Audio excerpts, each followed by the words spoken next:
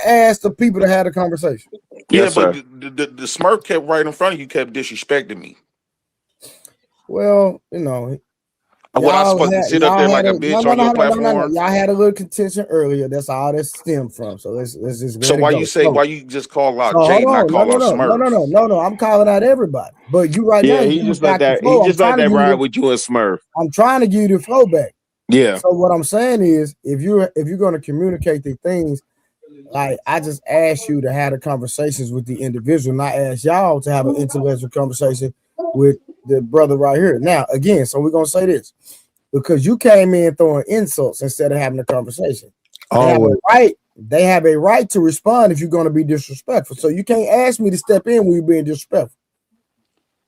Well, all I'm just saying is the conversation is weak, is feminine. Right. It's like it's a bunch of. But wait, Nightish, I only got one question for Jay Prince when he say that. Jay Prince. No, Chicago. He came up here calling men women. He's right. He's right. Jay Let him Prince finish. is right. Let him finish, and then if he can't, then once y'all respond to him, if he can't substantiate his point, then okay, that's fair. That's fair. So Trey. the reason why I'm saying this conversation is extremely feminine because it sounds like I don't hear no powerful men.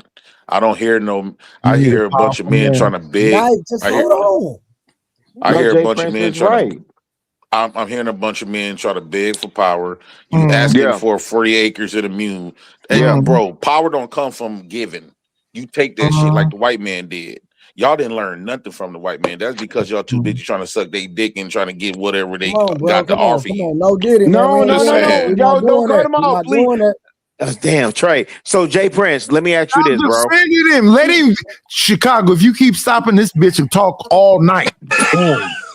No, I only got one question for Jay Prince. Hold on, real quick. It's really simple. Hold on, real quick. I got some super chats I didn't read. My bad. Oh, shout out to Trey. Go ahead, go for it, fam. All right, Knight, would you give Dracula diabetes? For damn sure. I'm not sure. And then they came back and said, let JP cook. That's all I'm saying, right? Send 50 for JP to cook. No, this all I'm saying.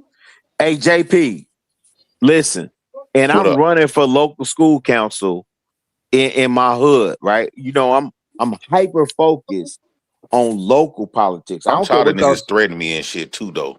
Yeah, that's fair. Where at, Rilla? What ward? 9th Ward. Ninth shit. Ward. That's P Smurf? Yeah. Yeah, Bill. Hey, man, we might have to connect offline, Joe. Because Bill, hey, hold on. Bill is my alderman, and Bill went to my high school. That's a whole nother conversation. Yeah. And so JP, I'm running for LSC. You know what LSC is? No. He don't know nothing. Local school council. My kids, my ladybug, my youngest. That's ladies' work. No, listen. Wait. Let me have this conversation with Jay Prince. No, please let me have this conversation with Jay Prince. Jay Prince. I just want to ask you, you think local school council is ladies' work? Yeah, because I think men is not meant to be nurturing that overly nurturing. What's nurturing in local school council? Caring about another man's feelings. What's local school council? I thought men is what more I'm asking. active. Yeah. I want to start saying black men active. Yeah. That's fair. Look like? Wait, no. Let me ask him this. That we Hey, ask him what does active look like? No, I just want to know for him when he say local school council, because Nightish, even you done talked on this. No. He's slow. Let's talk to what he's talking to. He said he want to see black men be more active. So Chicago, ask him what active look like. No, I just want to know what the local school council. No, get to the because he got daughters, and I'm just curious. So that's a woman's role. Yeah, bro. Wait, Jay Prince. Hold on, let me respond to you. Let me ask you. Okay, First off, you're gonna counsel them into that white man's education, which Which the way I view it is like a pimp teaching Yeah. his hoe, like a Well, pimp I have giving a his hoe a question real quick. dream. Wait. No. Hold All on, right, let me man, ask you a y'all can question. have this Hold dead on. I'm gonna ask conversation, you. man. Hold No, on. That I shit just whack want to as a have a bitch. conversation with Jay. Hold on, no, really, no. Damn. Hold on, listen, real quick. I That got a shit whack question. as a Damn. hoe. Hold on, I just want You to ask a right, Jay. simple question. I've been sitting here listening. I have Yes, a sir. simple question. So you against the school system? Yeah, absolutely. So you Yes. homeschool? So And you that homeschool? Yeah, no, he my doesn't. kids is in homeschool. Okay, Oh, you okay. That bullshit. was just a question. Okay, go ahead. Jay Yeah, Prince, you so bullshit dog the piss. reason so You if bullshit I could dog piss. ever finish my I fucking ain't statement, ever. this shit whack as a bitch. It's a bunch of niggas acting catty Nah, like a Jay hoe. Prince, Just you. say what you saying, sir. Man, Ignore them and no, make I'm not your finna point. talk over no grown ass niggas acting catty like a No, Jay dick. Prince, I'm Just say what you're hollering at you. saying. Please tell me you saying Chicago, you. stop cutting him off so he can say what he say. Really. Hold on, really. This nigga say he Interjection. Hold homeschooling his on, no, homegirls really. I right got now. this. Really. Hold on. All right, I'm on mute. You made a statement, and I just want to know where you get exclusive. Somebody interjecting is not cutting you off. That's it, because you can make 10 points, and we don't get an answer to each point. So when you made a statement about being against the school system, I just want to see where you homeschooling. That's all I asked. It was a real simple question. So the reason why I view the school, I look at school. This is the reason why I believe that black boys read at a 4th grade reading level is because it's something within our essence. Not don't want to accept lies. Like you a pimp tell hoes, give hoes a fake dream. Now when I see a bunch of black men in them classes, I'm looking at getting fed that American fake dream until you wake up after 40 years and realize that was nothing but a false ass dream that didn't give you what you thought it was gonna give you. It tends to actually make you more worse than what it was intended for, right? So if a black man can sit up there and praise an education system that's gonna teach him that he ain't shit, is gonna teach him that they butt broke you, is gonna teach him that all your leaders, every time you don't even think about becoming a leader because we're gonna whack you if you do, that's gonna teach them that when you do want to have these 40 acres and a mule and all this other shit and build your own independence of us, we're going to come and burn it down and shut it down. It's going to teach you how to be insecure and inferior. And we're going to put the white face on everything. You know, all your prayers as a black person, the white man answer every single prayer, how he's not your God. When you pray for a car loan, you pray for a house, you pray for a job, you pray for income, the white man gonna answer that. Where are we going with this? Where are we going? Because you just talking right now. Where we going We with this? gonna go all around the mulberry bush. What There ain't no end to it. where I'm going with this when I'm talking about the education system is not. I'm not saying education in general is bad. I'm saying the education that we've been fed to over here is not real. Nothing is substantiated. They don't have no evidence of zero thing from when we was taught from K5 all the way into woo out the bam. Everything is hearsay. Everything is database. Everything is stat based. It's nothing based on evidence. It's nothing based Okay, on so real facts. quick, It's let me just step in because you regurgitation just talking. hearsay. So you spoke. No, I Let's ain't deal. just talking. I'm speaking Let's for deal real. with the This your panel. So platform, but I listen, ain't just let's deal with talking. the panel real quick. It's yours. You just talking. So I'm not gonna come at you because I already. All right, man. Fuck y'all, man. All right, I'm out of here. Shout out to y'all. You know, I see. Yeah. See, weirdo, so goofy. let me say this. I already dusted him earlier. We had a conversation earlier. It was just too easy. I dusted him. So I wasn't gonna come toward me. I was gonna deal with the panel. But see, when I start engaging and start having a conversation, he wants to leave instead of having a conversation. Because when we had the conversation earlier, he got mad at me for having on jewelry. And then I changed. I was back to put on a suit. He had a problem with a suit. So then what I was gonna do was I was gonna literally what I did was I put on. Now don't try to come back up now. I put on a Jay company. Prince dip. Yeah, he did. He want to come back up here in the back, but I'm like, what we coming back up for? If you want to apologize, you can come back up. Hold on. If you're not gonna apologize, I'm gonna take you back down. So you're gonna apologize for being disrespectful. What did I do disrespectful though? You just cursed the whole panel out. No, you cut me off at You that. I've called been them trying to all speak. women. I'm the one keep getting You disrespected called on your everybody platform. up here women. When you make a You telling statement, me I'm just talking like hold you on real quick. diminishing everything I Hold said on. like they done If you said some make a shit. statement and somebody wants clarity on a statement, that's not cutting you off. I'm just trying to build and get an understanding. No, okay, but when you kept saying, "Oh, you just talking," you didn't tell none of one of these people just been talking. Hold on. The reason I didn't say that because they were actually giving a lot of some good information. Hey, can I say something real That's quick? subjective. Okay, Jay Prince, because I heard you talk about before I dipped off, right? Something about us with the white man schooling system, this, that, and the third with the world. I just got a question for Nightish. Nightish, you still up here, bro? I am. Okay. Let me ask you this. When you were younger and even to this day at 56 years old, do you still feel the remnant and the impact of the Black Panther Party? Yes, because I'm in Oakland. Okay. They introduced a breakfast program, and then politician took it over, and they started giving a breakfast program. 1000%. And nowadays they're trying to take it away, but the Panthers introduced it. Yeah. The Head Start and all then that. The 10-point program, people understood what that was. That's still, I think, it's still beneficial to this day. Hey, Jay Prince, they amended, like they did a number on the Second Amendment based on the Black Panthers too, right? What is the Second Amendment? The gun rights? Yeah, the gun rights. And so you know what Ronald Reagan did as governor over there when the Panthers started bearing arms, right? Which was their right to bear arms. Well, but Chicago, not just bear arms, they started bearing arms on government property. Government property. Correct. They would go stand on the steps of government properties. Correct. Because it was legally right. So they had to go against, they had to contradict themselves and try to change some policies. But go ahead.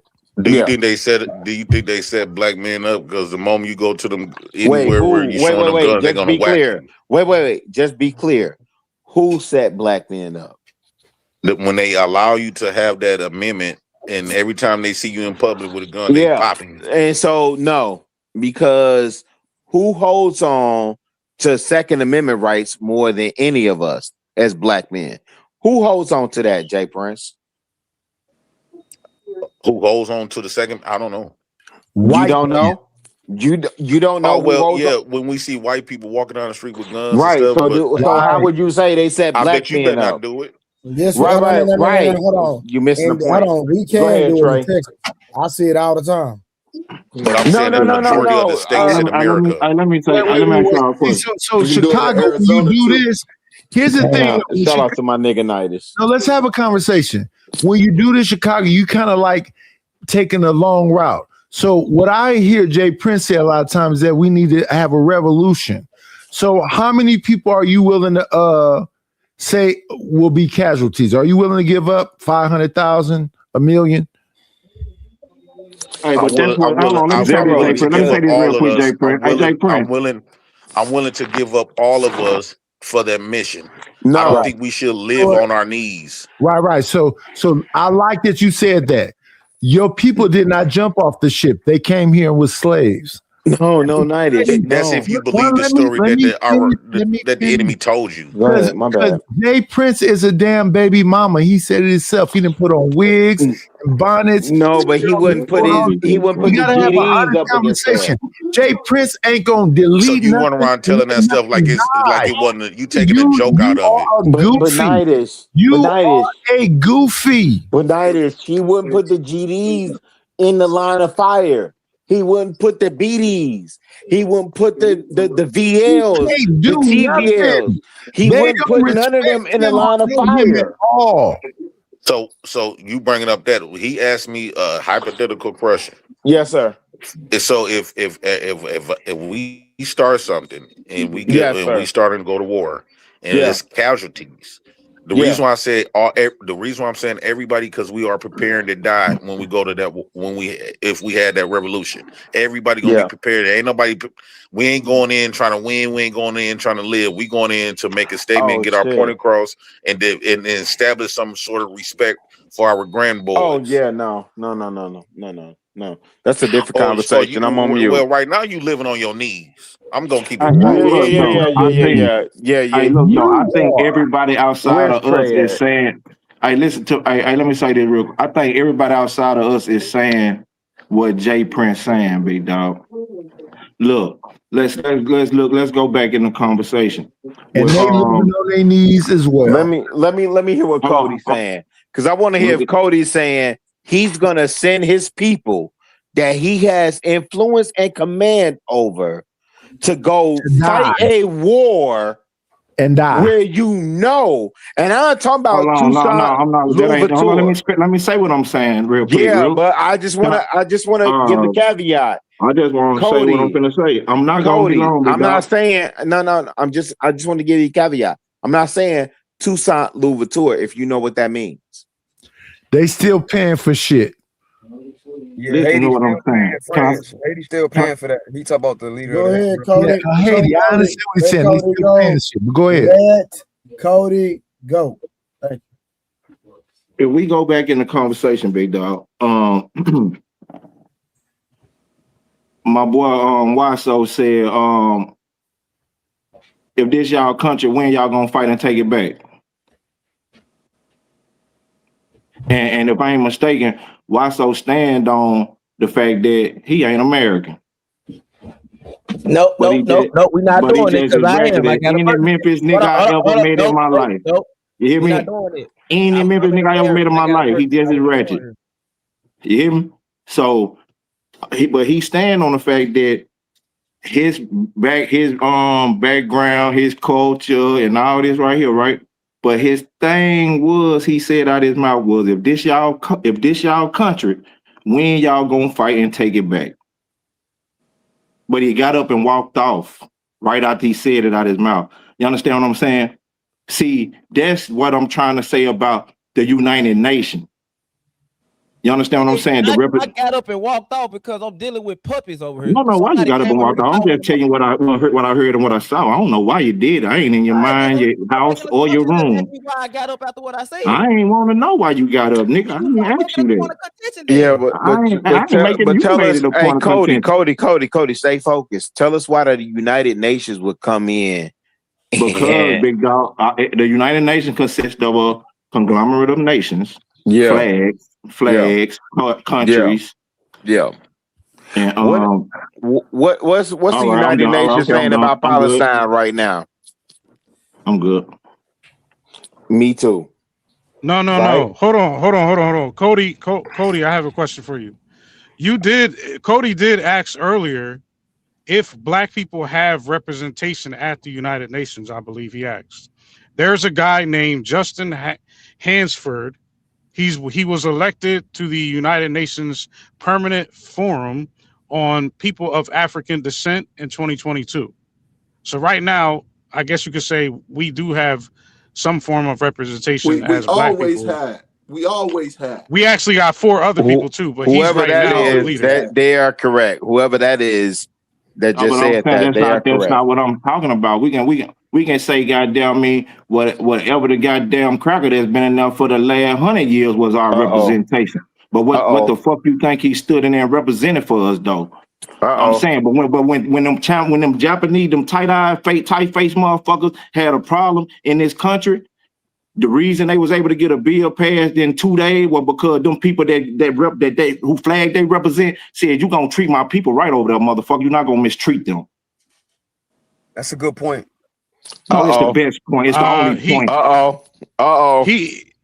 I think he has a point because I don't see how the guy Justin that represents us there is very aggressive like that. He seems to be more conservative. Well, did you elect him? Did you wait, Cody.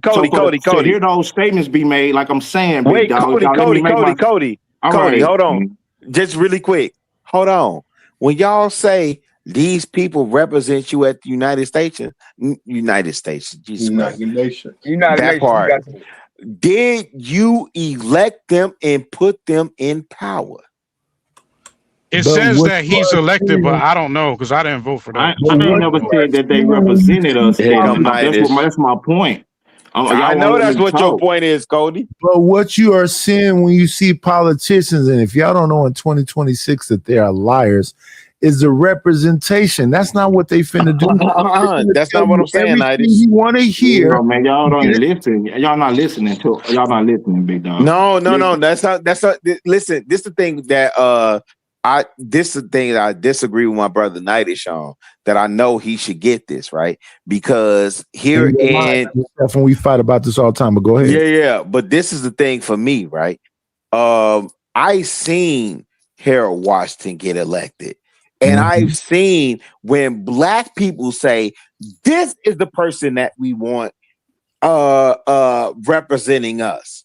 And what happens is a lot of times these people tell you niggas who gonna represent y'all. And y'all say, oh, okay, we got to go with that. Now, this is my problem with you. Stick with what you say, Harold Washington. Can I jump in?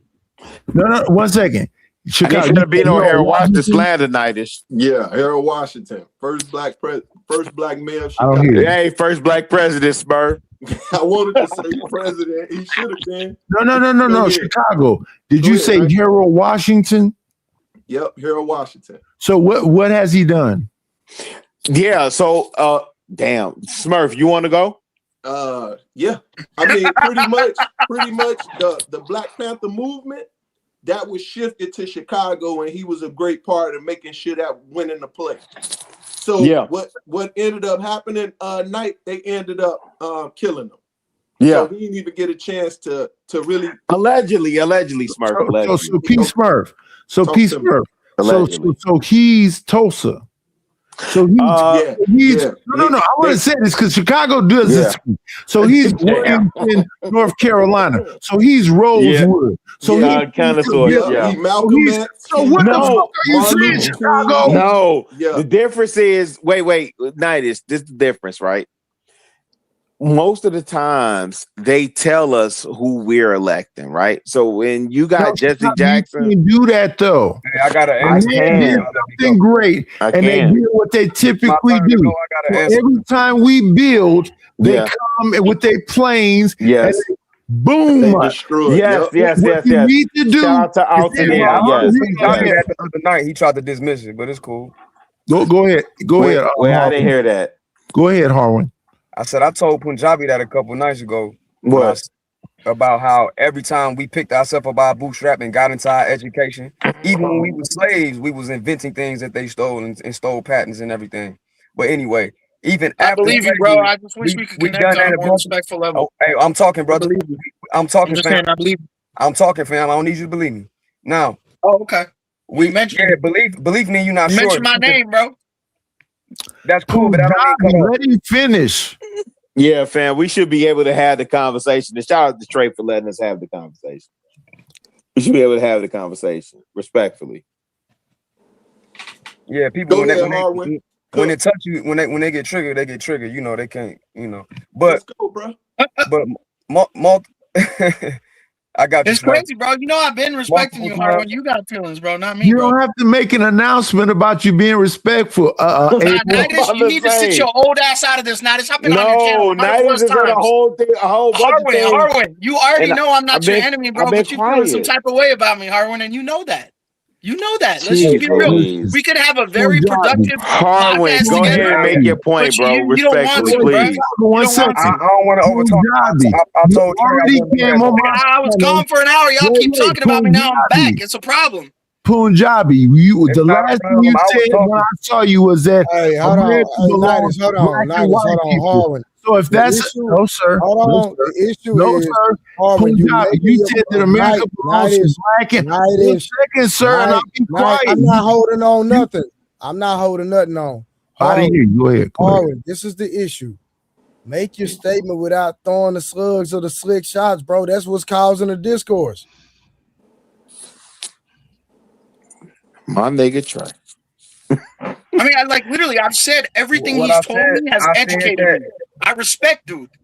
That's all I've said this whole time, but somehow it's a problem.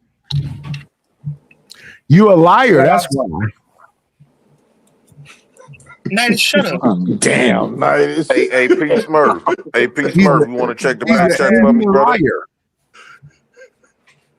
Let's Harlan, let Harwin go. No, Harlan, Night, you didn't read the chat. When you said that shit, I said you're right because I was Hold on. on your show when that God is happened. real. Hold on. God is real. Hold on. Listen, Harlan, make your statement. Don't throw slugs, slick shots, none of that, bro. Just have an educated conversation. If you're not talking to him, don't reference him at all. I don't know why we can't see what's causing the issue here. Indeed. Me and Smurf at Pier 31 this summer, though, for real. We with it. Pause. Ain't no pause on Pier 31. What the fuck? Harlan, it's on you, bro. Oh man. Hey, Harwin, before you go real quick so I don't have to interrupt you, Nightish, in the chat, I literally said you right. Because that day on your show, you said that shit, and I said that shit. So don't be saying I'm lying over here, bro. Y'all keep missing these messages. Stop talking to me. I'll talk to you all day, old man. Don't be fucking come on, Nightish. I supported you before any of these fools. I just met these guys. Don't act like we don't know each other now, Nightish. Don't act like that. Yeah, this is yourself, Nightish. I'm trying to distance myself. That's cold. Hey, that's cold. And Harwin, hold on, fellas. Go ahead, Harwin. For sure. I explained that to Punjabi the other night about what occurred during Reconstruction after slavery during the Jim Crow period and still to now, right? So when I kind of lost where I was at. I ain't gonna lie to y'all. Let me get it back. I think you were going to go into something from earlier where the question became something related to some of the treaties that were broken and whether or not the treaties were actually fraudulent in the first place. What he was saying was the other night when we broken. discussed that I wasn't acknowledging the legislation that was passed and how it determines the land belonged to the people who acquired that legislation. That's what Harwin is saying. Like that night we had a heated debate about that. But hindsight is 2020. I don't disagree with you, Harwin, at all. That's what's up, but I ain't on that. To the brother Chicago Rilla, when he was talking about Malcolm X going to the United Nations and us having representation, I agree with you on that. And here's why. When we look at that bill, I don't know. Is everybody aware of the bill I'm talking about? Yes, I read it for 20 minutes, bro. No. Educate us, because you bro. wait. No.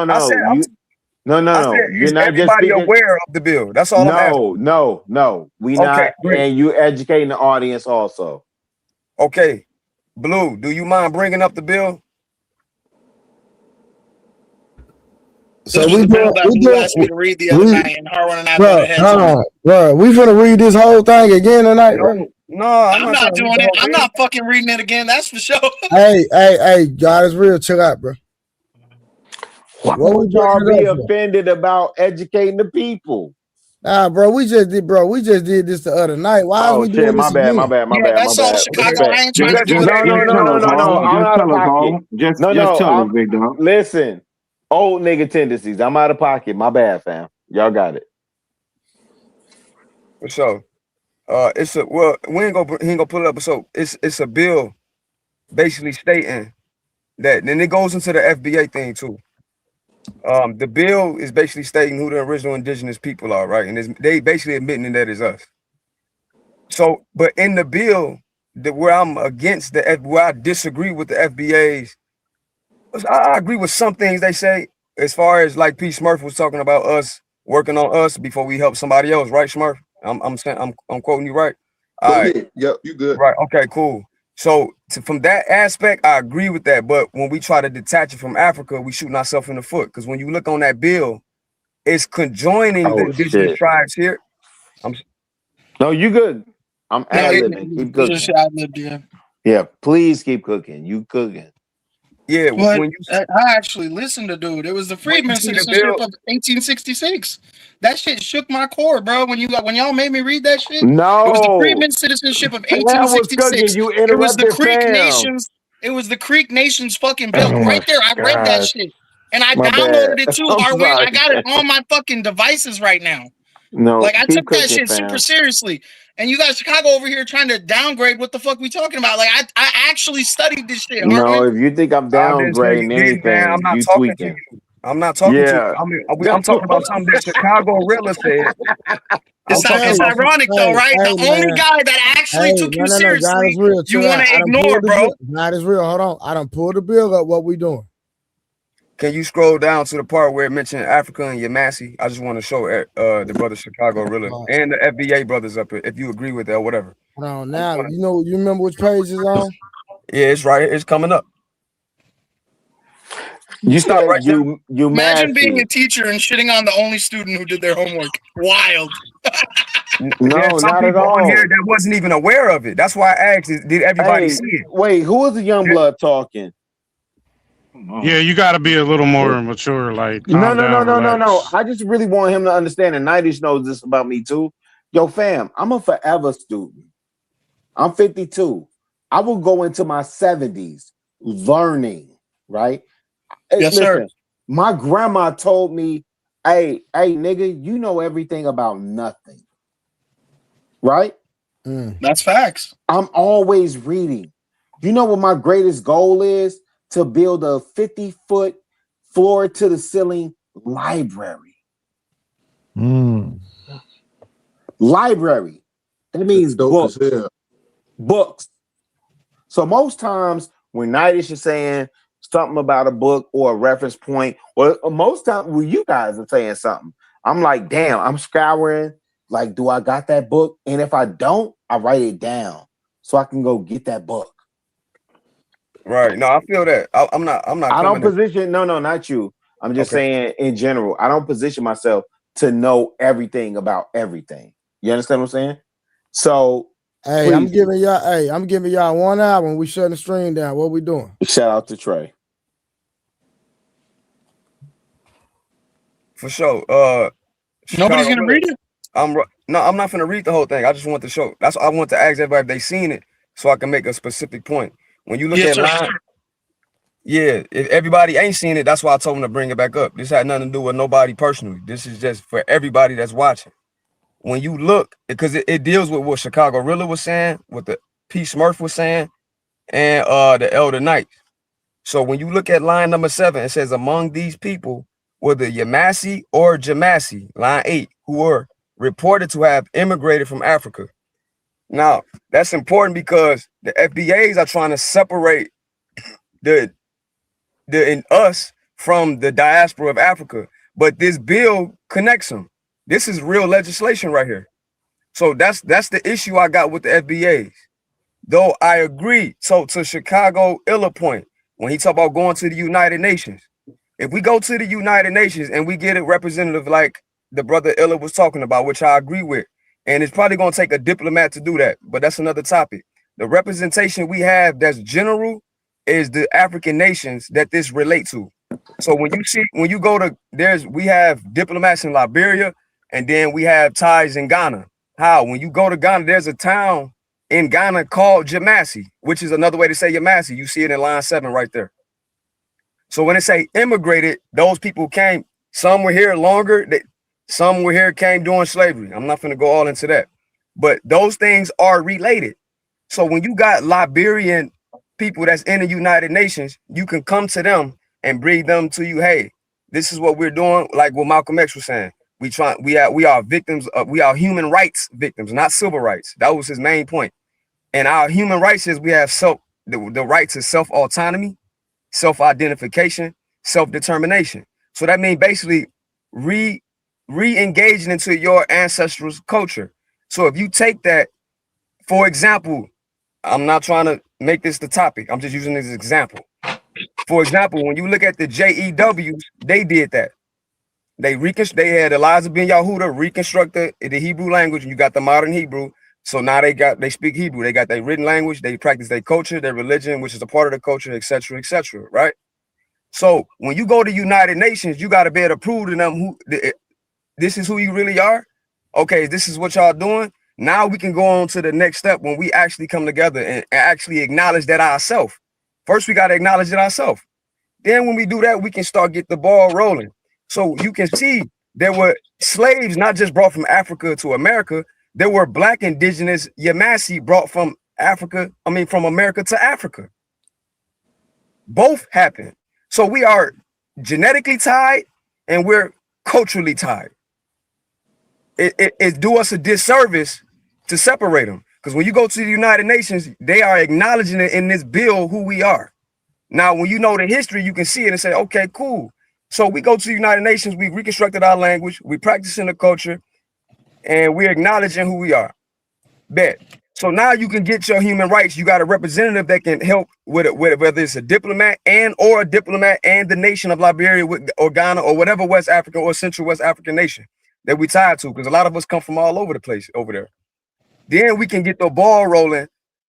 So do y'all see how the FBA's separating Africa from us is a problem now? For sure. So I want to Harwin, that night you literally gave me shit for saying everybody needs to get a bar license and fight this in court. No, I didn't. No, I didn't. Okay, where did I misunderstand you then, sir? Because this is a very serious topic for me. Sam, you laid that shit out perfect. You don't even need to respond. I ain't gonna hold you. Yeah, bro, you don't even know because you weren't there that night. This is what we got argumentative about. No, and I only just heard somebody else trying to come in too. So fair enough. No, we not talking about. We're not talking about that night. I'm off that. I'm really trying to. Let me get off How do you engage foreign policies without having the proper credentials, sir? I agree with that though. When you go, I never. If you was okay, since you want to go there, let's go there. If I'm going to go to the Council of Foreign Relations and propose these petitions, I better have the fucking resume for it, right? No. Why you cursing, brother? I never because I'm passionate, brother. I'm passionate. I'm sick of seeing people in jail on some bullshit. Okay, but you getting off topic from my point. That's what I do from Monday through Friday, man. That's why I take it so personally. Cool. Okay, so how do we make this law? Hey, God is real. Come on, bro. You're making an argument now. I would tell you now. I was on your side for a second there. No, you're right. I apologize. I got too passionate. You gotta let the man talk, read the bill without interruption. So I do want to clarify the Yamasee and the Jamasee, from what I just researched, is Native American tribes. Now you could be correct, Harvey, because I haven't went that far to go into the continent of Africa. Right. But hey, P. Smurf, you're wrong, respectfully. Go ahead. Why you say I'm wrong? Because all you gotta do is read the bill right here. This is on Congress.gov. But here go the thing. I just looked up who the Yamasee and Jamasee is. That's what I'm just saying. Yeah, OG. The Yamasee is part of the Confederate. I'm sorry. No. Hey, P. Smurf, follow what Trey telling you. What you doing? Hold on. So let me ask you, what is the source that you brought up? So I was about to get ready to go to the next point. So those are native tribes, and I get where you're coming from as far as the separation, but this is the thing. They're separating when they say with the FBA because of the tribes that was pre-slavery, right? So we do know who secondary, how I want to put it. Like God is real. He first of his nation to be here, right? Born in America. Am I correct? So we know who. Yes, sir. Who third generation, fourth generation, fifth generation. It's been documented, right? So we can document everything from 1912 on 1912 to present. We can document who came here and when they came here. It's documented. Oh, wait, P. Smurf. Wait. Are you saying from 1912 to 2026, that's FBA? No. What I'm saying, prior to 1912, yeah, you can't all when you go to the books, when you go to every, that's when you go and see Negro, Indian, you start to go and see everything that's in the play, right? It started getting it was getting reclassified. No. I would disagree with that. No, because Henry Louis Gates has already proved that that would definitely not stand. Because Henry Louis Gates has documentations of people family before then. And so what? Okay. Okay, go ahead. Go ahead. So once again, these are the documents that's being unfolded now, right? Right. So if you're talking about people that's been here since the early 1500s up until like the 1900s when they started allowing the immigrants to come in, people that can say they migrated over here, right? Well, 1619 is when we document slavery. Go ahead. There you go. So you can No. 1526 is when we documented slavery. Are you sure? Y'all both right. It could be before. Wait. I'm just asking. Are you sure? Because I'm looking at Nicole Do Hannah y'all Jones, really believe slavery and I'm really saying existed, though? 1619. Well, we got a JP Spanish still up here? colonizer. There's a Spanish colonizer from 1526 that had our people in slavery he brought from Africa. And once they kicked his ass out, Yeah, they started to mingle with the Native Americans that was already fair here. enough. Well, what I'm the Native Americans, the Yamasee is a part of that confederation that is already here. If slavery existed, it started in 1619. Ain't that the same time when the Bible started? No, when the Bible started, King James version came out in 1611. No, don't let JP. No. Don't let Chicago. Don't let I'm let not letting them do JP that. dupe I'm not. y'all Hear into me that out. because he know Ethiopia is the oldest Bible. No, that's not. But okay, but listen to what I'm saying. What I said was 1611 is the date that King James version was brought out. Right. That's I one wouldn't version. even. Yeah, I Hold wouldn't on. even Around do the that. same Go time ahead. slavery started. That's one Fair version. enough, but I wouldn't There even were do that. versions before that. We understand that the Ethiopian Orthodox Fair at the enough. very that's Yeah, Haile Selassie. Are you kidding me? Haile Selassie. Yeah. Harvin, Yes, but sir. this bill separate all those groups in itself, though, big dog. You said it separate what groups? That's Cody. Yeah. What groups? Those groups that you that's mentioned in this bill, it got them separated.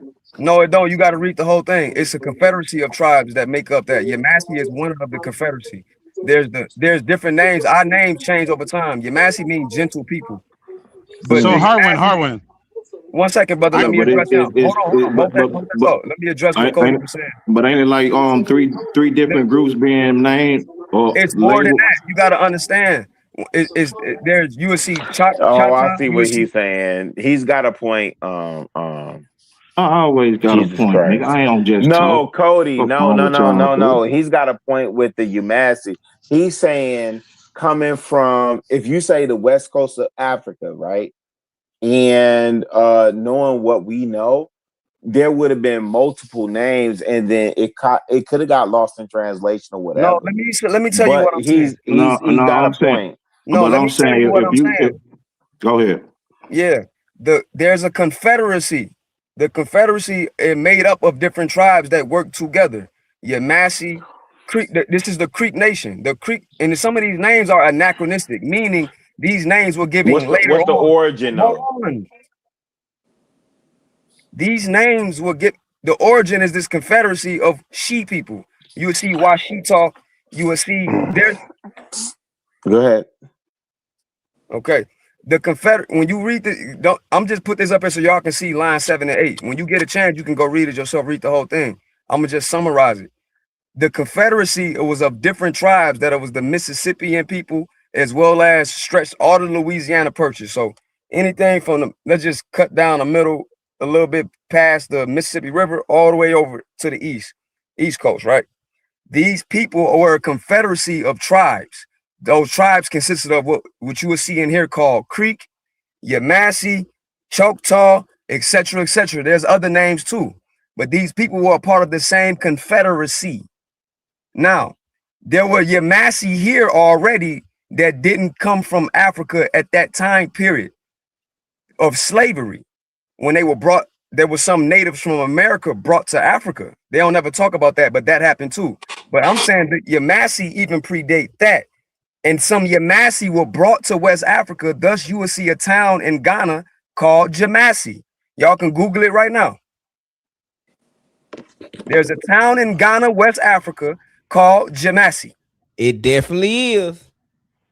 So, okay, Harwin, I got a question. Yeah. Go ahead, bro. Go ahead. I got a question after you're done. Oh, Okay, I ain't finna be too long. I think I addressed what I just wanted to clarify what I was saying because I think they misunderstood because he thought it was different tribes or something, but it was a confederacy. So go ahead. Yeah, I did. Okay. For me, that's Chicago Rilla, but I'm taking in what you saying respectfully. Check this out. Now, so I'm paying very close attention to what you're saying. I read the lines 7 and 8 with the Yes, sir. Jumassy. Now, this begs the question. Now we have to clarify something. Yes, sir. Go ahead. When you go to the official FDA.com, right, and you read What? their initial official FBA.com. I'm not FDA. I want to let you know that. I know. Yeah. I remember you told me that. Now I have Okay. to clarify something based on reading the document here and what they have on their website. They're saying that in 1526, the Spanish colonizer Lucas brought a bunch of them over here. Those people rebelled. They were black people from Africa. And then they mingled with natives that were already here. But So people came before that. Right. Now we have to clarify something. Could it be possible, like you said, some people were already here and they got shipped to West Africa? Could any of those people be related to the natives that were already here? And if They so, I are. got That's what I'm something saying. even. Okay, cool. Now That that was begs a new before. question. Yeah. Now we have to go to There are something. 3 different groups, though. Now we have to go. Listen, No, they're not. It's the please, same confederacy. I don't want to offend people, but we do have to go to something in the Bible now, because there's prophecies that said something about some of the Israelite people Talk about escaped. Deuteronomy, brother. Slaves coming over here. Yeah. They escaped Nebuchadnezzar. I remember there's a part of the Bible that says some of the Israelite people escaped Nebuchadnezzar thousands of years ago, and they came to a whole nother side of the world that no man's seen before. They talk Now about this West begs the Africa. question. Okay, so how did the natives get here before we got here in Spanish colonization from the It Lucas guy? happened multiple times. There was multiple waves. It wasn't just one. There's y'all. You know who Mansa Musa is? Okay, he Mansa got a Musa was the wealthiest person on earth to date. Okay, that's Well, correct. he just And a answered great yes or king. no. In his travels, he would He give just gold away to answered yes people. or no. So yes, we know who I mean, Mansa but come on, you got to Musa is. let people know, right? Okay, Yeah, cool. So I'm making a maybe point for though. To his those point. who don't know in the audience, you're right. You're right. My bad. Yeah, that's fair. That's fair. What I'm saying is there were different waves of people. I can't see your name. It's kind of small, but I know who I'm talking to. There were different waves of people, bro. So Mansa Musa has a family member by the name of Abu Bakari. He came over here. That's documented in the UNESCO General History of Africa. He came here centuries before Columbus. Now, there was also a waves thousands of years before that. The Native Americans that we know as when we usually think of Native American, we think of those red or yellowish light-skinned people with the black hollow hair. There were people that came even before them. That's the origin of the tribes we talking about. So there's different waves that we come. I Wait, you can't saying speak the for the 7 tribes FBA. of Israel, or I didn't mention okay? Go Israel. ahead. Go ahead. My bad. Go ahead. No, you cool. I didn't mention Israel. That brother did. But what I'm saying is he's asking me about when did we come here? And I'm telling him there were different waves of migrations. It wasn't just one time that we came here. It didn't happen like that. So whatever you seeing on the FBA site, they probably didn't put that or didn't know it to put it. Or I can't speak for them. You know what I'm saying? I can only tell you what history say. Well, what I'm getting at is I feel like I get where you're coming from a little bit. I'm just trying to clear it up. I feel like there's a relation that took place. Maybe some baby making went down, and the FBAs are related to the tribes that you're saying that you're from, and they're not owning that here on their website, which is Because they causing might not confusion know. to society. I agree. That's why I told you from the beginning. There's some things I agree with what they saying, but there's some things I disagree, and I laid out why I disagree. But I also agree with some points that P. Smurf made to the topic. You see what I'm saying? yeah. Let me help at least with a little bit of this, right? In the sense of if we're talking strictly 1619, which I think JP, if he's still up here, was talking about, right? And you're talking about what was imported over here from West Africa, right? We would have to concede and understand that once slavery was outlawed, there was breeding camps, and most of that took place in the Caribbean, right? The A lot buck, of it did during that time. That's right. the buck breaking and the training and the breeding took place in the Caribbean.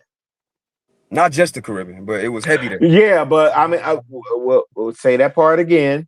Yeah, it was heavy there. In fact, a lot of the times, to your point, slaves were shipped to the Caribbean first, and a lot of times it was Puerto Rico and the Dominican Islands. That's a fact, yes. And then shipped to the main island we on right now. So that happened a lot.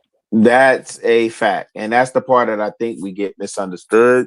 And so we say FBA and ADOS, and whatever you align with, man. Listen, go ahead. But Ella, this the thing with FBAs. When you call yourself FBA or ADOS, you can't show that in history. So how you gonna go to the United Nations? Man, listen. I'm off that. I ain't.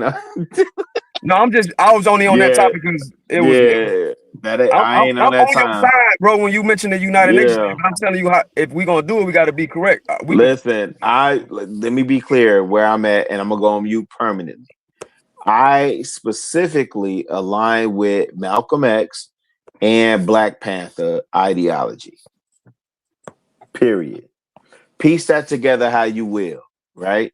But when Malcolm X talked about going to United Nations for our I don't even want to say human rights. Thank you. Yeah, thank you. He was clear on that. Thank he was you. Very human clear. rights. Yeah, human rights. And your actual human rights. And your human rights is yourself. Your right to self-govern yourself, to be sovereign, to be self-determination, and self-identify as what you are. Which also, if you go into it, that's Kwanzaa. That's Kuji Chagalia. No, Kwanzaa's kind of made up, right? No, I know. I don't want to go into that either, but I'm saying the idea that I get to determine for myself that I'm no longer Malcolm Little and I become El Malik Haj Sabars, right? That's what I'm talking about. Right, and that's what I'm talking about. But what I'm saying is you should take a name from your actual ancestors' language and culture. Well, how would Malcolm Little determine that?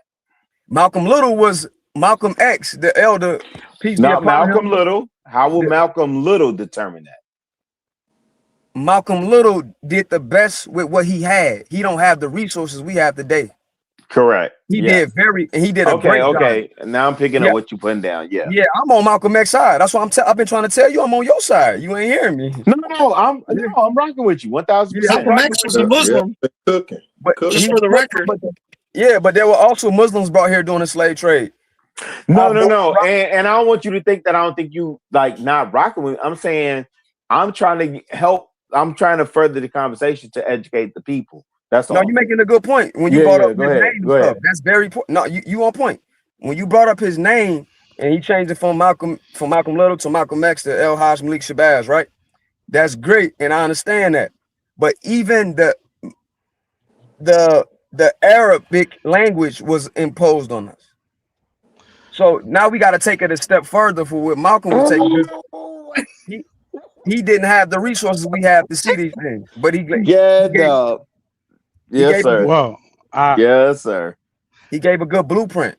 So he was right on the money, though. Take it to the United Nations, but when you go to the United Nations, you hear what he said? He said even the Arabic. So shout out to the Christians, shout out to the believers. But what he said? You saying that this bill was passed?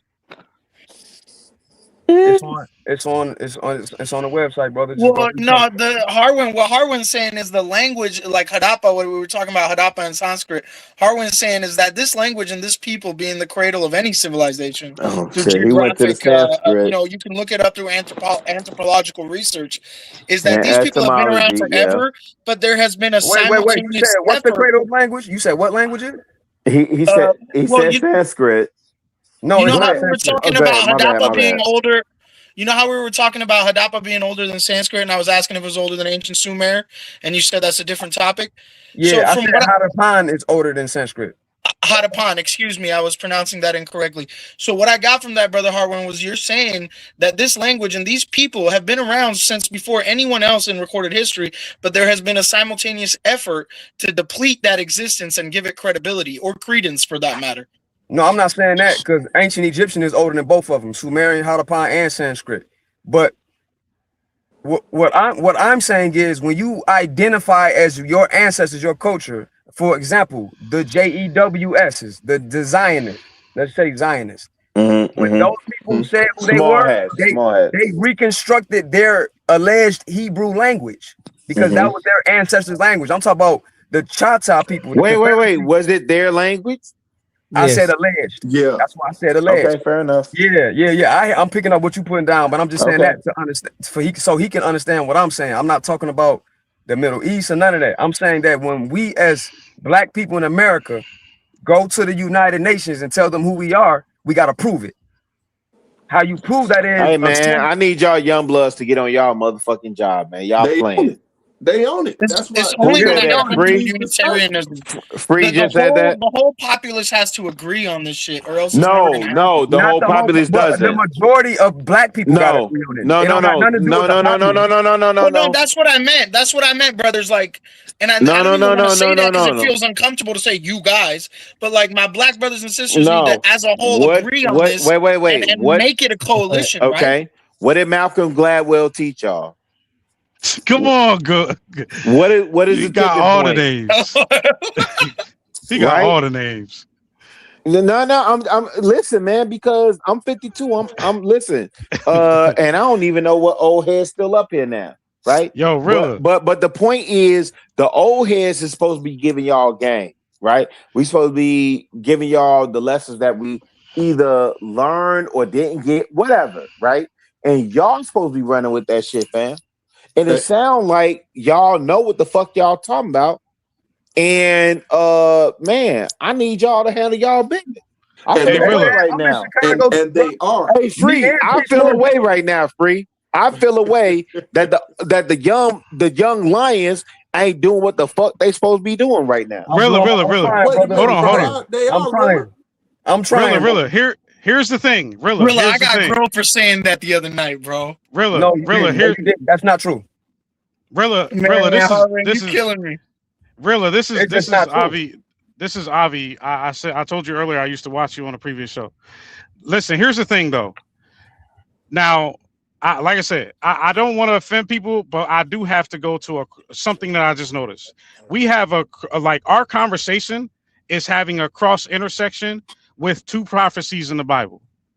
I don't want to disrespect nobody's beliefs. Can I just show two things? You should.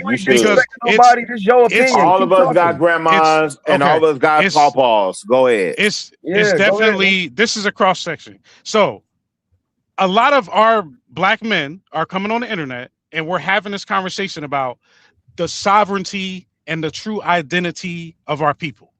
And how are we going to agree on our true identity and get back to our sovereignty? That's our conversation of black men on this space right now. Because we've left the church. You're right. Yes. Two prophecies.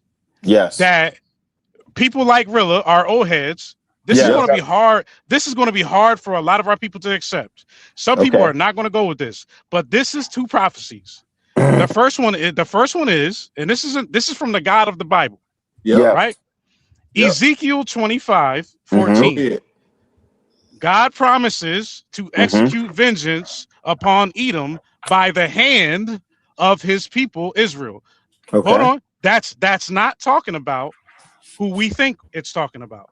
I believe that with the research that Harwin and from the FBAs, nigga, what that scripture say specifically? It's saying that.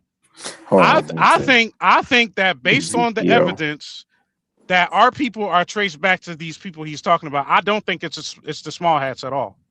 Another reason I'm saying that. Oh, okay, I got you. The small hats. I don't think this is talking about them. Ezekiel. Well, we know it's not. They all changed their last names from the first Prime Minister David Ben Gurion to the current one. None of those names are real. They all changed they're Eastern European people. If you they're Because they Kazakh, adopted But that's wait, kind what's the of scripture? Eastern Ezekiel. European. So we got to be careful. they're definitely they're faking their race for sure. Everybody knows that. No, we know right, that but part. We know that gotta part. be We ain't trying to careful. get lost in Yeah, that. But we gotta Yeah, be careful. Ezekiel what? What's the scripture? Ezekiel 25:14. Okay. Ezekiel 25:14. Okay, And the go other ahead and one, talk. right. So that's the first one. And this one, Okay. it really stands out because remember, black men are on the internet at this day and age having conversations about our true identity and how we take our people back to sovereignty. Keep that in mind. Yep. This prophecy is saying that God is going to do it. Yep. And he's hearing our conversations and he was planning it the whole time. That's what I think. Another reason I think that, one more thing, is the prophecy from Obadiah 1:18. This is the same people that this is basically saying that God is going to make them no more again. He's saying that he's going to take them out of power. And if you read the whole chapter, he's basically saying that the way we see the world now, with them being the superpower, it's going to be us in the future kingdom to come. Yep. This is the God. This is the God of the Bible. last shall be first and the first shall be last, right? Yep. Exactly. So I don't know. That's Obadiah. That's not Obadiah. When I look at all the research, when I That's look not at all the Obadiah. research of every religion, whether it's the Quran, the Bible, King James, or any other version, the Mahabharata, all these books, even the Torah, the Talmud, as weird it is, especially the Kabbalah.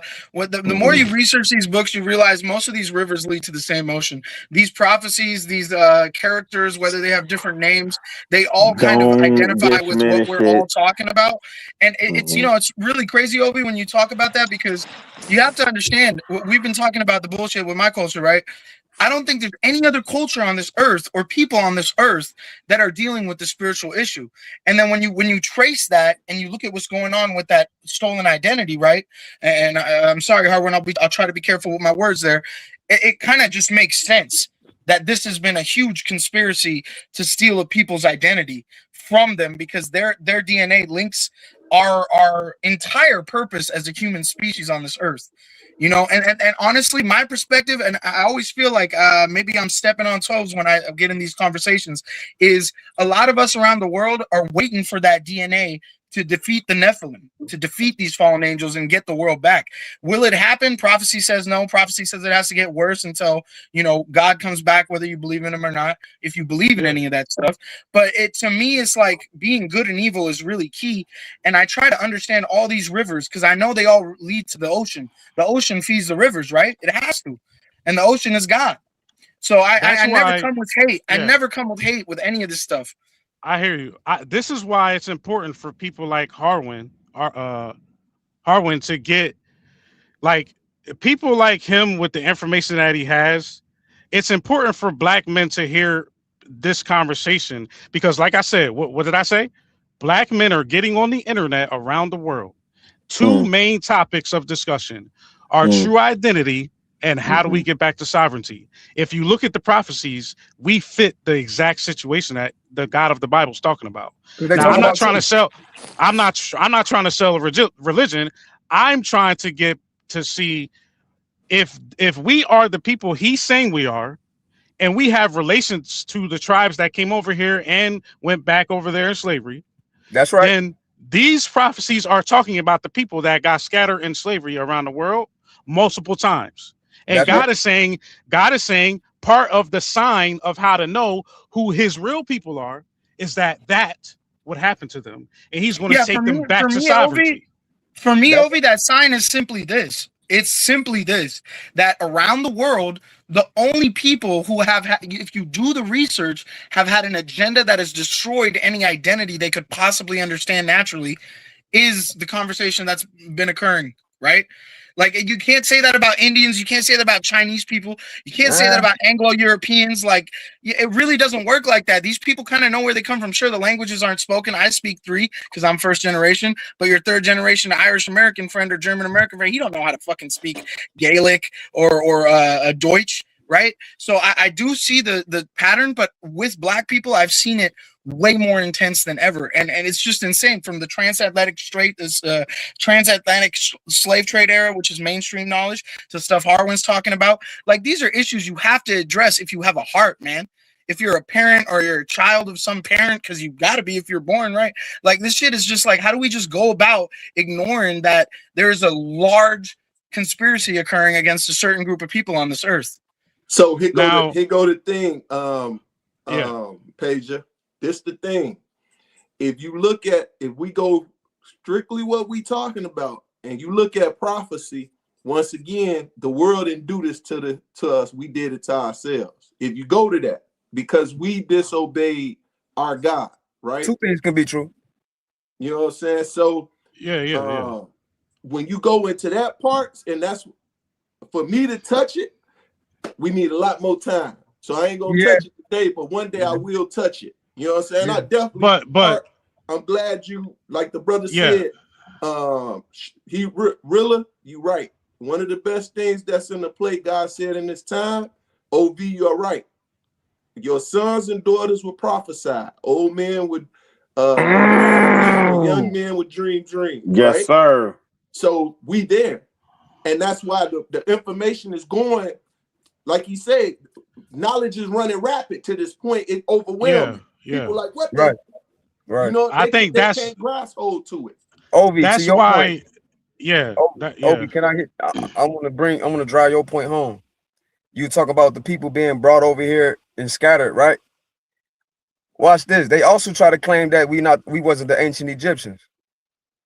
You see where I'm going, Smurf? Yep. So those ancient Egyptians and so-called ancient Israelites are the same people. Why though? See, that's when you ask the question, why were they?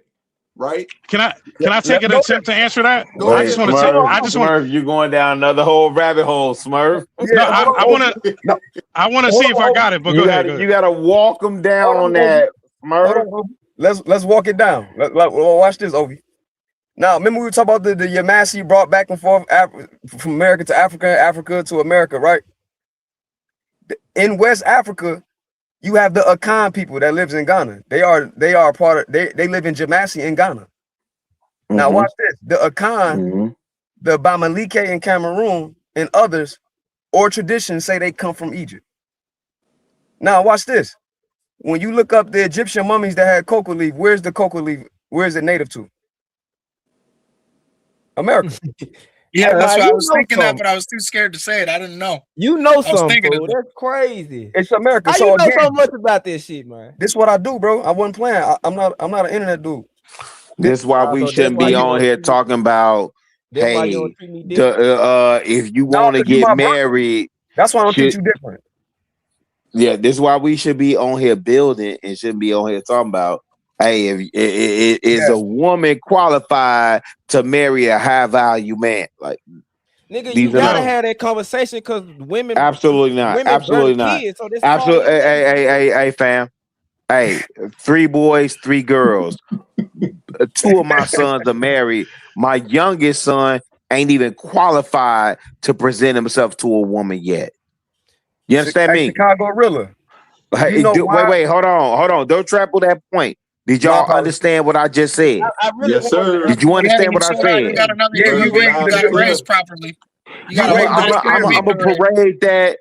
Hey, listen, I'm a married man. I just took my wife for our anniversary to San Juan, Puerto Rico. You understand what I'm saying? I'm gonna parade that in front of you niggas all day long. I know that part. But when we say the focus, and listen, I've been in the space for a minute. When we say the focus still should be, are women qualified to marry men? Hey man, I was just in Atlanta. Did I see some thought pockets and hot ratchets? Yeah, 1000%. Are they qualified to marry my sons? No.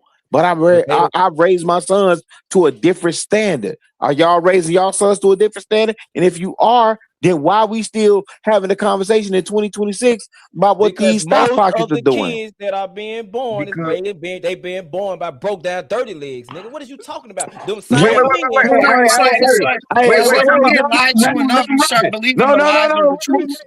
Wait. Let them get that off. Cause your boys are pumping and dumping in them holes. Wait, Rilla. Hold on, Rilla. Hey, Hold it on. ain't Watch my some serious. fault. My boys can come Wait, over y'all here and don't. take y'all Wait. home. No. Please don't interrupt. Please. Hey, your boys are pumping and dumping in them holes. Now, what you say? I mean, that's fact, because y'all eat, y'all. I'm Yeah. not gonna go there. I'm not gonna But say see, that on this is Yeah. Trey. what I'm the not gonna devil say that on wants Trey. right I'm here. not gonna say that on This is Trey what the Songz. devil wants, because I want to take it back to Brother P. Wait, we Smurf's was point. Yeah, having a go good. ahead. Hey, y'all, we Hey, was shout out to building. Smurf. Yeah. Just real quick, Harvey, I'm real just quick, give me saying 20 seconds, 1 respectfully. second, But Punjabi. I I'm gonna let you promise it'll go. be a good point. I Yeah, ain't gonna go cut ahead, you bro. off, Punjabi. I'm gonna let you go. Yeah. I'm just saying, hey, bro, hey, why so serious? And really, we was just building. Yeah, don't leave. We was just building. We was having a good convo. Like, No, I'm always with that. Yeah, but Chicago, but Rilla. wait. I'm gonna be honest. I Hey, was just but gonna really, then you really see, quick. I'll let y'all I talk. don't take nothing Because personal. I just really, I think it's a good point. It's like P. All right, Smurf said bro. earlier, right? Self-sabotage is a thing, but then Harwin said it could be too. Sabotage occurs, and once you do it enough, the self-sabotage, it's y'all like ain't you see can what just train an happened. animal. You could train an animal to do stupid No, shit. And once it because does that, it will Y'all teach did its not kids to see do it. what just wait, happened. Rilla, Right? let him Right. finish. So We I having a good think that's convo. the Let's key keep it. point Let's right keep there. it. Self-sabotage is coming from sabotage from an external source. So Sure. please, like, we don't gotta hate each other for the mistakes. Like, we don't have to do that. No, we don't. So what just happened?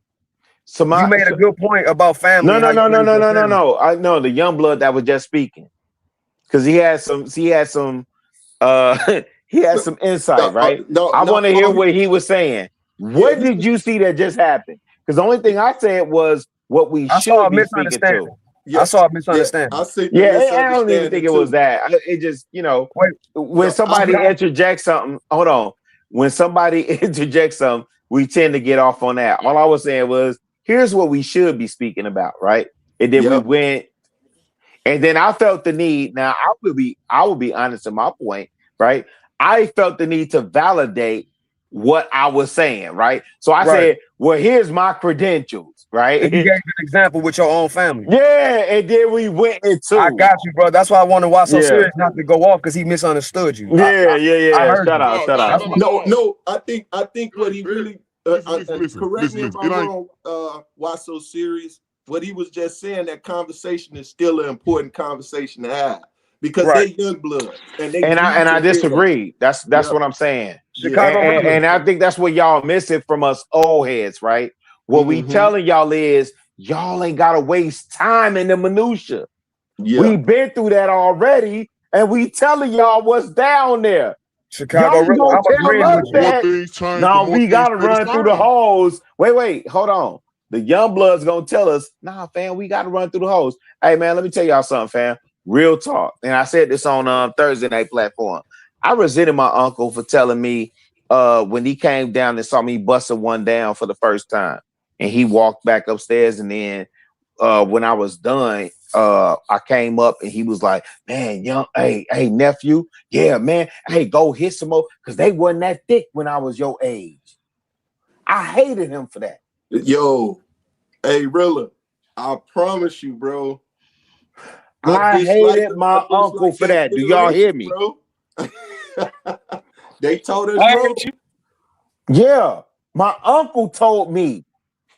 I don't even want to give a baby name, man. But my uncle walked in on me get my first nut, right?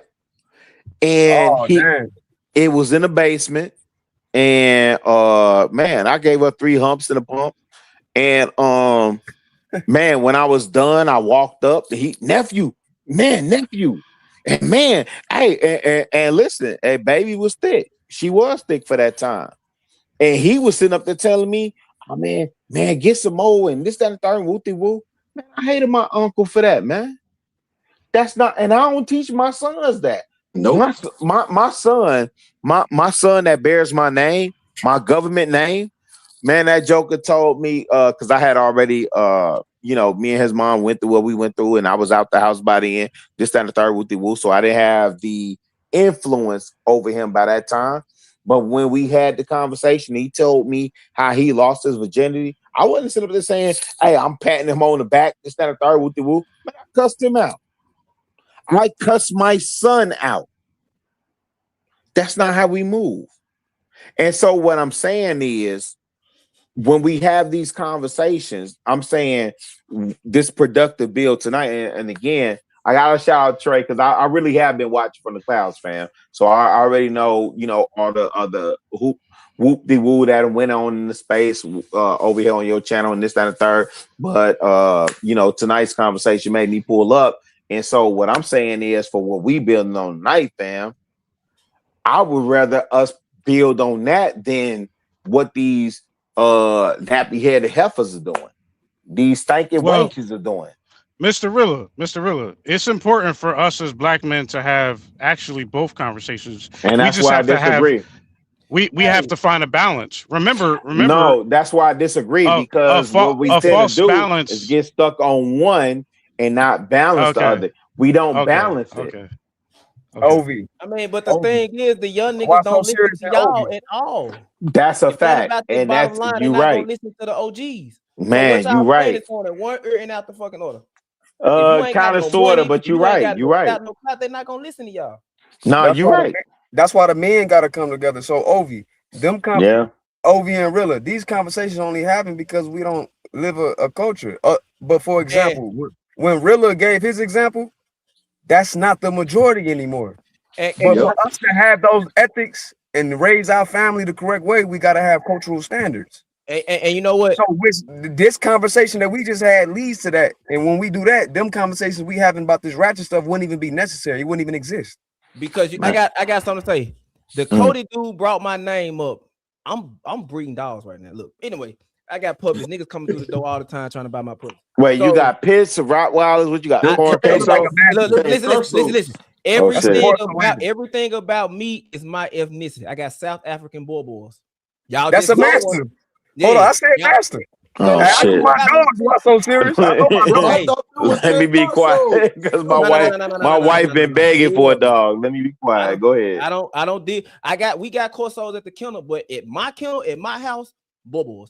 I lean them. They really go to he weigh 170 right now. And he lean all muscle. If I brief him out, he'll be about 220. I don't want him to be. Yeah, that's because I'm like, that's why I thought it was a cane. That's a boy. Yeah, it could have been either or because he look like a puppy still. They because he can get way bigger. Yeah, I think he would. She older than him. Black. I can bring the black one in here and show y'all, but y'all see this shit right now. He'll be 2 in July. Now, to the point about the Cody shit when he brought up, I'm gonna tell people all the time. People be like, they consider me a tether. I give y'all that. People be like, well, why you so hell bent on your culture? Wait, you a tether? Wait. Hold on. Let me see this young blood. You a tether? Yeah. Yes, nigga. How are you a tether? Because I'm first. Listen, my mom conceived me in Sudan. I was born here, so my Oh mom man, and I dad ain't hearing that consigned me shit. Yeah, okay, I got you. I ain't So hearing my that mom shit. and dad, and people call me a tether. I won't consider that. So listen. People be like, Yes, well, sir. all you do is talk babble talk, nigga. Y'all, not saying y'all, but as a whole. No, I understand. Now, black people love saying black people like y'all was getting ridiculed by. I was getting ridiculed by black people. The same people. Yeah, we and called you African booty scratcher and all that. Nigga, Yeah. I grew up in South Memphis, Lamar Terry, Riverside. The same people I grew up with on the same block. Yeah. Nigga, they like my dad used to tell me all the time. Wait, you weren't from Orange Mound? Fuck no, I would never be from the Mound. Got me fucked up. Fuck Melrose. Nigga, fuck Melrose, nigga. Yeah, hey, hold on. Let me interject. That was cool. I like he tested you on the geography and you knew the geography. Hey, nigga, I'm everywhere. You ain't never there, nigga. I'm all over this bitch. Can I finish though? Nigga, yes, but hey, I be on 7th Street and shit though. But like, nigga, my days say blend in. What is you talking about? He said, as you get older, you gonna see. When 9/11 happened, how do you think what y'all think happened to me? I'm African and I'm Muslim. Oh, you speak Arabic? I don't think that applies to you. Wait, can I get 20 seconds on this, please? Please. Wait, let him finish. Yeah. So look, so they bashing me. The grown people, niggas that's your age, Rilla, where you might be tied to them, so my kids can't hang with you. This is people that I grew up with. So then when my sister, they were her jobs. You know how bad it was for me to have to take a tray to a nigga head that's considered my friend because he trying to see if my sister and them ain't got no underwear under their clothes. So when I say Why you so hell-bent? Because y'all made me understand that I'm not like y'all. But these are the same people that No, look that's like me. bullshit dog piss, fam. Amen. Right. Listen, and it's garbage. But then again, Yeah. when I got older, 25, 26, niggas we be hooping with, why y'all treat me like that? Man, we was really jealous of you. You had your mama and your daddy. Nigga, your daddy was teaching us how to and do all this. Y'all mad at me because some of your parents should have did for y'all? No. Hey, let me just tell Young Blood this real quick. I'm older now, so I'm older now, so I understand. No, but let me tell you this real quick. So and I know somebody else want to go come up here and Yeah, cook. no, take your time, OG. You OG. Hey, just real quick. My homeboy Wale, this my nigga, right? And we called him Wally. W-A-L-L-Y. I said this in these spaces many a time, right? My nigga Wale, we I went to Vivi, Southside Chicago, 108th and Perry, right? And when I went to school with him, he got labeled African Booty Scratch because we knew he was, because his last name was Shalaja, which is a Muslim name, right? Shalaja is a Muslim name, right? Where my young blood at? So Shalaja is a Muslim name, and so yeah, I mean, it is. I didn't think I was supposed to speak there, but yeah. No. My young blood that was just talking. I just can't. Sudanese brother, yeah. Why so yeah, serious? my Sudanese brother. And so when I really when we got to high school and we really got the building and talking and this, that, and the third, woo, and the nigga got telling me his full name, and he because his middle name is Adwale, which is why we called him Wally. And it's like, no, that's not your real name. And when he got to telling me his first name, middle name, all the surnames and everything else, and he was able to trace his lineage to like his great granddad in Nigeria, I was jealous as fuck because I came up in the generation where we was still trying to figure Smurf's still up here. We was trying to figure out ourselves. Like a lot of us in Gen X are still trying to figure out who your great granddad is. So that's why this FBA 80 shit come up, and I'm not on that type of time. So Young Blood, man, my man that was just speaking before me. Yeah, hey man, I salute. Punjabi, No. Seriously, I salute. You know your lineage, you know your heritage. Sudanese, bro. Shout out But listen though, shout really, out to Sudanese, because I don't make the wait. Let me just say this. I don't make the distinction. If you look like me, and if the police pulled you over, and you gonna get hemmed up same as me, nigga, I fuck with you. Real talk. No, but see, okay. Listen, hold on. Okay, all right. I'm gonna be quiet. I'm gonna be quiet after this because I want the answer really early. But it's like when you ask the question of what are y'all doing, I see what you doing. I don't have to do nothing. All I gotta do is just reinforce. Like I got the option of doing what my mama did for me. I went back to Sudan at 14, came back when I was 17. I got the option of sending my kids back to be with my great grandma. Like I got that, and I don't brag of like niggas used to, like you throw that. No, it's just y'all. That's your option. That's an option. No, it's not though. Hey, bro. Okay, so you were talking about 9/11, right? This is the craziest shit. Like I already know. I don't even have to ask you why so serious. I already know when you go over there, it's a vibe, and the properties there, everything's a vibe. But it's all about the valuation of the currency, and that's why all of our families are literally coming here because you can't. What you can do in one generation here, you can't do over there. And people here that don't travel or don't have families recently from around the world don't seem to understand that. So for me. When you were talking about that 9/11 shit, that's crazy, bro, because I was born in Queens. I was in 3rd grade, locked down till 1 a.m. And I didn't have any sisters with hijabs, bro. But Sikhs were getting arrested left and fucking right in downtown Manhattan on 5th Ave, driving yellow cabs, just because they had fucking turbans on and looked even halfway Arabic, bro. You had white You gotta and black tell the people what a lawyers, Sikh Mexican is, though. They don't lawyers. know. You right, and they don't know. Just like that's the thing, bro. This is what I'm talking about. There's a sabotage effort, and until we realize that, we're never gonna get over this shit. But anyway, that shit hit me hard. Why so serious? Because I was like, bro, my family moved to Cali. My whole family fucking left New York City because shit got so crazy. My dad didn't want me in there, or his wife and my sister. You know what I'm saying? And like that wasn't just him. That you had white, black, Mexican lawyers in court trying to get Sikhs out of jail, trying to get Hindus, Muslims out of jail that weren't even from fucking Afghanistan, who we were going to war with, bro. And then obviously we went to a war with Iraq too. But like it was just insane trying to explain to fucking white judges in court and white prosecutors that these people aren't from any of these countries that were invading or related to any of these terrorist groups that were being attacked by, supposedly. So it's like, this is the shit that I'm always talking about, because my perspective has always been this is a fucking sheep farm and we're not realizing it. You know, especially the United States, in just 300 years, the shit they've done to detach us from our origin and who we are for the sake of making fucking money for Uncle Sam, you know? So shout out to you for even sharing that, bro. And that's why I wanted to say that shit, because, bro, I didn't know if I was going to see my parents that night. Teachers were crying and shit. I was like, what the fuck's going on? My parents were crying when I got home. NYPD had to transport all of us, bro. So it's like individually, that shit took forever. I didn't get home until like the morning at like 4 a.m. You know, and then like within a week, my family dipped the fuck out. Most of my family that's still there, they moved to this fucking town called Hoboken or some shit in New Jersey. They all left New York City, and they weren't even Muslim. You know, so like you were, bro. Well, I mean, I'm not saying you were Muslim, but you were from a Muslim part. You know, you said your sisters had a job, so I assumed that. I'm sorry, I don't know if you are. I'm Sunni for sure, Sunni for sure. But the thing is, though, like, hey, wait, I'm so serious. Before you go, really quick. Can't because I see Trey just dropped down. Hey, just really quick, man. Can we make sure we got the likes up? Can we make sure the likes are on point in the chat?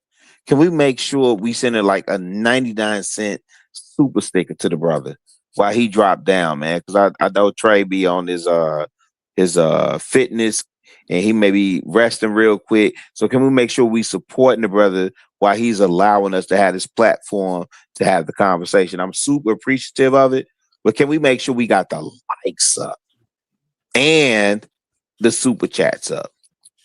Please and thank you. Let me make my last point. I remember, look, I'm gonna tell you something. My mama told me, I want you to marry a Muslim woman that's a virgin, and we in America. I said, where the fuck am I going? I end up marrying a woman that's black from South Memphis, bro. Like, so when I be telling people all the time, you won't know I'm African until I open up my goddamn mouth and tell you. So people be calling me tethers. I ain't get that until I got into the space, and I'm like, I can beat that. But at the end of the day, shout out to you, Brody. You had the balls to do what I couldn't do. I listened to my mama. Goddamn, bro. Shout out to you. But what you said, yeah, but why so serious? We ain't know till you told us that, because we was thought you was in here juking. You was definitely in here juking. But now though, like my mama, to the point where my mama did our lineage. My great, I got my great granddaddy, his birth certificate and his wife. Nigga, his last name was the Hard R. They made his first name Bartholomew. His last name was a Hard R. Like, wait. From where? Uganda. Okay. Fair enough. That's love. That's love. That's love. Now look, now my mama, we found out we related to King Selassie. We found out that it's a lot of stuff we found out. So I'm looking at my mama like, damn, I didn't know that. Like and I try to tell people, I'm not bragging about I just brag about my culture. Like I love my culture. Like it's family. Like it's a community. And I be trying to tell, black people that at the end of the day, man, during the segregated times, black people did way better. Black people can do whatever they want to right now, but back then, the black dollar circulated. No, you're right. Black people stayed together. Black families stayed together. No, the old heads I talked to say the same thing. No. The old heads I talked to say the same thing. About that? Fucks me up about that though is like the fact that nobody's ever taught about Black Wall Street in mainstream school. No. There are multiple. No. It's multiple. That's the part that we missed. Yeah, we missed that part. There are multiple Wall Street, so I don't want to get into that. Multiple. But what I think that's why so serious. What Youngblood saying is on point, right? Because he's able to pinpoint his lineage, right? And so when you go into that, my question to you is, how does that make you feel that you know your lineage, but you surrounded by other people who don't necessarily know their lineage? Because you wanted it when I was growing up then, or hindsight? Nah, you have knowledge now, my brother. Right now, it don't make me feel better, which is why I did a long time. Like I denounced, like I ain't gonna lie, I turned like to the point where I had an accent at first. My accent is gone. Like I stopped speaking Arabic, I stopped speaking Fulani, I stopped speaking Wolof, I stopped speaking Why French. would you do that? Why would you do that? Because like I was a kid, I was growing up, I wanted to fit in with the Trying to people I fit was in. cool with. Wait, did y'all understand what he said? You sound like my I do. homeboy Wale. Did y'all understand what he said? He said, wait. Wolof and Fulani. I know Fulani is Nigerian. Yeah, but Wolof is what? It's a West Africa. Senegalian language. It's Senegal. It's in Senegal. That's where Okay. the elder So Sheikh so this the thing, man. And hey, man, I wish y'all wouldn't abandon that, man. That you about to make me cry on this bitch. I mean, why but would you I was a abandon 13, that? 14-year-old kid. Like, what was I supposed to? I'm getting. Oh, nigga, fair enough. American Okay. My bad. I'm fighting every day. Like I have to fight at least 3-4. I got kicked out of school, got 180 days because I said I took a dude, one of the niggas I was cool with, tried to mess with my sister and her job. And he took a plate over his head. I took my lunch tray and Think about how many kids got suspended, bro. I got called Osama's nephew got suspended. Like, what about me getting called that shit? I got punched fool, so I got Hey, suspended. Smurf, do that make sense, Smurf? That's crazy. It's crazy. How hard? What a small world, bro. It's a small world. I just want to get another gray haired nigga here really quick. Smurf, do that make sense? What they did to What's So Serious? Yeah. I'm on the south side. Look, I was born and raised in Roseland. I went to VV. I'm in the hundreds. Smurf. I'm from 144, Rilla. Yeah. Already. And I'm from South Memphis. Hard. Y'all know. Nah, I already. Hey, listen. Hey. You can relax because we already know our roots. Hey, I don't think y'all understand. Chicago really is Memphis, Mississippi. That's why it's a bunch of GDs in Memphis. Arkansas. Yeah. That's why it's a bunch of GDs in Memphis. You know what's crazy? Man, that's some whole shit with all them GDs down there. Rilla, just to add an asterisk to the answer that Sudanese brother gave you. I just gotta say, just to keep it heavy, just to add an answer to the asterisk to the answer the Sudanese brother gave you. Why so serious? I honestly, bro, and you guys could fucking roast me for this. I feel the opposite. Like when I was younger, I wanted to fit in so bad, and I never did anyway. And then fucking my own people, it's like, well, you're not really one of us anymore, are you? You know, you trying to be westernized and shit with your fucking want to be Western antics and shit. But like for me now, it's like I'm really appreciative of that traditional link. I'm really appreciative my parents kept that in my household. Like I spoke English outside of the house and shit. You know, like for me, that shit is making me feel way better about my life right now because the credit score is good. I'm taking care of myself. Like younger people, I can tell them That's something. Yeah, that's me, bro. So you know what I think about? I love that I'm from where I'm from. I'm glad I didn't end up being but you know what I think about when you say that? You familiar with Don C? No, sir. You don't know Don C? No, I don't. Don C would relate to you. Don C was in Kanye camp. Don C Smurf. Don C the one with the $150. He been doing the $150 hat. For the and the Jordans. Don C is the reason why Kanye has the fashion sense that he has. I mean, him and Virgil for the most part. Oh shit, that's crazy. Yeah, if you look at Don C looked like one of the man. I don't know. Damn, I wish Damn, I wish Fan was up here so I could say this politically correct. Don C, if you from the crib, yo, really funny as fuck. Nah, I really want to say this politically correct. Don C is one of the cats that if you from the crib, it was one of the Arab stores that was messing around with some people mamas and had a kid. That's who Don C is, right? So I guess interpreted, that's not a good thing, whatever I said. No. It's a beautiful thing because we all connected. That's the point that I'm making. Yeah, it's a connection. Yeah. We all connected. Okay. I don't do the whole FBA, ADOS, and I'm separating myself from, because here's the thing, right? I don't either, really. Here's the thing. When you look at I don't know who else here at the crib. I only keep referring to Smurf because Smurf said he here from the crib. Yep. When you look at Polish, Irish, Italians, all them folk was grafted in. All them folk was grafted into white, right? We the only ones. Identity of white. You right. We the only ones that will look at Why So Serious and say, "Oh, you Sudanese," or my homeboy Wale, and say, "Oh, you Nigerian and you're African booty scratcher." Meanwhile, these other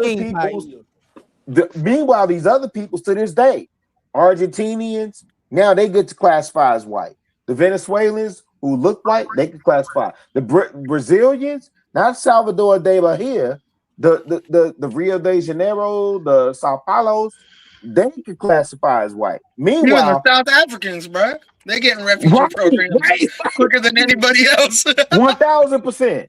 And most then we say, I'm a French colonized anyway. So no, but that's what I'm saying. I'm gonna separate myself from you. So like, hey, why so serious, nigga? You juking out there, right? I'm gonna separate myself. You know about 3-6. You understand what I'm saying? Gangsta Boo and them. Yes, Project Pat and them. You understand what I'm saying? Yeah, I'm gonna separate myself from you. But for what? It's a purpose to it, and the only purpose to it. Are you asking this like a rhetorical question? It's definitely rhetorical. Like, why would I separate myself? No. I'm saying for me, why would I separate myself from you when I listen to you? I'm like, damn, he got the same shared experience. He's a young blood, but he got the same shared experience as me. I agree, Rilla. Watch this, Rilla. Watch this. Why so serious? What I just asked you in the back chat. You just asked me what tribe my dad from. My dad Ugandan, but you asked me what tribe my mama from, and she was finna name my 17-year-old brother after I tried. So when he say he's Sudanese, that's very vague, right? Sudan is a country. The modern Sudan is a lot smaller than what Sudan was. Sudan used to stretch from East Africa all the way to West Africa, even further down to Central Africa. The modern Sudan is that's created in the Birdland Conference. But watch this. When I asked you what tribe you was from, didn't I mention the name? Yeah. Watch this. The Kenzie people are Dongolawi, bro. Yep. Dongolawi are the Nubian people. Yep. Now watch this. Watch this, Rilla. Watch this, Rilla. That's crazy. Watch this, Rilla. Why so serious? Watch this. What up? Those Nubian people migrated to West Africa way before the slave trade. And guess what some of those West Africans was brought? I'm gonna say it. America. Yeah. So when the FDA separate us, I get why they doing it. But I don't. Please put me up on game why they do that. Go ahead. And the only reason why is to get what was taken from us. And once again, that's the why. Land patents. They want the land patents back, and they want reparation. And once you get those and give us what we recovered, we'll shut the hell up. All right, but watch this. But we can't get that without numbers, though. Look at my point, though, Smurf. Look at my point. Go ahead, Hart. Look at my point. If this brother who went through experiences and been called a tether and has been lost his identity because he know who he is, but was feeling ashamed about his identity because he grew up in America and he separated from us when he looked just like me, how do we know that we don't come from the exact same tribe when people from Sudan migrated to West Africa and then were brought over here in slavery that's related to Why So Serious? I know because his tribal name, he didn't even tell me. Just look in the back chat. Can I say something about that? I just read that while you were talking. Yeah, that's crazy. Hold on, Ovi. So the Kenzie people are the greater of is a subgroup of the Dongolawi tribe. The Dongolawi tribe go all the way back to the Nubians. Back to my original point when I said that the ancient Egyptians are really related to the Israelites. The real ancient Egyptians is the Nubians. So they're telling us that's not who we are. They telling us, I hear you. You see me, Ovi? You see me? They telling us that's not who we are, when really we are the same. I just want to clarify. I think I was trying to make that point earlier when I talked about the prophecies. Now I have to I clarify know. something. I knew where you was going, Ovi. Nah, you was on point, Ov. Go ahead. You was on Yeah, point. so I just didn't know. So I have to, when we're having these conversations, I think as black men, we have to remember something. Because we are so diverse around the world and we have adopted so many identities around the world. Right. We like, for me, to participate in these conversations, I have to let go of, like I said, I'm not trying to offend our listening audience or anything. I have to let go of the brainwashing of white man's Christianity to even participate in the conversation and know what we're even talking about. That's like a cloud in my head. What is this? The prefrontal cortex? I have to navigate through the cloud to even participate in the conversation. 1000%. You know, so I That's do facts. appreciate this conversation, and I'm very antisocial. I've been trucking 48 states, going through antisocial. I don't know. I need to get out of that. It's understood. Yeah. You alone Yeah, about I'm trying to break out of that, basically. Why so And serious? You my Ovi, brother. I'm Ovi, still you a ain't missing believer. out on I shit. can People got separate brain all of rot these that. days, bro. You go make that money, Ovi. You ain't missing out on shit. People crazy right now. No. But Ovi, this is what I'm saying. Yeah. I still hold beliefs as a believer, right? Or a Christian, whatever. And I can separate all of that. Yeah, I sure. can appreciate everything that the brothers just spit. Every single thing that the young bloods just spit. Why so serious? And hard, I don't want to say you hard one. No, I just didn't want to say he was a young blood because he might be in proximity. I don't know. He was speaking it on a certain level. But Ovi, I'm saying I'm 36. Yeah, but I'm saying, hey, Ovi, I'm saying just because we believers, that don't mean we can't look at a thing and see that for what it is and say that's a thing.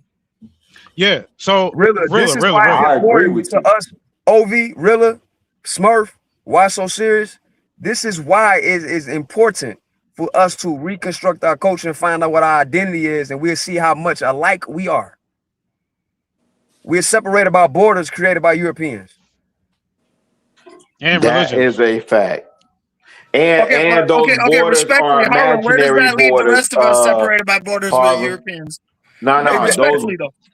Go ahead. Respectfully, where does that leave the rest of us that also shit out of the same asshole y'all do that got separated by Europeans too? Like, how do we fit into the picture, big bro? I know. There's two ways you can look at it, Pujabi. Now, if what's the friendly way? You can No be offense grafted taken, in, brother. I want the 100% raw OB truth. This is the truth. If you live among our people, mind you, if our people know our true identity, whether we're scattered around the world or not, if we can agree on a consensus about our true identity, if we do come back to sovereignty as these prophecies say, if you conform to some of our ways in a future kingdom, I believe you can be grafted in. Yep. That's what I think. Yep. But you can't come into a future kingdom where we have become a global superpower, as the prophecies say, and then think that we're going to conform to your ways. No, you're going to conform to our ways. I can't speak for anybody else that looks like me or comes from the Punjabi, part of I the world can that I answer your come from. question. But I will say this, just really quick. I will say this: the way my parents raised me, I hope your kingdom it relies on people being good or evil, because my parents raised me to be a good person, and if your kingdom relies on those credentials, then thank God for that. That's not our experience here in these We are kind United States of America, right? Well, no, I mean, you know what I mean. It's not fair, but you still got to be a good person. No, Martin, This Malcolm, is, did you guys not say that shit? No. Righteous, Hey, the righteous Lord, you're right. You know? Malcolm did experience that, right? But this is what I'm saying, though. Again, please go back to what I'm saying when Youngblood, Why So Serious was spitting, right? And I said, well, shit, he me. That's my nephew. Absolutely. That's my brother. Hey, look, if I see fam in the street, You know what I'm saying? Like, I'm You not can't gonna tell the address. difference. I would not be able to tell the. That's You what. couldn't know. Hey. That's what I'm trying to get Smurf in here. That's what I'm saying, Smurf. When I go through the city, I wouldn't know half these motherfuckers if they Sudanese, Nigerian, Yoruba, Igbo, South Tanzania. African. You know, when they go to Pier 31 and they do Monday, only way we know they African because they show up at Pier 31 on Monday. Hey, Rilla, I came I'm a across an Igbo piano. sister. They do the I'm a piano at Pier 31 on Mondays, man. They up there hitting Hey, the you know what's drums. crazy? I wouldn't know. They Out only of go all out the on people Monday. I've met in my short 32 years of being alive in the United States of America, being born and raised here, and I'm grateful for it. God bless this place, regardless of the criticisms everyone has these days. Everyone's got an opinion. No, we rightfully got criticism. But go ahead. Black Yo, people Rilla. are easily the most inclusive people that have welcomed me into their circles Everybody's throughout my invited to the life. cookout. We got to get better at that. Exactly, right? But now here's the crazy part. Rilla. I'm walking on thin ice because if I said everybody welcome to the cookout, you got 30 people in the chat saying, look at this culture vulture. So this is where we're at as a society. Well, that's only and when you say. I'm trying to build bridges. fam.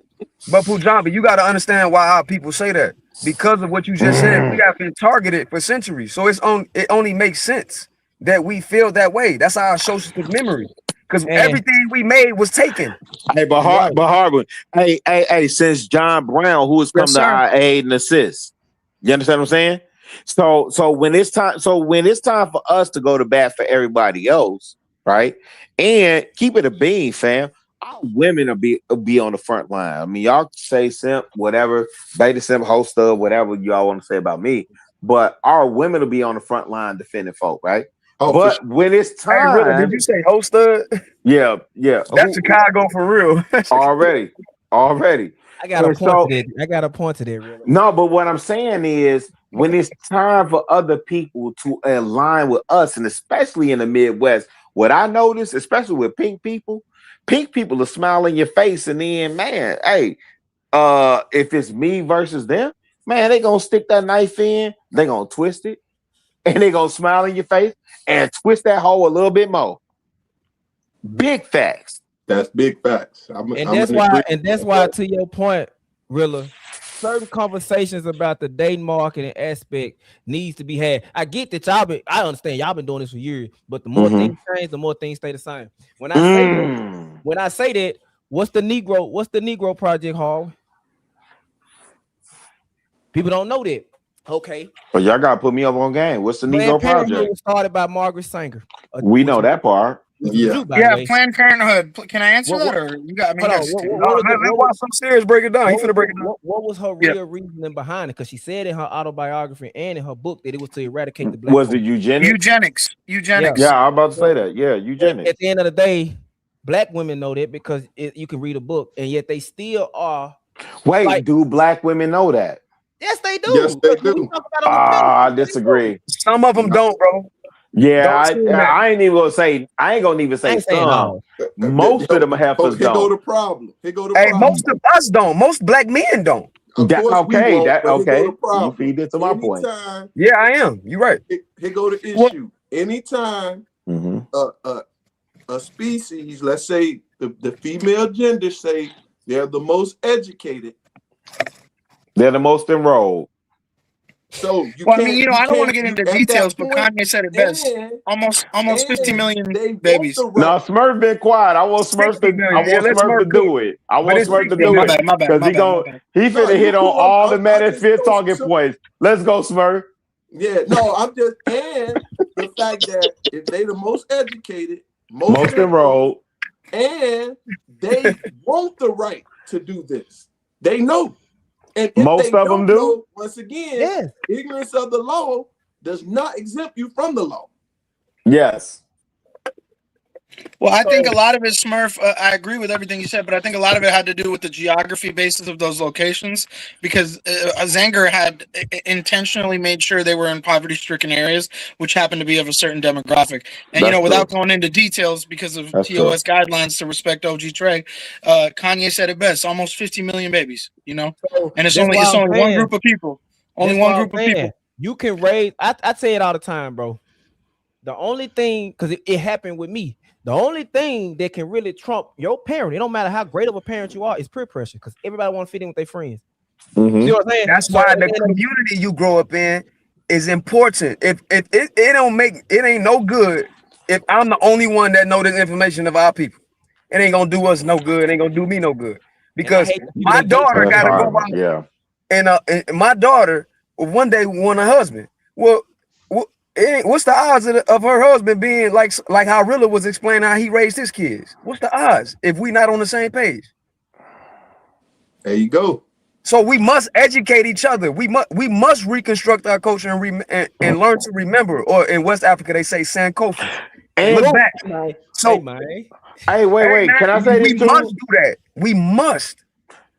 Can I say this too? Because when I do that, when I tout my kids, I really only do that at 52 to show what's possible. Right. Not that I'm the exception to the rule or that I'm better than niggas. I feel you. We all can do it. You showing an example of what we can Yeah, be. I'm only doing that we to show the enjoy hearing it though, example. Rilla. Yeah, because because Smurf, most and you know from the crib, most motherfuckers be, man, I done banged her, I slutted her out, and I'm on record. Hey man, I went to Atlanta at 21 and 95, fam. I went to Atlanta. Hey man, I went in the height of Freaknik. Hey, I had them. Hey man, I got my man, my Bro, son. you crazy for that. Hey, That's look, just a my crazy son. statement. Hey, look, That's a crazy I'm just statement, trying to OG. keep it. I'm just trying to keep it a beam because I want niggas to understand. My son turns 30 St. Patrick's Day, right? Tuesday. My daughter, because I follow my daddy footsteps. I got a sister that's I'm born in August. She born in June of the same year. I got a son. He's born in March. I got a daughter born in August of the same year, right? So I'm saying that to say I'm not perfect. I'm not the example in that sense per se, right? But I made my wrongs right, if that makes sense. Yeah. I made my wrongs right. My son that's celebrating his birthday next this Tuesday, he's a preacher. You understand what I'm saying? My daughter that's in August, she's in the Air Force and speaks Mandarin and French.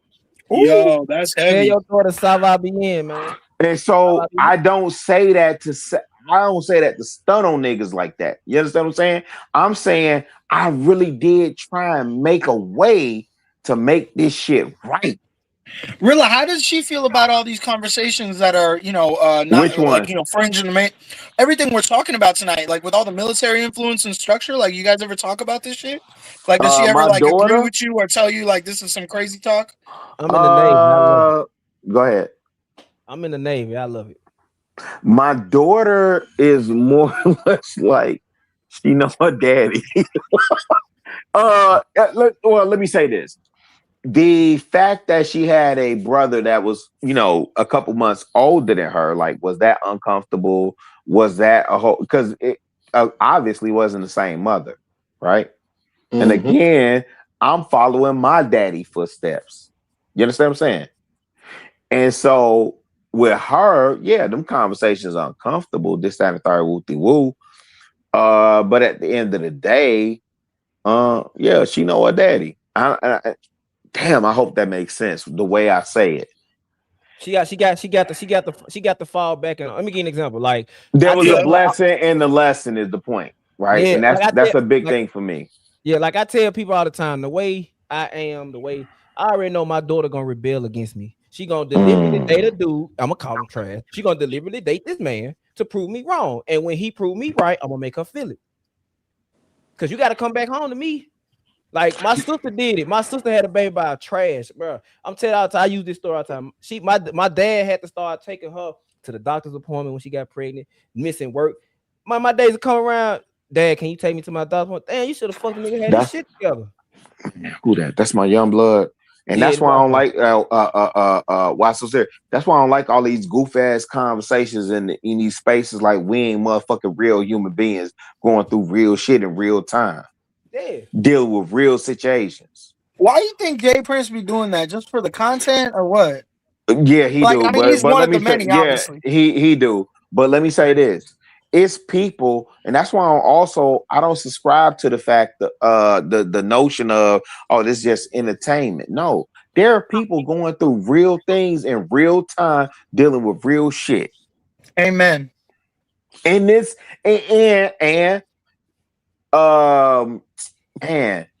this is my first time appearing on Trey. I've been in the class for a minute. And so I'm learning from y'all as much as whatever I feel like I maybe whatever y'all may think y'all learning from me, or if y'all not, cool. But I'm learning from y'all even more so I can know how to deal with my seeds. Cause guess what? At 52, what's Smurf at? Smurf dip. Yeah. Hey, nigga. Only thing we doing, hey Smurf, only thing we doing is giving good game at this point. That's all I get. Hey, Smurf, I ain't got it in me like that no more, man. I can't run. I can't run like that. I can't do. Hey, man, I tell my man, really, is it the it's knees on or is it y'all. the back? Is it the knees or the back, big bro? Both up, nigga. I just worked a 14-hour shift because somebody called off. Damn. Which one you think it is? The knees or the back or both of them? Both of them. Right. And so it's on y'all. So when I give you game, you could accept it or reject it. Right. But my focus is on the community. So my kids is grown. Ladybug is 20. Ladybug will be 21 in December. That's my youngest. And I'm still running for local school council in Roseland, Smurf. Okay, I'm still Rose. Yeah. Grandma. Hey, look, my family got the same house, same block, 52 years. Hey, Rilla, I'm about to respond to you. Salute. So you believe in God? I know you do. I'm not a prophet. I'm not claiming to be a prophet. But let me speak what I predict for the future, based on what brothers like you are saying to us in Damn, I our receive it. generation right now. Maybe I receive it. Go ahead. If God is with you, Rilla, and the seeds that you've been sowing into our generation right now, I want you to look at the ingredients of what you're witnessing in your lifetime right now. You got black people waking up to their true identity, thanks to God, but it's manifesting in actuality through people like Harwin, some of the people that he might agree with as well. Some of them might be FBAs. He might agree with some people who are Israelite. He might agree with some people who are Moors. And if we factor in all the ingredients, you got our people waking up to their identity. It's going to be a multitude of tribes that we find. Yo, that's our tribe. That's our tribe. It all goes back to, us getting back on the same page. Then you got, this is really going to mess. This is really, really going to go crazy.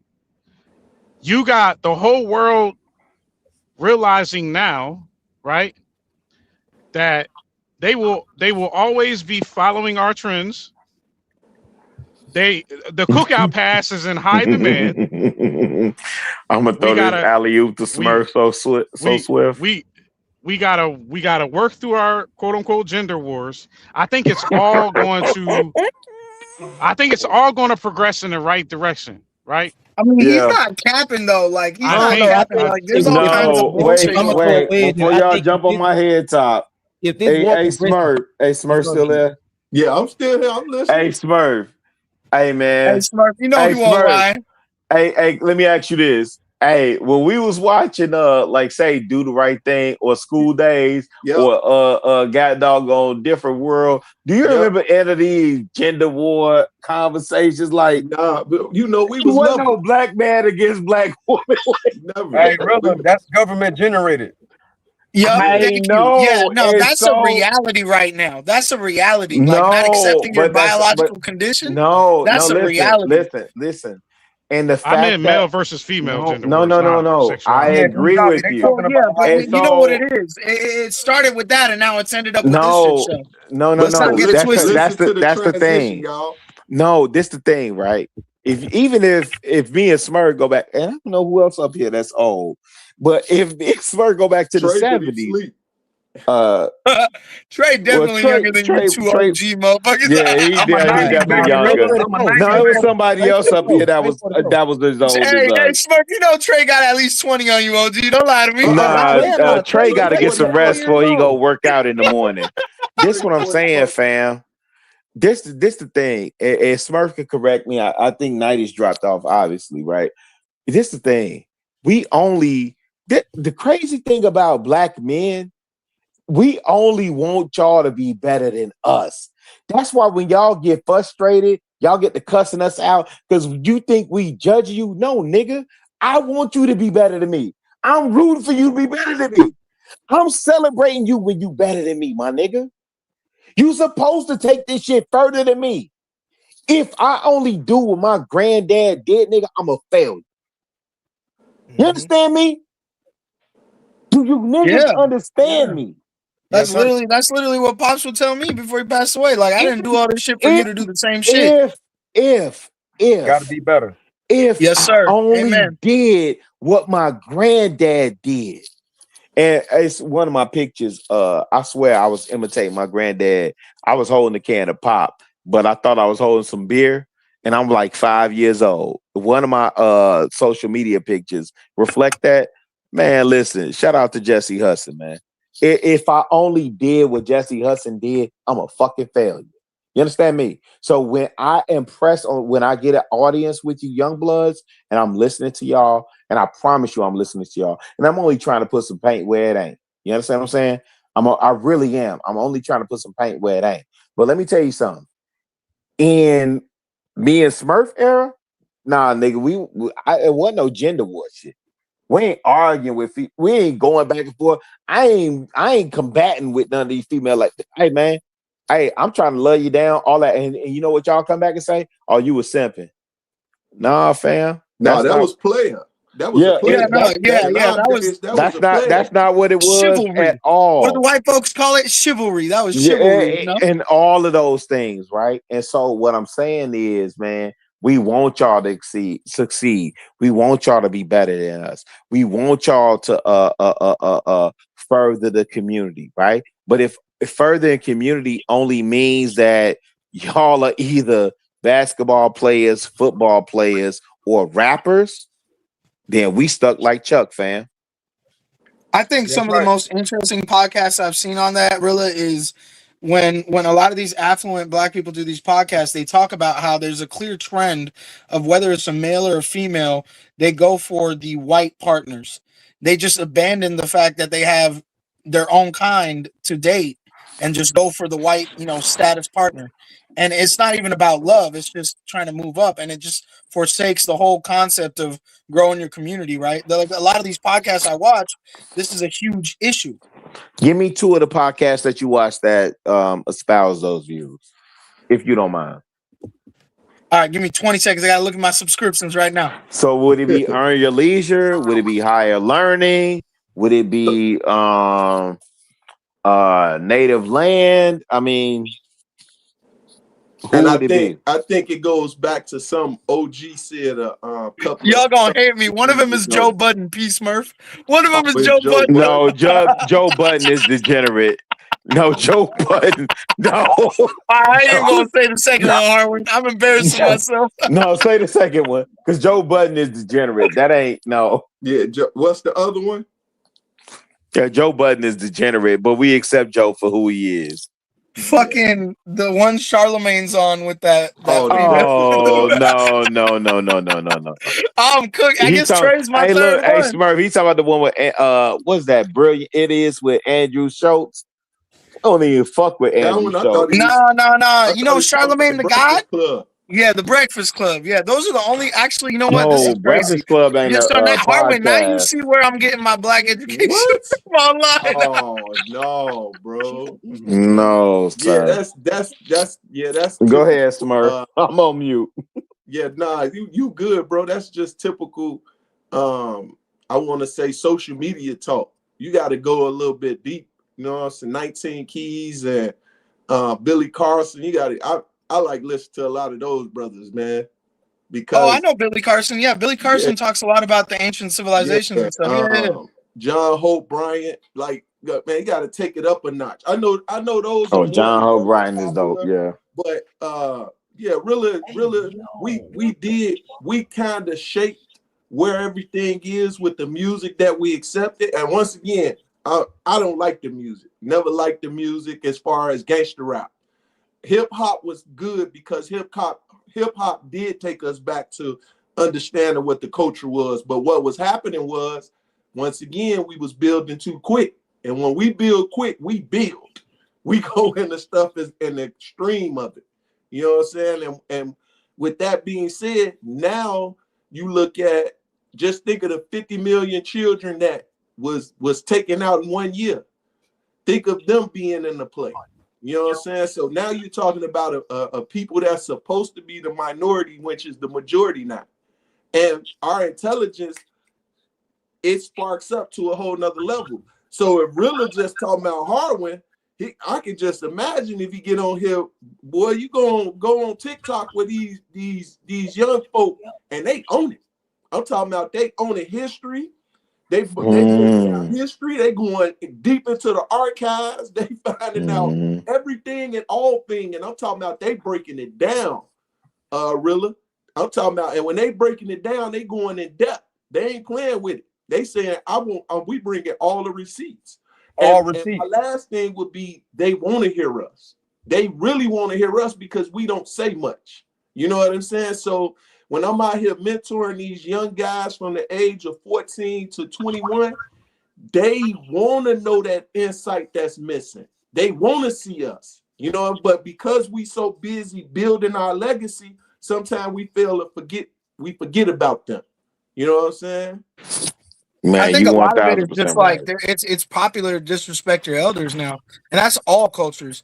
Like it's weird with me because like I was raised the closest thing to God for me was parents or old people, and even now when I run into old people, like I will take time to listen to them because whatever kind of thing they're gonna tell me might be a pearl they're giving to me, and I don't want to be swine. You know that term, don't give pearls to swine. Yeah, So I don't take my cast your time with pearls old among people. swine. But You know, because old people that's got shit your to tell me.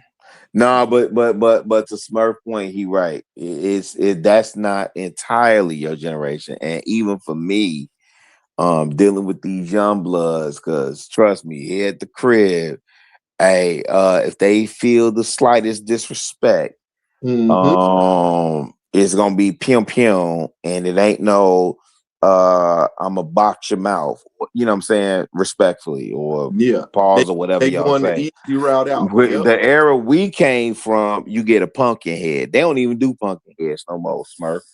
No.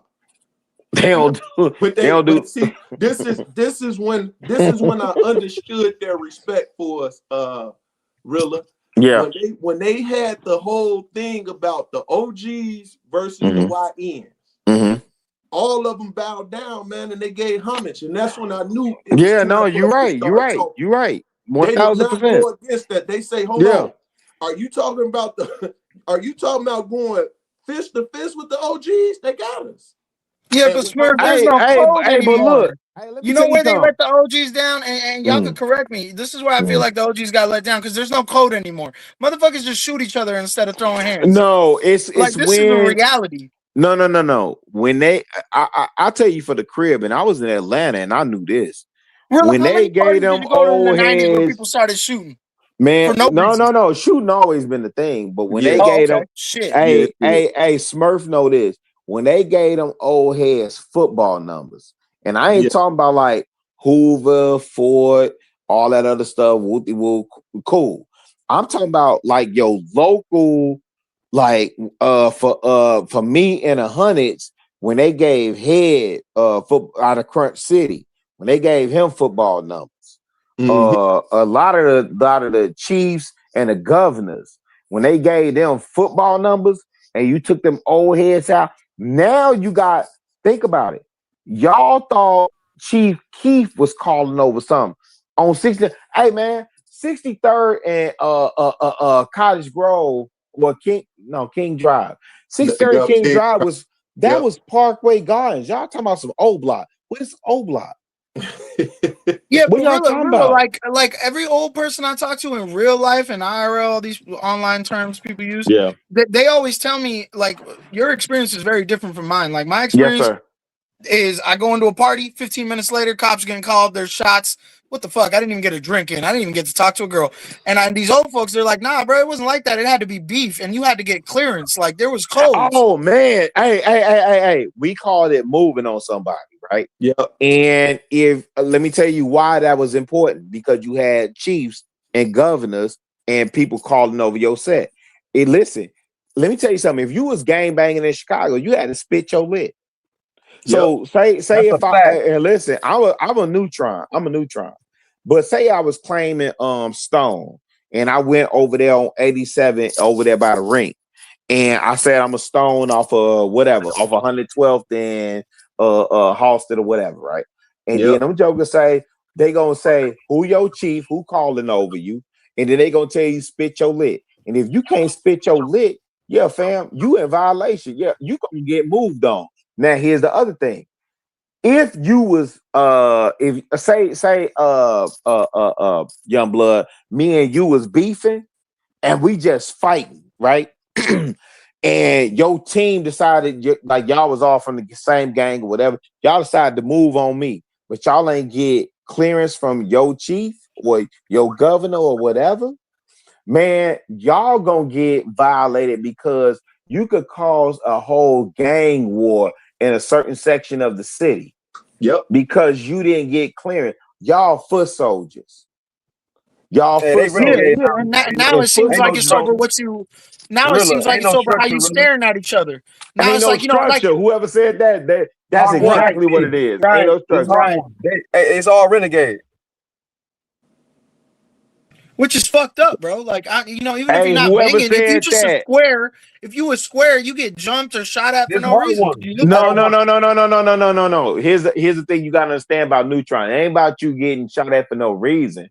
You don't know what understand Neutron your is. place. You gotta tell them what that is, You had to understand your place in the system. You a Neutron. Yeah, you could. So that's why I have more respect and more love for the Neutron. I give more respect to the Neutron because I had to maneuver through that. I couldn't call on them and say, "Hey man, I'm from 107, whoopty woo. I draw for Crunch City with the foes down there and heading them and whoop over there on 106." I couldn't say that. I had to say, hey, when them jokers say, hey, look, at the crib, hey, young blood, when they say, hey, what you draw for, Joe? Hey, man, I had to say, nothing. What you I ain't nothing. Hey, Smurf, I had to say, hey, man, I ain't with none of that, man. Hey, I don't know. And then look, they say, hey, man, what size shoes them is? Hey, man, they're my cousin's shoes. Right? And so sometimes you fought, sometimes you ran, sometimes you won, sometimes you lost. As a Neutron, hey fam, I got more respect and love for the Neutrons, fam. Yeah, because you know what Neutron is, brother. You gotta tell them you Neutron. Yeah, please, part of the game. Please, thank you, Harwin. Punjabi in Neutron is Chicago. non-affiliate. Neutron means you're not affiliated with no gang. It's a slang term for I ain't Neutron. I'm in the middle. I don't know nothing about nothing. I guess what I'm trying to say is like even when I was in high school or middle school, like at that point there wasn't anything like that. But as I became an adult, you go to these parties where there's really weapons, there's really people with like drugs, there's really 1000% hard people there, right?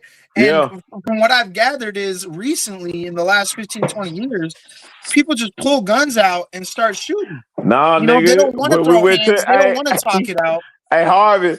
Hey, when we went to Mr. G's over there on 87 and Ashley, yeah, you just left 30 minutes early. And and the Stones. I used to rap. I used to perform at Adriana. It was I had homies that had semi-automatic weapons in there. Hey, Smurf, did you hear this nigga say he was performing at Adriana's? What the fuck? I performed at Adriana's. Wow. Damn, y'all really locked in. Y'all super locked in. No, you ain't.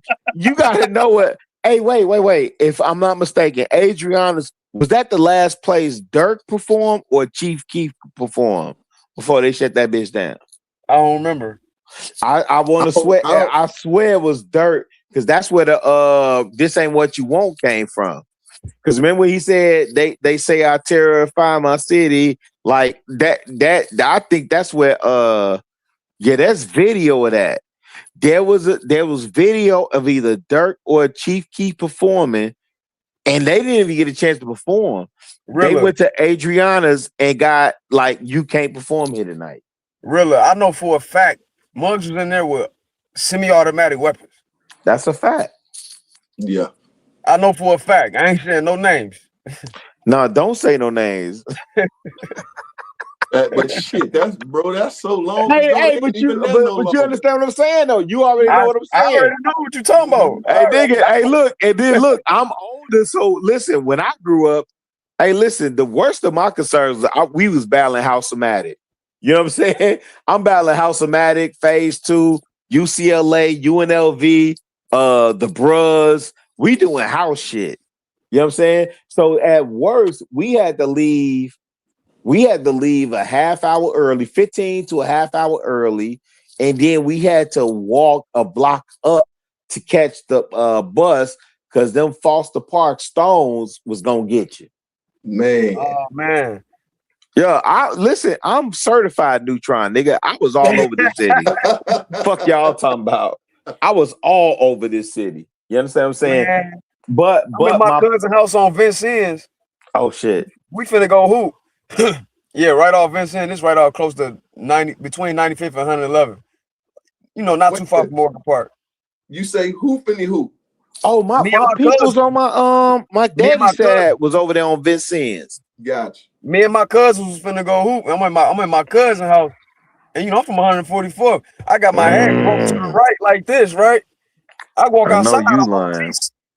I swear, OG sitting in his chair, just chilling on the corner in a lawn chair. Said, "Hey, youngin, you might want to straighten that hat up. You know the rules down there." Yep. Hey, look, and then even the cats that thought they had like that. I went to I was about to tell y'all my high school. I went to a high school on 103rd. Where? I ain't gonna tell you. It's only 2 high schools on 103rd, one over east and the other one over there by Vincennes. You went to Julian G? Absolutely not. Hey, but that's Doodoo Brown for us. Hey, but when them motherfuckers, when them niggas had they hat broke off and they come up under that viaduct, hey, yo, fam, hey, man, listen. Yeah. Let me chill. I'm a neutron. 3 Chicago dudes on the panel here today. Man, that's the wrong thing to do, Trey. Yeah, that's the wrong thing to do, man. Cause we yeah, them times was real different. Nah, niggas don't know, man. We used to be up there at Mr. G's because my thing was I ain't gonna hold you. My thing was battling. My thing was dancing. So I was on the low end. I was in the I, the B's, the Ickies. Oh yeah, you old school for real. You man, I was battling. Hey, before all the footwork shit came out, hey man, we was battling House-O-Matic, Phase 2. Wait, Rilla. You said before footworking came out. Yeah, when's the first time you ever seen footworking? Because I be arguing with Detroit. Detroit ain't have footworking, so they got cut that out. Hey, I ain't gonna lie, Rilla. No, they got JIT. They got JIT. And they was doing it in the 70s. Hey, but look, it ain't better than now. I'm trying to see which one came first. That's why I asked. Yeah, but also, okay. So what you respect? Step in the ballroom. Man, I come to a house of people stepping, man. Of course. So Detroit gonna tell you they had ballroom. You see what I'm saying? Man. Yeah, Detroit is ballroom. We stepping. Chicago juke, they JIT. You see what I'm saying? And they definitely wasn't doing no JIT. Wait, man, get that shit out of here. Yeah, they said they was doing the JIT before we was footworking. And that's why I'm working on something because there's an era that gets erased. Again, Screaming Wheels, Markham, Rainbow. Mr. G's, Rainbow, all that shit. All the tracks era that worked that motherfucker. All that shit, the Lil Lewis era. all the tracks that we used to the Jerkin Boys, acid indigestion, all that shit gets.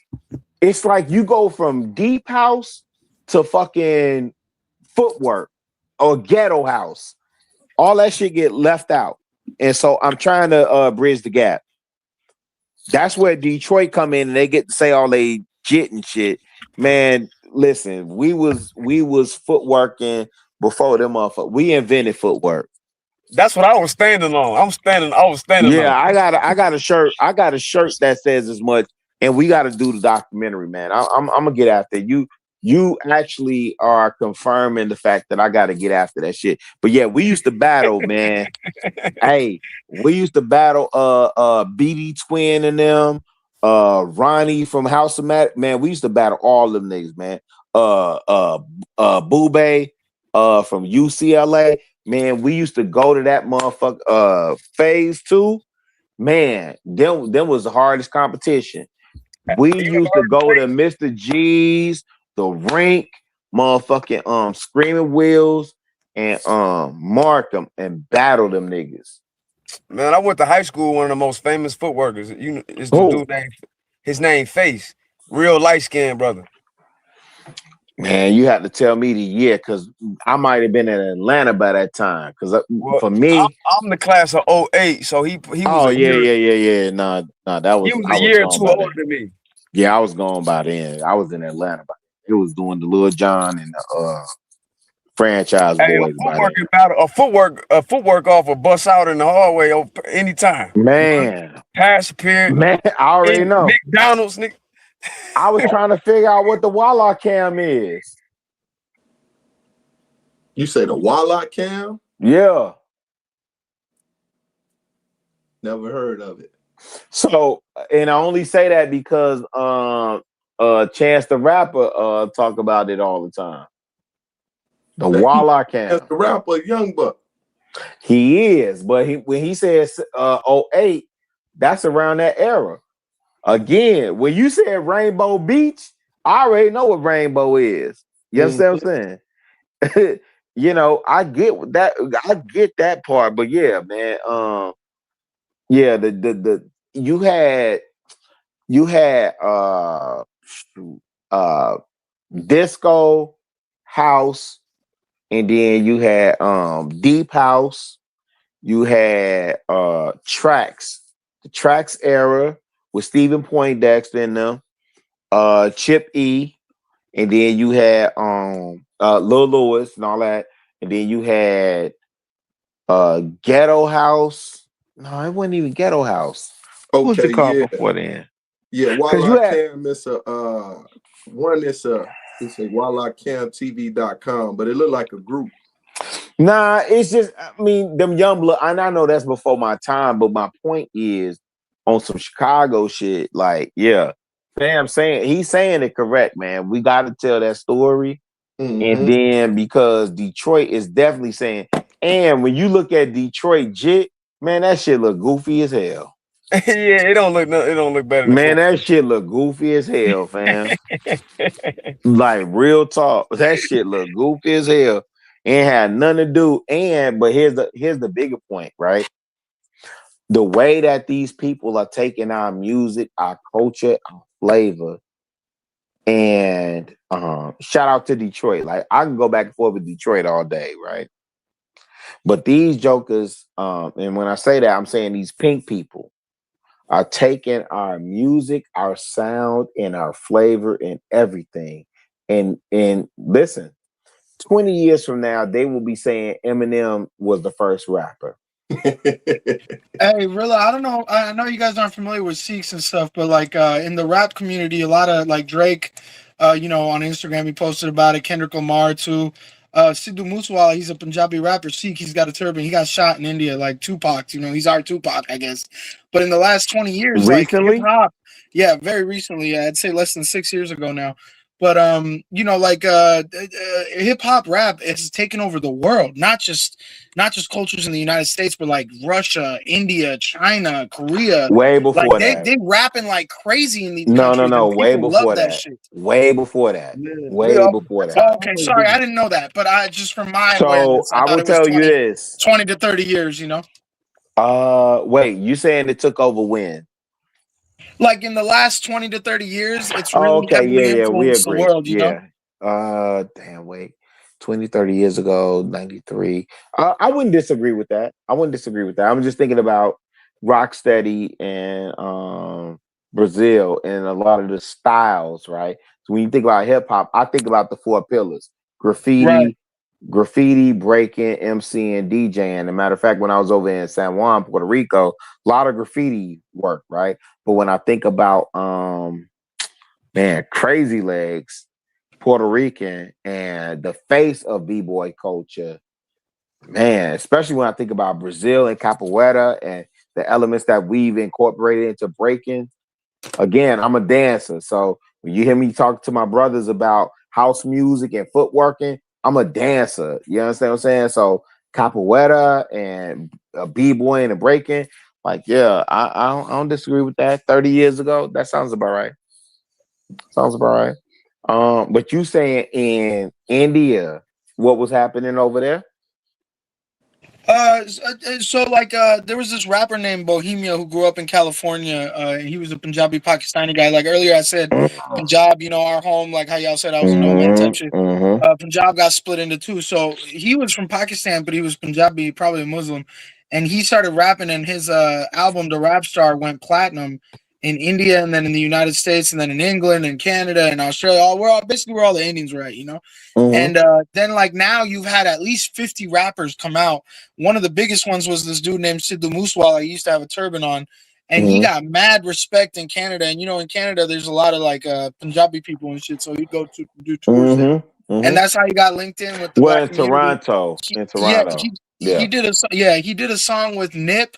He did a song with Mozzie down here in Mozzie's NorCal, but so I live in SoCal. So like this guy was locked in, and he got shot up in India where he lives in Punjab. And so like got kind of immortalized because of that, but it's just rap has had such a grasp on the struggle in every culture, that style of music. I don't know, brother. I really don't know. I'm too young to tell you shit like that's deep. That's a deep question. It's because like every other genre of music we made changed the world. Rock and roll. We made rock and roll. Like Michael Jackson said, like all the genres, all the dances and shit. Yeah. Yeah, that's all us, bro. So the jit was 70s. It was prior to the 90s footwork. It don't look like footwork, but I can see where it can be collided. And then the reason why is because our music was all about struggle, whether it was R&B, the blues. So, and one thing it touched soul, relate to is that struggle. Yeah.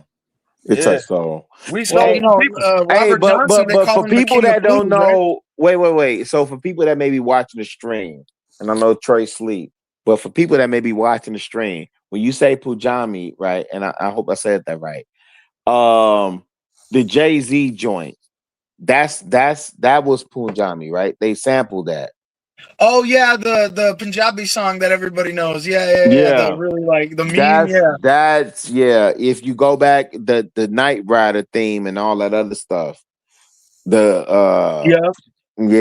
old boy that was spitting, and he was spitting, and he did a whole record off of that, right? Yeah. So that's kind of when it took over that part of the world for sure. Yeah. 1000%. Yeah. I'm with it. I know a little something about nothing, fam. I know a little something about this has been fire, and honestly, when it gets heated, it's because it's a real conversation. Like I try to keep it real, man, and I know when I'm real, like honesty is in my life has helped me all the time. So I'd rather be annoying and get to a point where y'all see where I'm coming from than just be fake. You know what I mean? And the conversations you guys are having are very powerful, man. Especially like just for me in my personal life, like it helps me to understand how to move forward and how to react to certain situations. And what those situations impacts me in my personal and my family life, Hey, that's dope to hear. And then understand too, one of the things about over here for a fact is be patient. You know what I'm saying? And listen. Like one of the things that if you notice, I don't talk a lot. I do like to listen and learn because we teaching each other, and iron sharpen iron. And I can agree, I can disagree. You know what I'm saying? But I do like when we all share our opinions, and then not just the opinions, but also factual stuff. You know what I'm saying? So the subjective, objective, like both of them are welcome here. Just be patient sometimes. Yes, sir. Because we teaching. It's people on the chats and they going 100 miles, and if all of us trying to talk at one time, that's when you have to be that bigger person and take 2 steps back.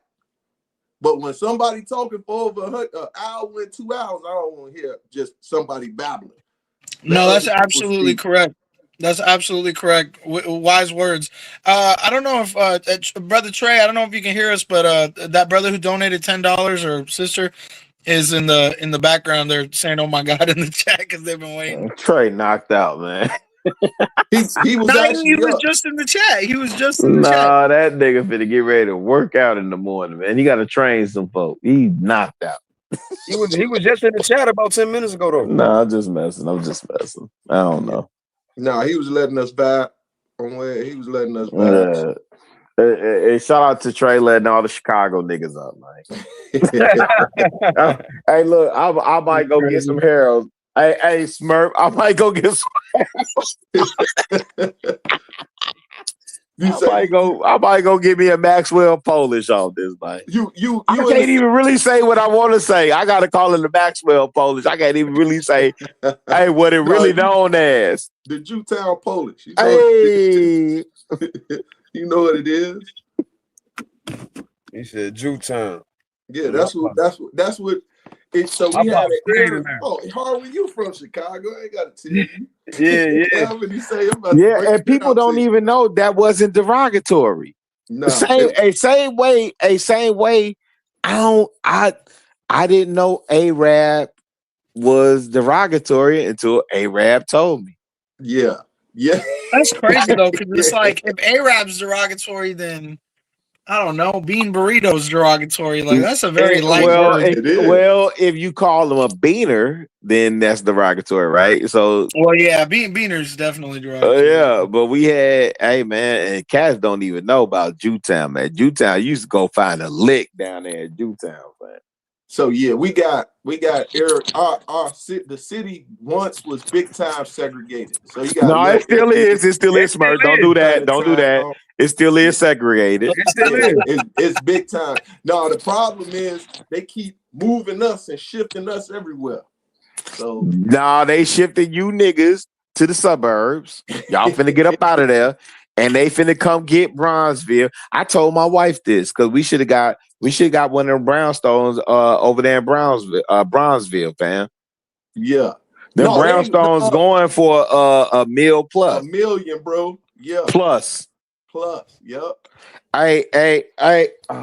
Who my young blood is up here? Because if you don't know, nigga, you can get to Pajami. You could get to motherfucking downtown in 5 minutes from Bronzeville.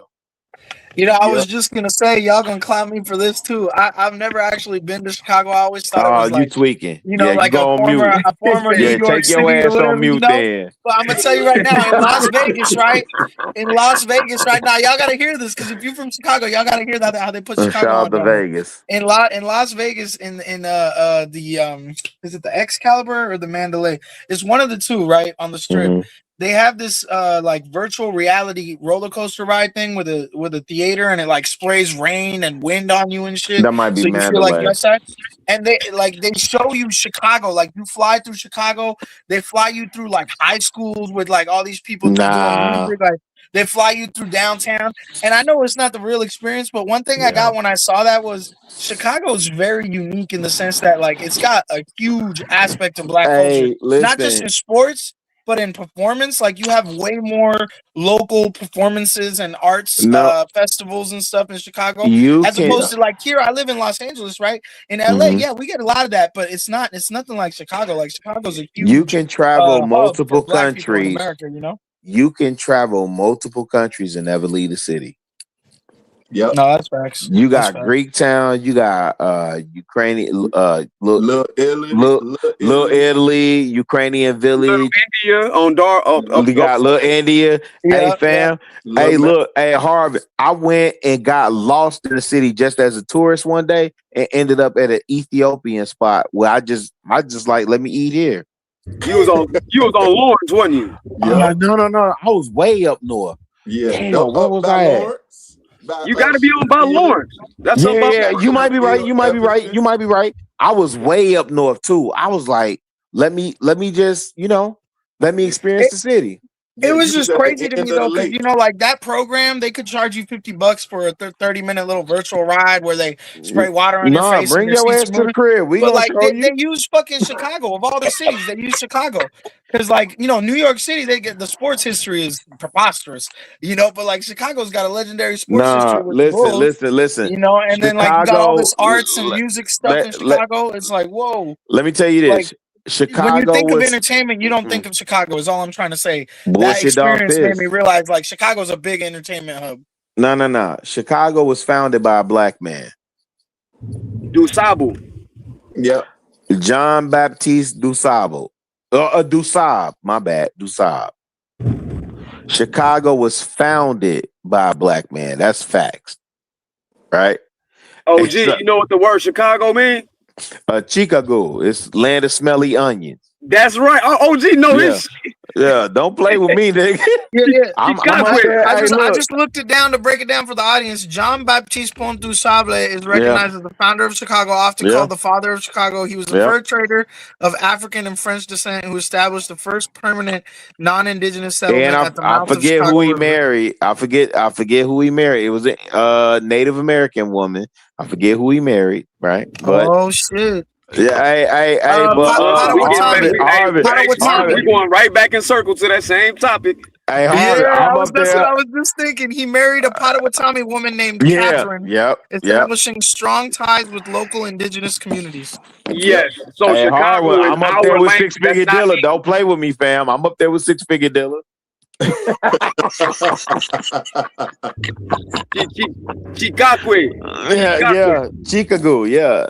Chicago. I guess you could say it that way too, but I was told it was Chicago. It's a couple different pronunciations. Sure. The smelly onion, land of the smelly onions. Yeah. I love my city, fam. I was in Atlanta for 20 years, and people was asking me like, "Would you ever move back?" And I was like, "Nah." And then, I moved to Detroit for 2 years, and then my wife to be, brought me back home. I love it here. I can't even see myself leaving, fam. Man, Detroit's fucking crazy with like how it was one of the wealthiest cities and it became one of the most like economic. Well, the big three. Yeah, the automotive industries. Yeah, but Detroit is 77% black, and I love Detroit. Don't ever get that shit twisted. They're my cousin over there. They're my cousin them, man. You know what's crazy? This might be weird to y'all, but like, I have an estimate. You call OnStar every time I call OnStar. Not jit, but I'm fucking with them though.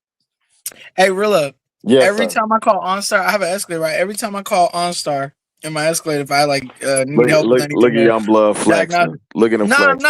I'm not, bro. I'm just telling you, like that's the car I have it with. I'm not gonna like just say I have OnStar in a random vehicle, But dude, it's always a black person in customer service, and I had to look that shit up because when I call customer service, who do I talk to? It's a Filipino person, maybe an Indian person on some bullshit. They using a fake American name. Hello, this is John. Thank you for calling Xbox customer service. You know what I'm saying, right? So like, I call GM, bro, or I'll call Cadillac, or I'll call OnStar, and it's always a black person. So I researched it.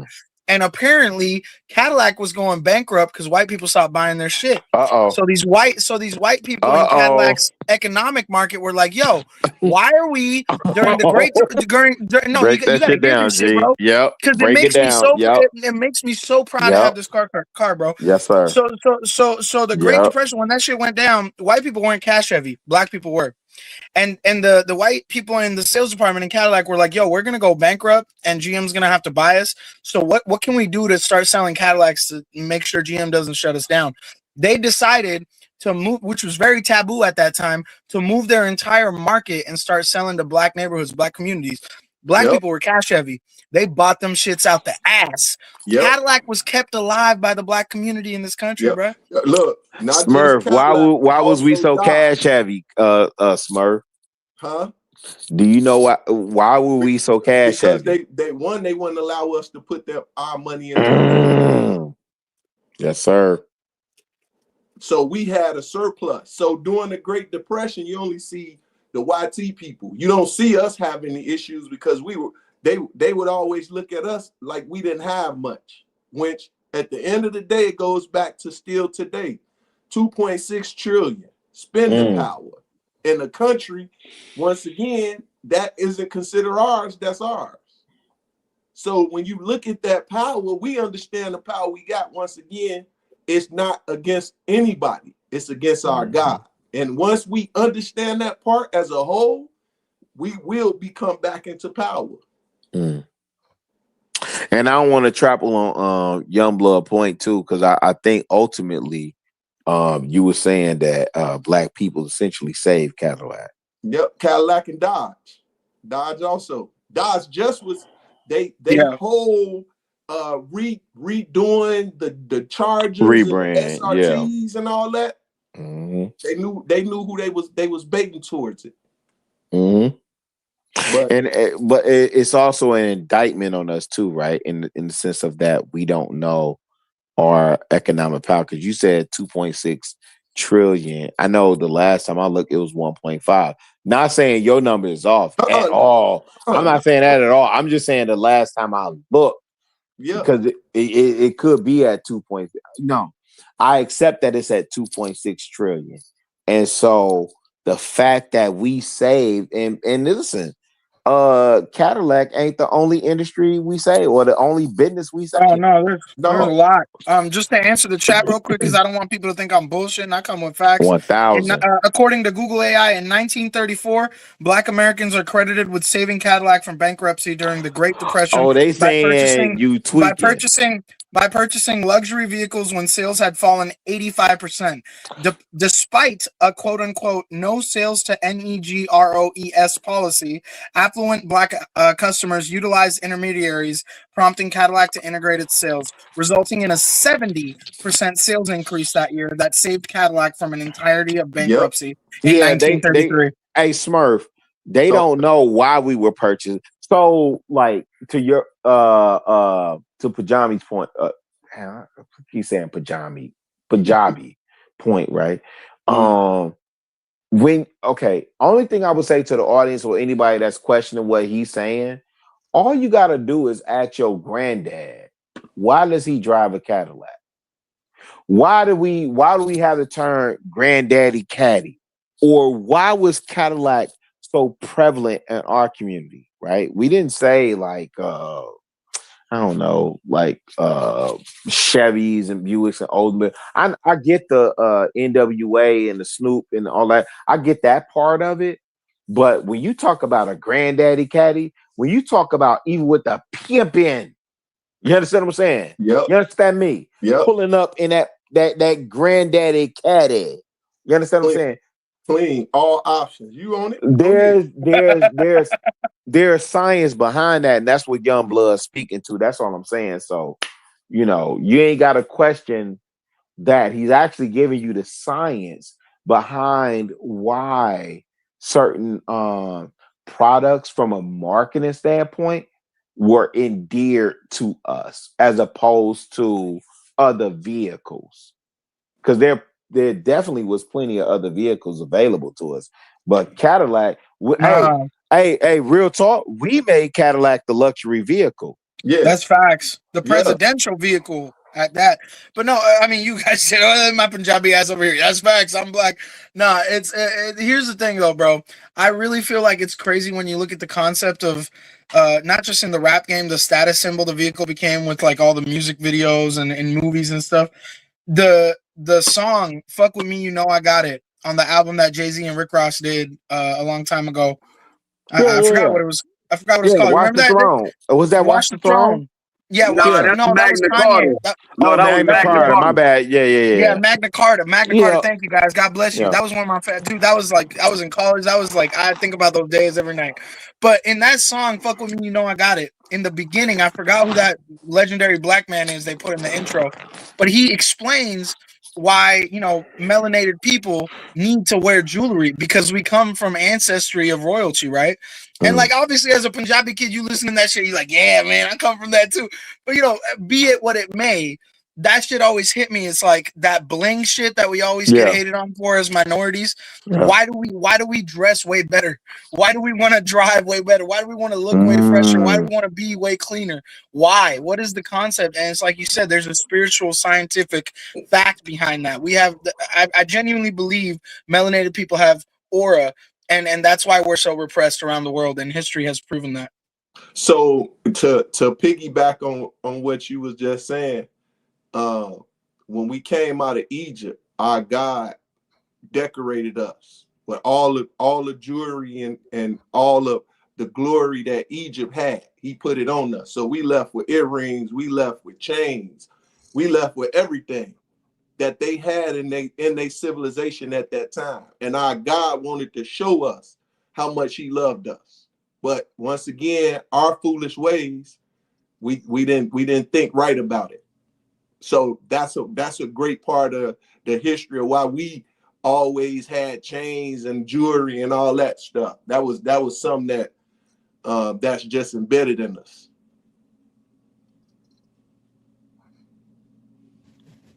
Yeah, man. And then there's always this stigma too, like especially with my culture. There's always this stigma. These folks stink, man. Have you seen the street food in their country? Shit like that. And oftentimes, I find myself surrounded by like people that don't look like me, that don't shower all the time. They don't use a rag or a scrubby when they shower. Like it's quite evident by the body odor mixed in with the fucking deodorant, whereas I'm like showering in the morning, showering in the night, because I've been taught godliness is next to cleanliness. These are things that are taught through us thousands of years ago before any church pastor taught them in the colonized world, so it's really insulting in that sense, but I got to take it on the chin. Yeah, that's a fact.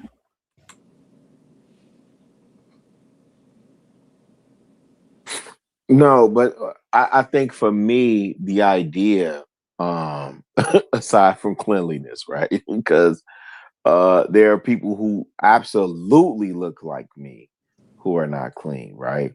But I don't deny them as a comrade or my brother in arms, right?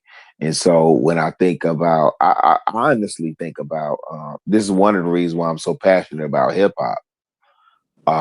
Because it is the one. Russell Simmons said this years ago. As a culture, it is the one unifier. If you go research the origin of hip hop, you really didn't know who was doing graffiti. It could have been black, white, or Puerto Rican, right? And it was just because of how New York was structured. I mean, certainly when you think about rapping, you thought Puerto Rican and African American for sure. That's a fact. You didn't think about, and I'm not talking about Beastie Boys. I'm talking about before the Beastie Boys. I'm talking about Prince Whip a Whip with the Cold Crush. Like, Damn, you're putting me on tonight, bro.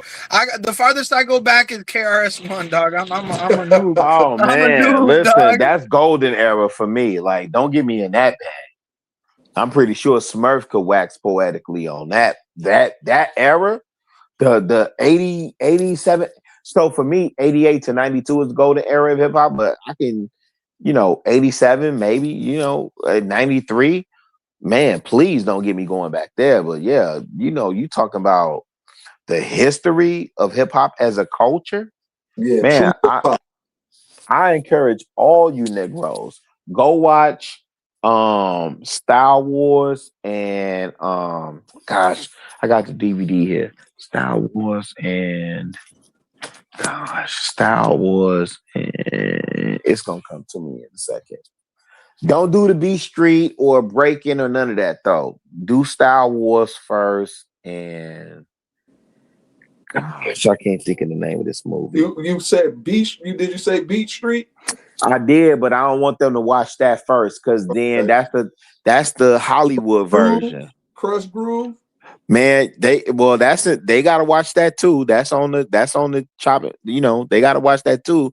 But that's still Hollywood. It's the one before. It's dang. Stop. Hold on. I'm gonna have to go in here and look. I didn't want to go in my laptop and look, but it's Star Wars and because it's Lee Quinones. Lee Quinones was in what movie? There's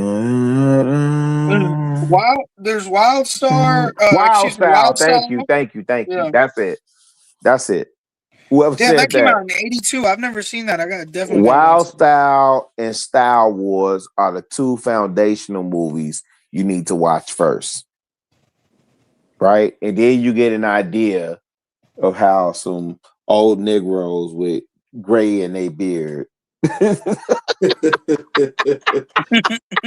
talking this hip hop, talking about this Busy B and Kool Moe D and Grandmaster Caz. Since we talking about and it, we the got Cold OGs. Crush. Since we talking about it, and we got OGs on the panel, we got Brother Harwin, who's obviously super knowledgeable on these ancient, esoteric, and illusions that have been created for us topics. I'm a huge conspiracy guy, right? I mean, you guys hear me say it all the time. God, body, Illuminati. I'm a huge 5% guy. I really believe that human beings are.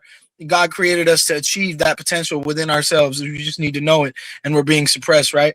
So, what do you guys think about hip hop having this kind of like, you had Rev Run, you had KRS-One, even you could even go to like the era of Bone Thugs, right? You had these artists that were wholesome, and then you had like prior to Bone Thugs, obviously the gangster rap movement. Dr. Dre started all that, and then it, Eazy-E, and then it moved into what it is today with Dirk and our brother who got assassinated, but was also known for being very violent himself. I forget his name, the dude with the dreads, Lil Von or whatever. So it's like, what do you guys think about that? Is that something that the government actually, like, the real Rick Ross talks about how the CIA on Joe Rogan, by the way, one of the most mainstream podcasts, how the CIA trained him to do that shit and put that into the community.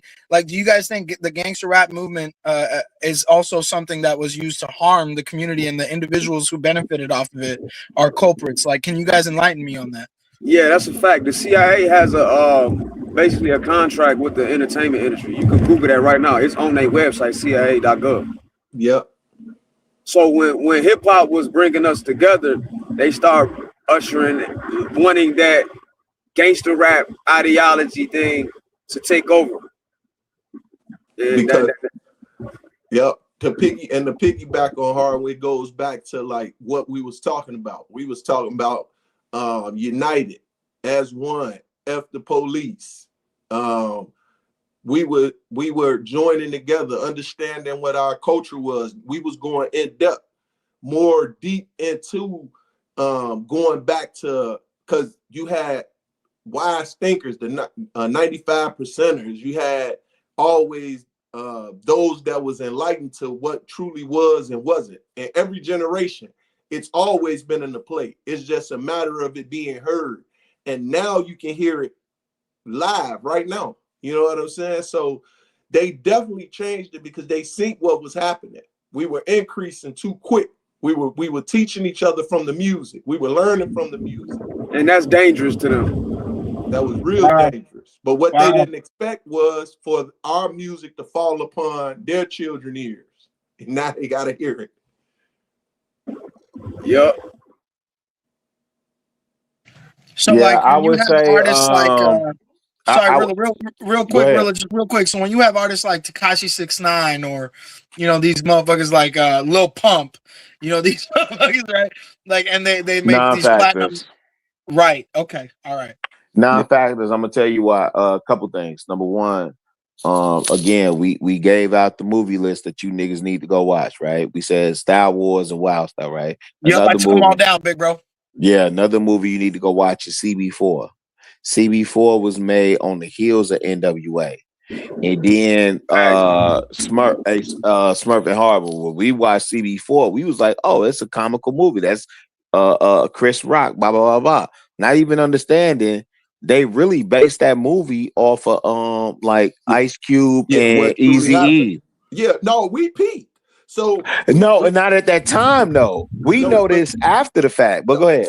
No, what the reason why I say we peaked and because we were brought up with the 5% of mindset. You know what I'm saying? So we was already great. Dang, I was about to go back to that too. Yeah. So I'm associated. You're not affiliated. I'm associated. I'm affiliated. So we had laws in place. Yeah. And our laws go off exactly what we're talking about now. Love, peace, you know what I'm saying? Family, all our laws were structured on that. So you couldn't, when Rilla say, I couldn't just go and touch somebody, right? I had to get permission to touch somebody. You know what I'm saying? So we had those things to govern our communities. And once again, it was put into play. So we had the Black Panthers that came here and sat down with our leaders and was breaking down how we can get the government funding and the non-for-profit. So we literally was building our own parties here in Chicago. And they didn't like that. That's how Harold Washington got into become the mayor of Chicago during the time where it was once again prejudice. But they had no other choice because we were great thinkers and we were shorties. Now that we think about it, we like real life. We was 11, 12, 13 years old running this city as shorties. And the oldest of us maybe in their 20s. You see what I'm saying? So when you're talking about a group like that, like you're talking about Gen X, we was different. We was already rebellion. We was already standing up against the police and fighting against a lot of things that we didn't agree about. And it was because of the music that we listened to. You know what's crazy about that, Smurf? And really, I know you're going to fuck with this. Hardware, you too. So it's like I've told you guys, like a lot of people say shit online, but I'll give you proof. And a lot of times it'll be uncomfortable because I'm going to keep it real. I'm going to be honest. Honesty always helps me in my life. Like I said, I got a lot of mentors, a lot of friends in this community. That's why I'm always trying to engage, whether it's online or in real life. I have a black German Shepherd named Athena. She just turned 11, right? I got her from a breeder that breeded them specifically for canines, like the cops, you know? When I got this dog, he was like, "Are you sure you know what you're getting into?" I was like, "Bro, my dad's sick." At this time, my dad was a double amputee on dialysis, diabetic, you know, running two businesses, a restaurant and a store. This man needed me. So I'm depressed. I had to leave all my shit, help him out. I'm not making as much money as I can, you know, not doing my thing in LA, coming to help family out and shit. And I had this black German Shepherd, bro. And I would raise it here. Got all these fucking white people where my family lives up in Northwest Washington, you know, above Oregon by Canada. So y'all already know what it is. Outside of Seattle, outside of King County, named after Martin Luther King, there's not a lot of diversity in that state. So, you know, like it's just basically white people, you know. So my dog was used to a certain kind of, you know, ethnicity per se. Now, it never had any interaction with human beings that were melanated, even darker than me. When I would take it down back to SoCal and meet up with my friends from school and shit, a lot of them are black, this fucking dog will get aggressive. I'm like, yo, what the fuck? I gotta put this dog in another room. I gotta give my friends a treat, get them to get the fucking dog a treat. Yo, Athena's one of the most amazing dogs ever. Once you're cool, she'll take a bullet for you. But having no experience, but her genetic, you know how they say, scientists say babies, why are they afraid of the dark? Why are they afraid of growling sounds or hissing sounds? Because their ancestral memories of surviving and fighting those things is embedded in their DNA. So without having experience, you have a bias for certain environments. My German Shepherd that was probably used to bite all these people during the civil rights era has that DNA embedded in it, bro. So like, I'm over here going, why is my black German Shepherd trying to attack my black friends and nobody else? What is going on? So I'm like doing my research, you know, I'm trying to figure it out. Well, what dog was used to fucking attack black people in America during the civil rights era, bro? German Shepherds. German fucking Shepherds, big bro. The littlest things, right? Straight up.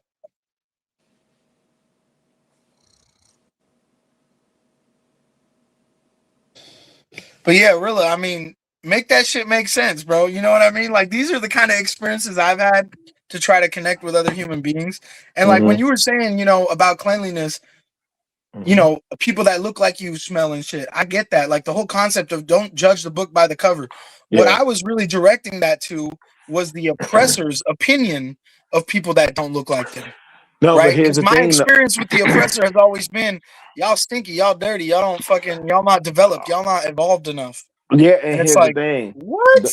Here's the thing for me, right? I'm not gonna let an outside force tell me how I should view somebody that looks like me and has a shared experience. That's the only You thing I telling me was that saying. never fucked with you, bro? You're like, you're 52, I'm 32, right? So Mm-hmm. like my whole life, I was talking to Sudanese, bro, before he left. Why so serious? The Mm-hmm. 9/11 thing. My whole life has been trying to keep up with these motherfuckers, trying to prove to them I'm not the enemy. I'm paying my taxes. I follow the Man, law. You know I what I'm can't. saying? Yeah, I can't. Oh, man, I don't know how to say it.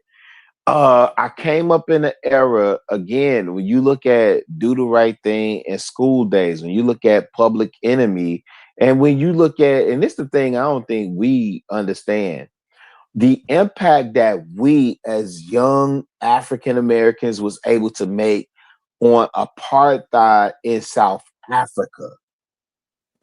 Yo, we were some powerful mofos, man. And so I don't know how they let us, I don't know how we let them get us into this FBA trick bag, ADOS, all this. I'm against you, you against me, because I don't know.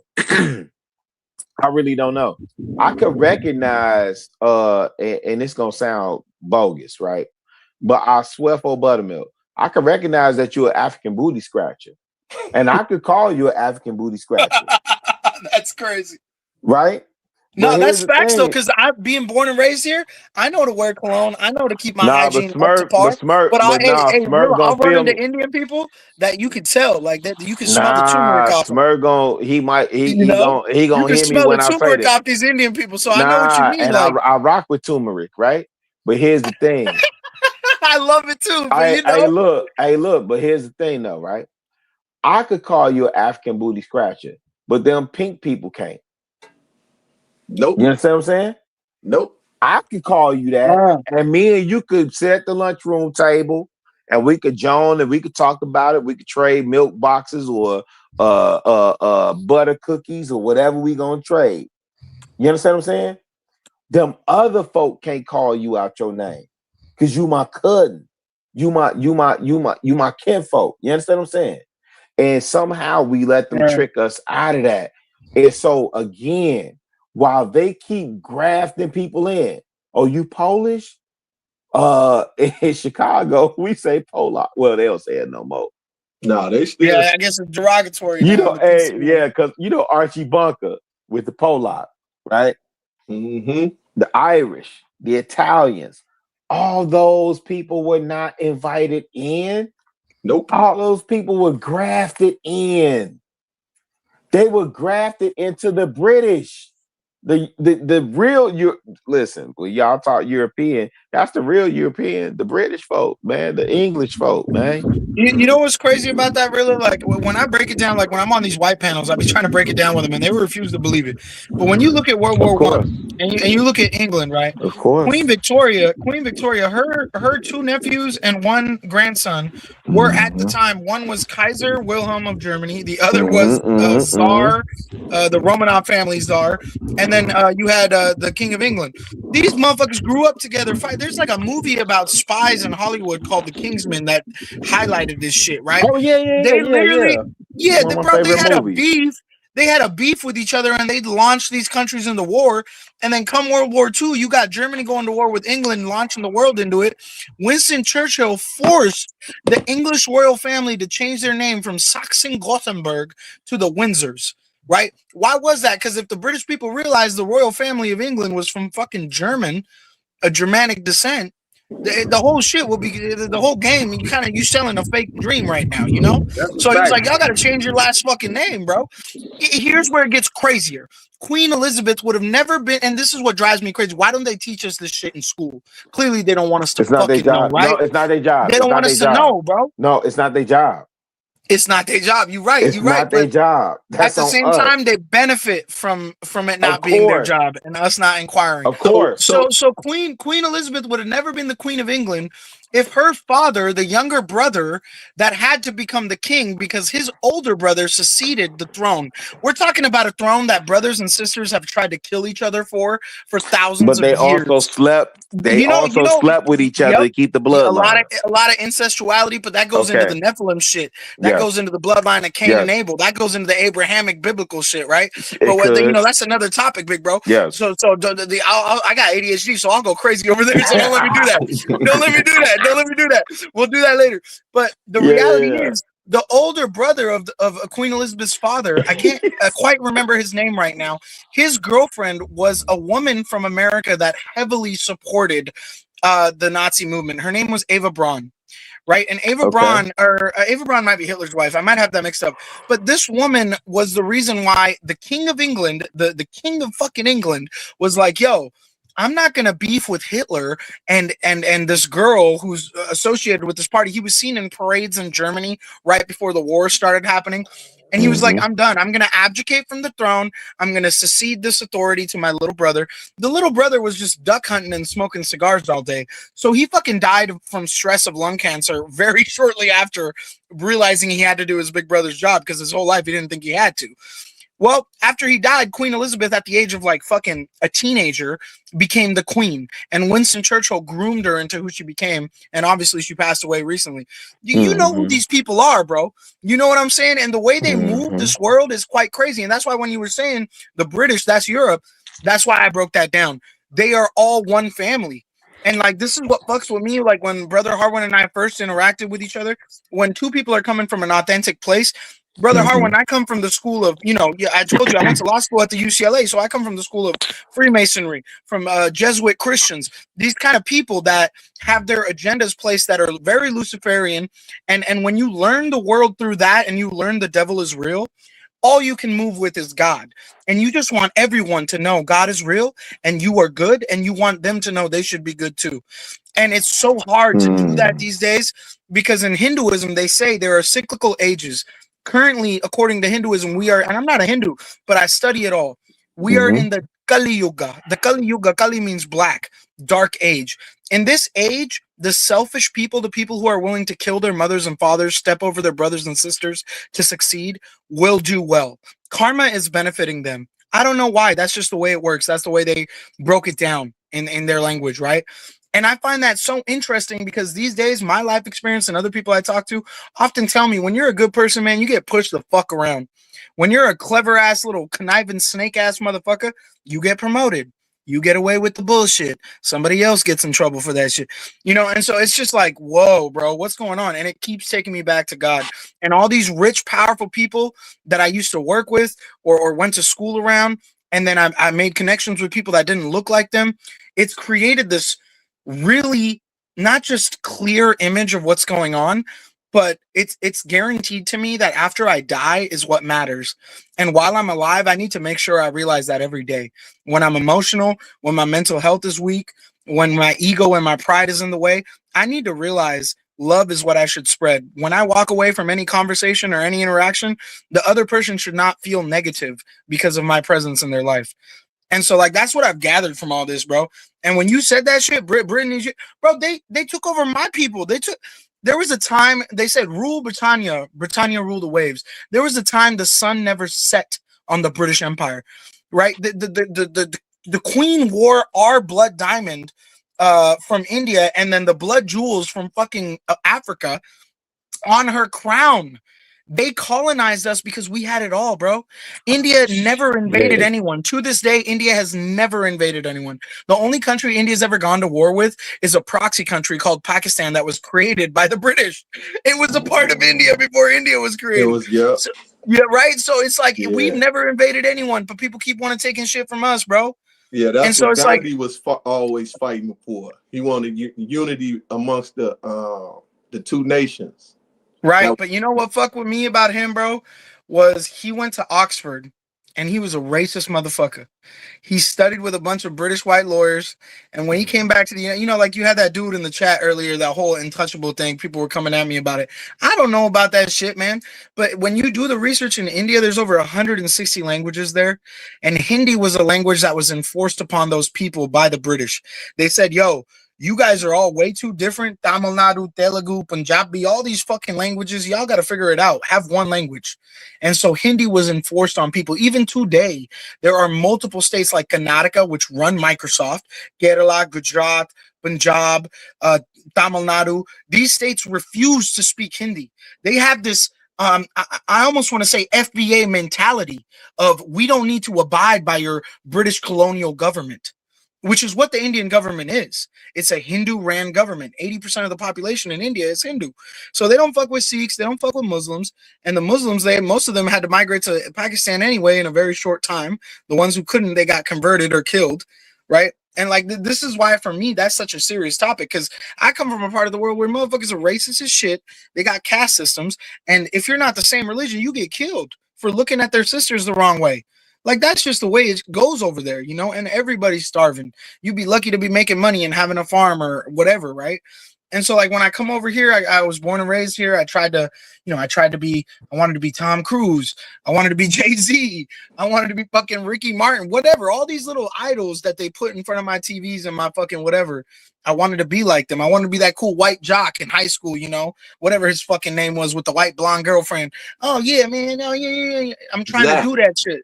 You know what I'm saying? I'm trying to be the people. Like, it wasn't even just the fucking black people I made friends with, the raza too. Latino people have shown me mad love. They're more like Indians than black people are. But what I've realized between Latino and black people is Latino people, they don't suffer from the same level of racial discrimination that black people have out here. So they're very similar to Indian people in the sense that they're very cliquey. You come to one of their quinceañeras and you look at one of their cousins sideways, the whole group of male cousins is fucking kicking you out and letting you know they're gonna kill you if you ever show up around their house again. You know what I'm saying? Same thing Punjabi motherfuckers do, right? Same thing Muslim motherfuckers do. When you kicking it around black folks, I dated a lot of black girls. I brought a lot of them home. Mom and dad wouldn't like it, and I'd have to fucking deal with that, and it killed me, bro. So it's like I told you guys earlier. I don't know if a lot of you guys were on here. I know Harwin was maybe listening or on here, but I ended up marrying an Indian girl because that's what the family fucking decided for me. It worked out. I have kids, yada yada yada. But that was a complex conversation in itself. The reality is, for me, I have only found inclusive environments amongst struggling people, and in the United States of America, nobody is struggling more than what they are identified as African Americans. So of course, you educate yourself, you try to learn, you go, hey, how do I da da da, and then like you run into people online, and that was like, honestly, brother Harwin, that was kind of like where that all really came from, because every black person that I've looked up to in my life, in real life or online or through the TV, they've all kind of told me self-empowerment is the way to go. And when Black Lives Matter happened, that was crazy. That whole situation was fucking crazy, because at that time I had not just my cousins, my friends, white friends. It was fucking weird. Like, most of these white towns that have no black people living in them, you got more Black Lives Matter signs up on the lawn than anywhere else. But then you go to these towns where there's actually black people living next to white people, you don't see as many. So it was like an interesting thing as someone who travels a lot to notice during that time of civil controversy in our country. And I was like, bro, this is fucking wild. My black friends are like asking me to have loyalty to their cause, the real radical black friends that were like, yo, bro, you talking to these white folks, you better unfollow all these white people. I'm like, yo, chill. Like, come on, dog. Like, my dad has a fucking corner store. He always told me if they love Republicans, they love Democrats, it don't matter. They're buying your beer, boy. You shut the fuck up and you say, thank you, come again. You know what I'm saying? So, like, I'm very, like Big Bro was saying, neutral. I'm not affiliated with any political thing. My family just showed up. I don't got any beef with any of y'all. Just buy the beer and leave, type shit. And so, like, for me, it's really become this whole thing now where we've been so polarized as a population that a white person, a black person, a white person, an Indian person, a Chinese person, an Indian person, a Mexican person, a white person, it's all just fucking uncomfortable as shit. I'm going to Chipotle, I'm going shopping. I don't want to talk to anybody, bro. You know what I mean? Because I don't know what I might say that might offend someone. And it's crazy that that's where we're at right now. We've let them control us to this point because, like you guys were just talking about, there was a time in this country where we could make racial jokes and connect off that. You know what I'm saying? Like Grape Tea earlier in the chat was saying you'll never be invited to I bet Grape Tea, I got plenty of residual invites to cookouts. And every time I go to cookouts, we love talking about chicken. That was the thing we connected on. Butter chicken, tandoori chicken, barbecue chicken. It don't fucking matter. It's chicken, man. You know what I'm saying? It's a joke and we love it and we connect off of it. All these racial jokes were a thing. All of this hip hop music, it connected us. But now it's like, you got to be a certain thing to be a part of a certain thing. And I feel like the only people benefiting off of that are the less than 1% that we are all being impacted by. I really believe that shit, man. And I wish I was able to like connect with everybody and just get in their head for 5 seconds and just let them know what I think. And I know, I really believe this shit, Harwin, Peace, Merv, Rilla. Trey's probably sleeping, but Trey too. I really believe this shit. The world would just instantly change. You know, it's the whole concept of free will. If God just popped up and was like, yo, I'm real, everybody would change. We would all be like, damn, he's real and he's watching us. We better fucking do what we need to do. Let's grow off the earth. Let's help each other. But instead, he's being questioned. His existence is being questioned and people can't agree on anything. We're all so selfish. We want to take from each other. And who's suffering the most? The ones who have nurtured this earth and created this civilization that we now call the Western world. Like, you know, like these people taking credit for the West are not the people who brought the West here. We didn't have potato famines. We didn't have rat plagues. We didn't have to drink wine because water was poisoned. Y'all understand that, right? Like when Chinese people drink alcohol, they get red in the face. Indian people drink whiskey too much, bro. They get diabetes because we didn't do that shit. We didn't even eat meat in India, bro. We thought that shit was haram. You know what I'm saying? Like, you only eat meat when you can't get a fucking not rotten vegetable to eat off of. Why would you kill a life form? That's but in the book now of it's like, Genesis. yeah, bro, it's fucking crazy. They say So fruit it's should like be I for see meat originally. my mom never eats meat, bro, but she'll cook it for me. You know what I mean? I'm like, yo, try this chicken, it's fine. No, but you're never gonna convince me chicken's not good. You're never gonna convince me steak's not good because I'm American. Let me say this real quick, and I'm gonna let y'all guys go. I'm gonna give me a nappy, and I got a meeting at 12. So I want to say you are correct when you say that. But check this out. You love God, read the Bible. Go to the book of Daniel and Revelation, right? And read it more than once. But we are in a time that he prophesied certain things to come to pass, and they come into pass. So whether people believe it or not, this is a test in order for you to become God. And it ain't gonna matter about color, race, or creed, or gender. You better understand what he asking, and you better do what he tell you to do, because the next time he ain't coming as a lamb to be sacrificed. He coming to sacrifice people. He's coming back with vengeance. Yeah, and honestly, brother Smurf, just so you know, I've read the Eritrean Tawedo Orthodox Bible. I've read the King James Bible. What I've learned from the Christian message is simply this: Jesus Christ came down here to prove to us how to live, and he was crucified for it, and he still told everyone, he still told his father that we should be forgiven because we don't know what we do. The Muslims, out of the 3 Abrahamic religions, I always argue with people on white panels about this. They just refuse to believe it because they're not educated enough, I guess. But the Muslims actually believe Jesus is going to come back too. The Muslims actually believe the most important prophet was Imam Mehdi, which translates to Jesus Christ. Jesus Christ is a Latin term. His real name was Yeshua ben Yosef, right? He spoke Aramaic. He spoke Arabic. He spoke languages from the Middle East. He probably looked more like me, Harwin, and Peace Murph than any picture we've seen of him in any church. So, like, when you start to realize these things and you realize Muslims just disagree on Christians on the concept that they don't think God would send a form of himself to be crucified on earth. That's it. That's the only disagreement. And then the other party out of that Abrahamic religion, you guys, we call them the small hats or whatever. They don't even consider Jesus a figure of importance, let alone the Messiah. They actually are waiting for their Messiah, the Messiah. Yeah, they can't because they're not us. So amen. When you pretending, amen. You know what I'm saying? Talk to me. Add Malachi chapter 4 to that. Oh yeah. I would tell him to read the whole thing, but I wanted him to go to the end time. Oh so yeah, that's why I threw that in there. That's why I threw that in there. Talking about the apocalypse? Yeah. The time we okay. Do you think one of the four horsemen has already arrived, or you think it's way long? Not yet. Not yet. We Okay. gonna know when it happens though. You gonna know. Yep. So I'm gonna let y'all go. Love and respect. Y'all be safe and be wise. I'll let y'all on the next one. Peace God out. bless you, brother Smurf. Peace. Damn, shit's dying down. I'm gonna head out, fam. Are you leaving too, Harwin? Yeah, man. All right, brother. God bless you, man. I'm sorry I got on your nerves, bro. I hope you can see my side one day. I never not seen your side. I was trying to tell you that. All right, bet. Well, then, if that's the case, I apologize if I acted immaturely and misunderstood or misconstrued what you said that night. I really hope you understand I'm very passionate about this shit. If what you're saying is something I can achieve, I would do it. And I want to figure it out. So I'm crazy about that.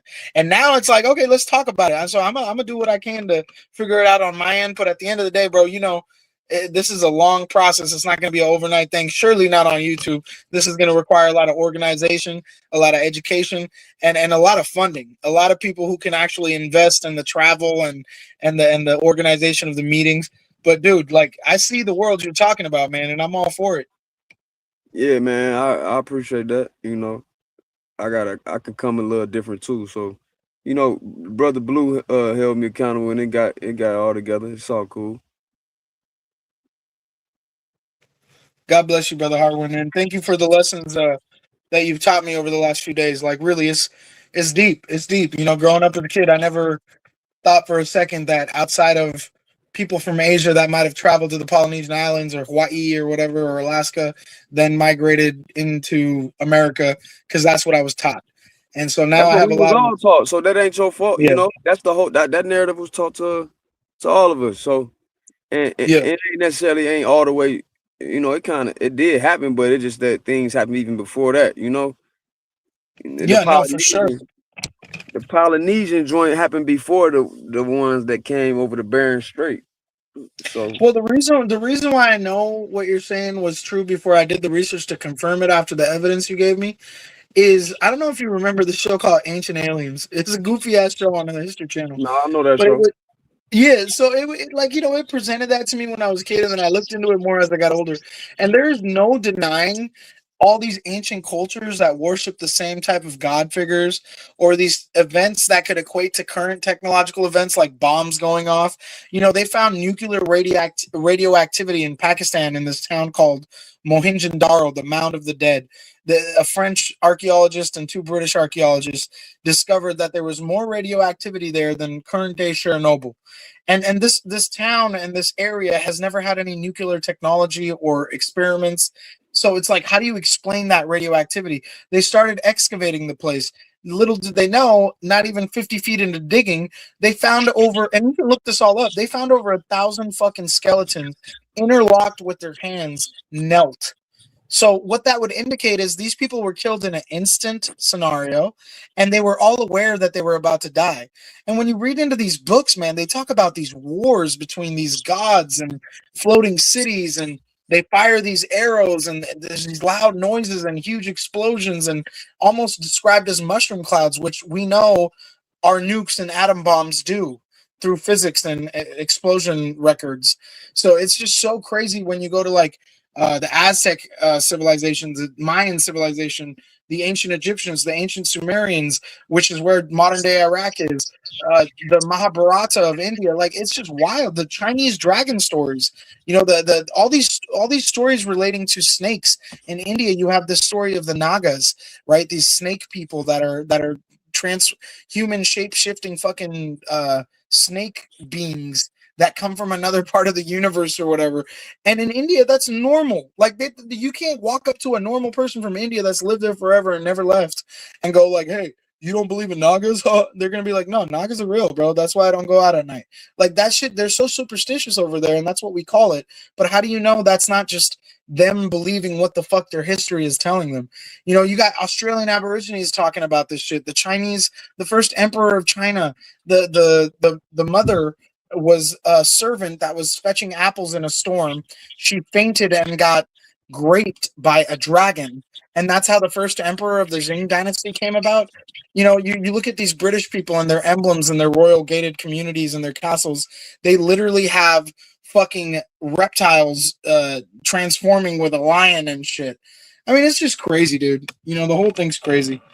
Harwin's left, but there's a deep history that we have been told is just superstition, and none of it's fucking real. It's just a bunch of people that happen to come up with this bullshit and somehow got us here. Like they built sewer systems. Like where? Okay, so like you research, where was the first sewer system in human civilization? According to mainstream theology, what they tell you is archaeology, excuse me, is that the first sewer system was in ancient Sumer. Okay, what did they speak at that time? They spoke Sumerian, right? What the fuck did the Sumerians say? What are the earliest manuscripts we have of any written language? It's the Sumerian tablets. People like Zacharias Sitchin transcribed them, Eric Van Doniken, and a bunch of other motherfuckers. And what these Sumerian tablets say is that the Anunnaki came from above and interbred with apes on Earth and created humans, upright, less hairy human beings with thumbs and shit, which is what we are, Homo sapiens. So like you're like, okay, what the fuck is the Anunnaki? When you try to translate that, the best translation we have of that is those from heaven that came. Okay, well back then, did they understand what the sky was, what the atmosphere was? Probably not. So anything above was the heavens. So you start to break this shit down and you're like, oh my fucking God, this is crazy. They are saying people that were above them like floated down or flew down and then interbred with their species and created this new race of people. And then they assigned, this is literally in the Sumerian tablets, they assigned royalty before they left. So you're like, okay, what is royalty? Why do kings and queens get anointed by God through the blessing of God or whatever? How did these families even come about? And like Brother Rilla was saying earlier, you got a lot of incestual history with them. They don't like spreading their blood around. You get this term, the old blue blood terminologies and shit, right? So it's really just a super common sense point of evidence when you start to do the research. And oftentimes, most people don't understand this. The Finokian, like all these Madame Blavatsky, Aleister Crowley, all these fucking people that have helped to shape the elite's philosophy over the years, these people literally are saying that you hide it in plain sight and you won't be held accountable. So their whole game is when the end times comes, when apocalypse arrives, our scapegoat argument is going to be, it was always in front of them. It's not our fault they never realized it. But like, yeah, sure, it's in our movies. We see the checkerboard floors. We see the, the eyes and the people, the celebrities throwing up the symbols. We see all the shaming rituals, the fucking weird shit with all these celebrities when they become famous, all the things they got to do, how much they change in a short time. All this stuff, we see it, but how do you actually know what they're telling you unless you're aware of all these things, which require you to research all of this shit?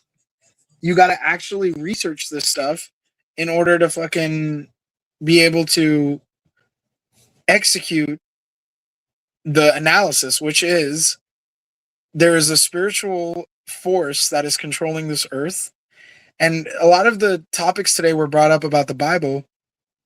You have to understand, like, whether it's in Islam, I said this the first time I was on Trey's channel, whether it's Islam or Christianity, the two religions have a very similar story about Lucifer, Iblis, Satan, whatever you want to call it. The concept is that these eternal beings were made from flame far before we were. And when the Creator created us, he created us out of ashes, out of dirt. You know how like Christians say, from dust we come, from ashes to ashes we go. So human beings are built from the earth. We're built from dirt. We're built from the soil. In the biblical references, they don't really break down the exact story, but in Islam they do, which is fascinating to me. So in Islam, what they tell you is that Iblis, when Allah, which literally when like all these Christians are going F Allah and shit, they don't even realize all Allah means is God. So they're literally saying F God. Like, do you understand the hypocrisy in believing in God there? So it just goes to show how ignorant people are these days when they say shit like that, or say horrible things about the Prophet of Islam, and like they expect their religious leader to be revered. It totally defeats the purpose of what God wants. I'd imagine anyway. So in Islam, it states that when Allah, God, created human beings, created Earth, he commanded the angels, the frishtes in Arabic, to watch over and protect human beings. At this point, free will was not determined. Like, free will wasn't even a thing. Us having the ability to do what we want was not even in the picture. So all of the angels bowed, but one didn't. In the Bible, it literally just says a third of the angels revolted. But in the Quran, it says that all the angels bowed except for one, and that was Iblis, who we know as Lucifer in the Judeo-Christian references. Lucifer was the most talented angel in heaven. There's references of him in the Torah and the Old Testament where when he would stop to play music, all of the heavens would stop and listen.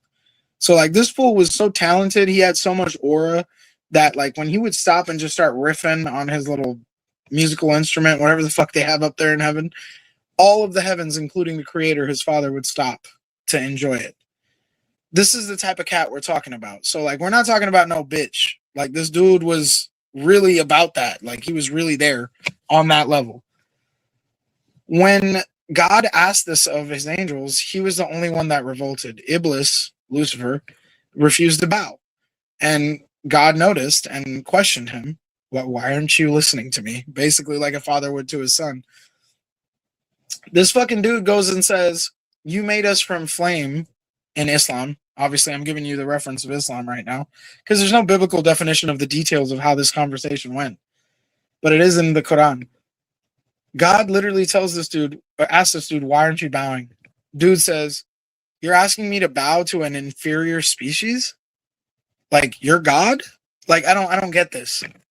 How are you qualified to be in the position you're in if you're telling me to serve that? No. And after he did that, a third of those angels also stood up. So that's where you get that story of a third of the angels were fallen in the Bible. A third of those fucking angels also stood up. So what that meant was it wasn't just Lucifer who had an issue with this command. A third of those angels did. But they were afraid, just like how we talk about these issues in society today. Why won't the first 100,000 people step up and risk their career, their reputation, all this shit, so everybody else can make it? Because nobody wants to be that first 100,000, man. So this third of angels didn't want to do that. Free fucking will, bro. They needed a scapegoat. Lucifer was their scapegoat. Now they all got up. So now God's looking at literally not just one, but a third of his angels revolting against his command. So there was a great war according to the Bible. According to Islam, there was a great war. Obviously, God won. The fallen angels, why we call them, Los Angeles, the city of angels. What are the only angels on earth, folks? The fallen ones. They got sent the fuck down here. They got their asses whooped. They got beat the fuck up, and they got their asses kicked out of heaven. And Lucifer was their leader. But God had a deal with this man. He said, you go down there and you have dominion. And you prove to me that I'm wrong about them. Now, this is described in the Torah, in the Quran, and in the Bible too. But in the Bible, it's simply just God punishing Lucifer and the third of the angels that revolted after they lost the war, and then giving dominion over earth to Lucifer and his fallen angels. Hence why it says things like, the beast like a lion roams the earth, devouring the innocent. This is our world. Earth, if you're alive here, he is in charge. The one who hates God and hates you. He hates you, right? He has beef with his father, but he fucking hates you. And his whole game is to prove to the father that we're not worth being created. So how does he do that? And how does that bet even work? Go to the story of Job in the Bible. Who was Job? And I brought this up the first time I was talking to Harwin. Job was a very fortuitous man. He had a beautiful wife. He had a lot of kids. They were healthy. He had a very resourceful farm and property and home. The man was pretty much doing it. He didn't have any complaint in life. Lucifer came up to God one day while he was looking at Job, praying to God, being such a good, faithful servant, which was really why God was rewarding him with all this shit, because he was a good dude and he prayed every day. Lucifer said, the only reason he has this shit is because you give it to him, because he believes in you. The moment you take it from him, man ain't gonna believe in you. God was like, all right, yet again, I'll let you think you're right. Boom. Job's wife dies. Job's kids die. Ill, dead, gone. Shout out to T.I., dead and gone. The farm, the crops, they go bad. Nothing's growing. Mans can't sell shit. He goes broke. Does he ever lose faith? Does he ever stop believing? No. He continues to pray. And even as a homeless man without a family, he continues to pray. God gives him shit back tenfold, bruh. Right? These are stories. I'm not making this shit up. He gets an even more beautiful wife, an even smarter, healthier, more beautiful wife, even more kids, even a bigger farm, even a nicer home. And that was God's way of showing Satan, Lucifer, Iblis, that his creation is worthwhile. So it's like when you think about a parent that fucking, leaves on vacation with their wife because they've been working their asses off, and they tell their kids, hey, take care of this house while I'm gone. Don't throw any parties. And the kid knows, they don't got any cameras up in here. They're not going to be back for 4 days. They trust me.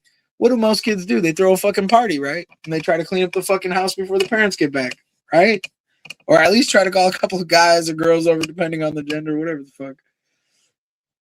So, like, that's how I look at this. If God can be vacant from our creation, then free will implores us to do the right thing or the wrong thing. And it's all in our hands. There's no influence on behest of the creator. And Lucifer's whole game is to throw us off of our ability to be what God wants us to be. So, like, this is the message I've received from all of these fucking, rivers that I believe really lead to the ocean, which is God. All these religious rivers lead to the ocean of God. That's what I say. So it's just crazy to me when I look at it like that. I'm like, damn, dude. Like, okay, the story of Adam and Eve in the garden. Okay, what happened there? The serpent. What was the serpent? Okay, you look at all these serpent stories and all these cultures. There's clear reference to reptilian type of entities that are inbreeding with humans. Interbreeding with humans. And now you're looking at this scenario where you have the snake that pulls up on the woman, which, we were talking about earlier, the gender wars with the black community. I mean, come on, it's funny. I was talking about the Joe Budden podcast, but that famous meme is literally from that Joe Budden podcast with that comedian talking about Adam telling Eve, oh, we got everything here, Eve. Life is good, pure ecstasy, nothing to worry about. I couldn't get any better than this. And Eve's like, I was still waiting for more. Right? Eve's like, it's not enough. And then they're literally doing a live podcast with this girl, with this woman, and all the men are laughing and she's not. And they're like, what, did you not get that? And she's like, I was waiting for more. Like, you cannot make that shit up. So, like, what happened in that garden? They were chilling. They were told to stay away from one specific tree, right? It was forbidden to them because it was the tree of knowledge. They weren't supposed to know those things, and they were told. But the tree had to be there because it was a part of a bet with greater entities. Well, Eve gets tempted. She takes a bite out of that apple. Wow, that knowledge is good. Wow, that power is good. She goes up to Adam. She's like, yo, bite this shit.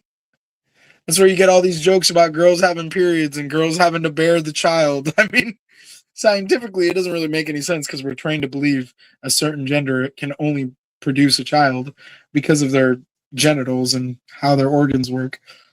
But it's just like, whoa, dude, like, that's crazy. There's literally a joke about that shit now. So then you're like, okay, the original sin, until, according to Christianity, Jesus Christ came, we had original sin because of that incident. Now, you might be wondering, what's so wrong with eating a fucking apple off of a tree, bruh? Why is that so bad? Now, Brother Harwin might say, Adam and Eve, they look like him. They look like more like him than me. But I look, at this point, I'm not invested in what color of skin Adam and Eve had, more so that we all figure out what the truth is before it's too late. So when that happened, we were then endowed with original sin. Free will was our test, and we failed. So we failed the original test, therefore we got the original sin. Now all these years have passed. The supposed Son of God, according to Christianity, came and left. The supposed Imam Mahdi, the prophet that will return, the Messiah, came and left according to Islam. And we are here now today after all these years. And it's quite evident that like most of the world is having to work way too much, make not enough. Property is getting more unrealistically affordable. Food isn't as organic as it used to be. In fact, I live in Los Angeles.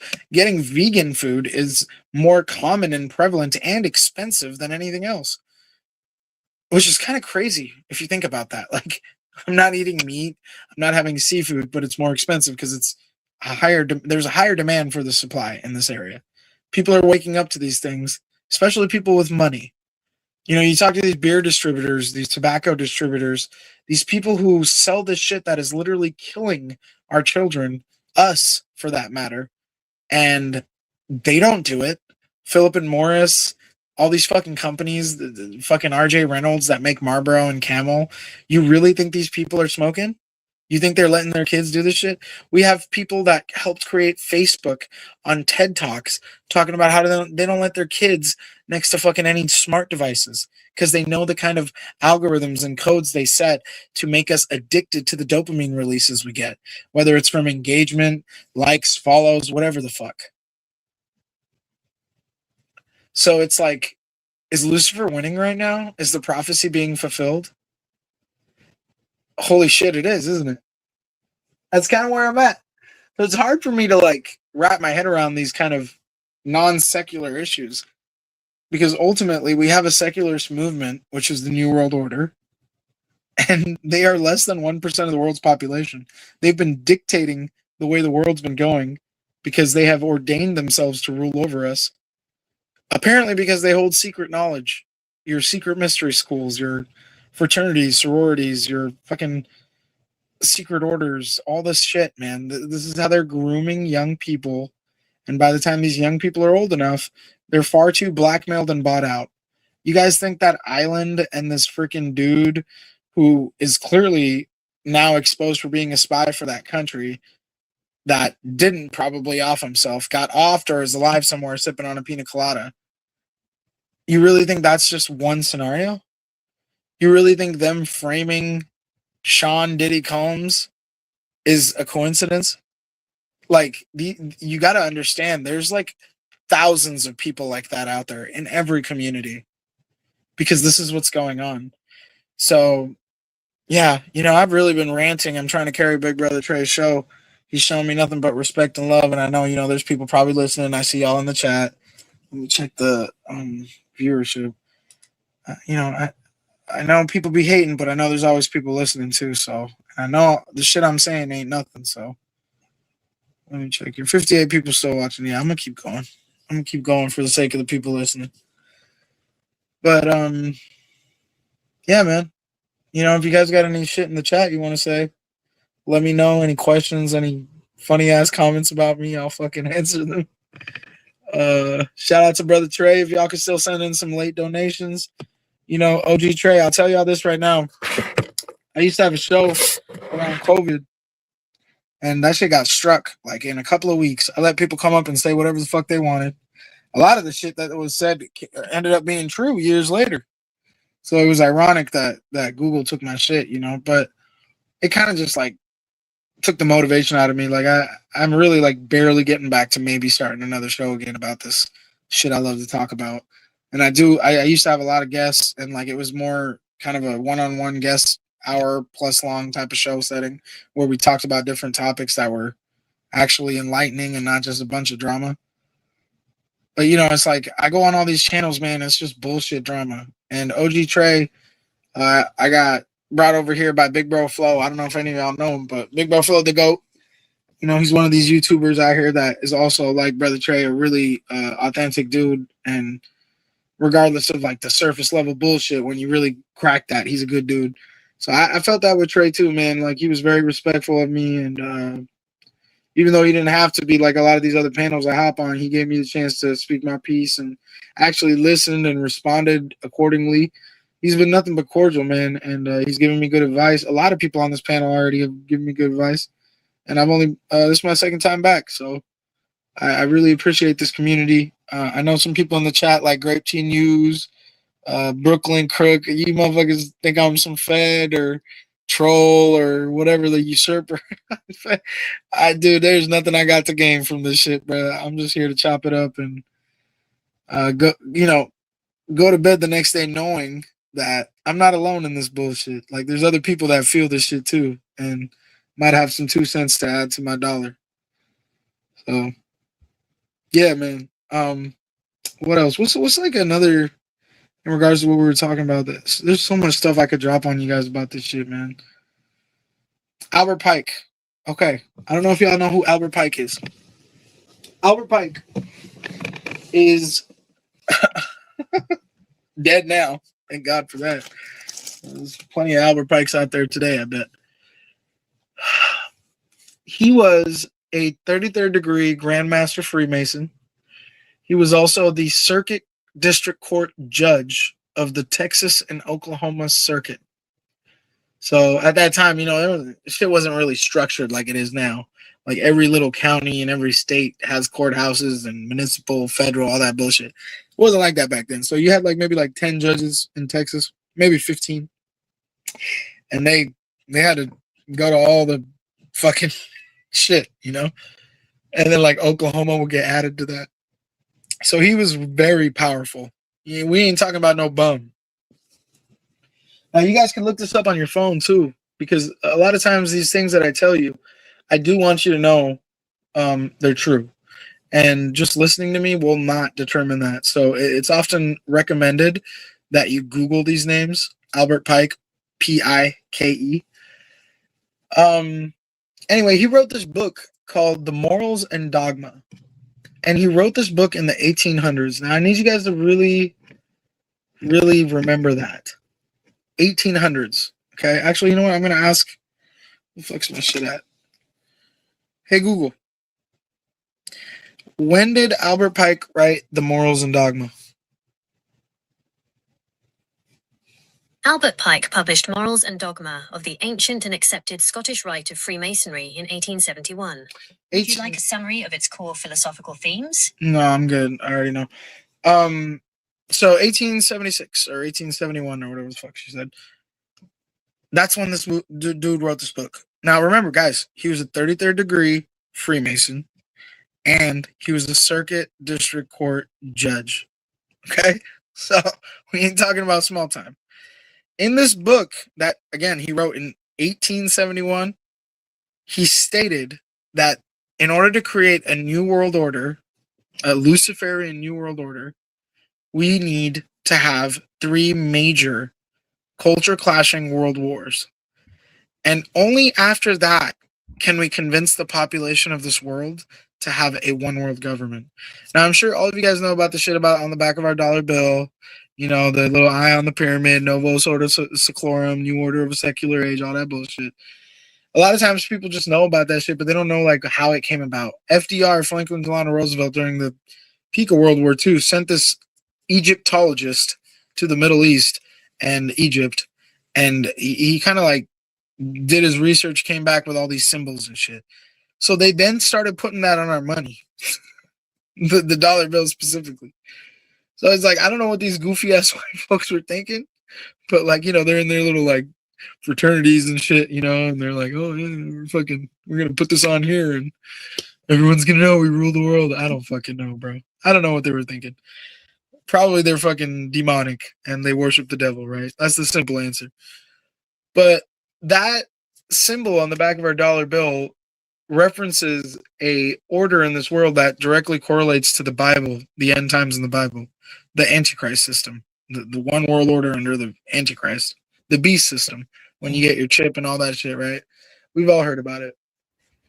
So you might be wondering, why is he telling me all this shit? Albert Pike wrote this in his book. He literally said this is how it's going to go down.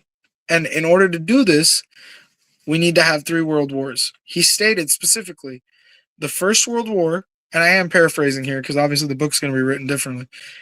The First World War would be created through having the royal armies create literally a false beef, create a scenario out of a scenario. And it would only be able to happen by a significant royal family member being assassinated. This is what he wrote in the book, guys, in 1871. So you're like, all right, well, let me check out World War I. Let's see what that's about. What happened? Why did World War I start? Well, it was between Austria-Hungary and Germany and a few other countries. And then a bunch of other countries got involved in Europe. But why did it happen? What actually caused Europe to go into a full-fledged war? At that time, the most industrious part of the world that probably could have gone without going to war. Could you imagine how the world would be right now if Europe never went into war? Europe probably would have still been the epicenter of the world's economy. Anyway, Archduke Franz Ferdinand got assassinated during a parade that he was doing. He had his wife and kids in the cart, horses, security. Well, he got shot. And he died. Archduke Franz Ferdinand dying is why all these countries went into war. And I explained to you guys earlier, Queen Victoria, she had her nephews, her grandson. They were literally all cousins. Kaiser Wilhelm of Germany, the Tsar of Russia, the Romanov family, the King of England, they were fucking cousins. So could you imagine Rilla, Trey, who was here earlier? Harwin, cousins. Like, you really think they're going to send hundreds of thousands of people to go die? That's the thing, bro. Like, when you're not a sociopath, shit don't make sense. These people are sociopaths. There's something missing in their DNA, apparently. So World War I happens. Now Albert Pike says World War II would be a playing ground for World War II if we could get this event to take place. For World War II, what we need to do is sacrifice the Jewish people. And when we sacrifice them, we have to rehome them. This is literally in his book. Not kidding. Morals and Dogma by Albert Pike. 1871.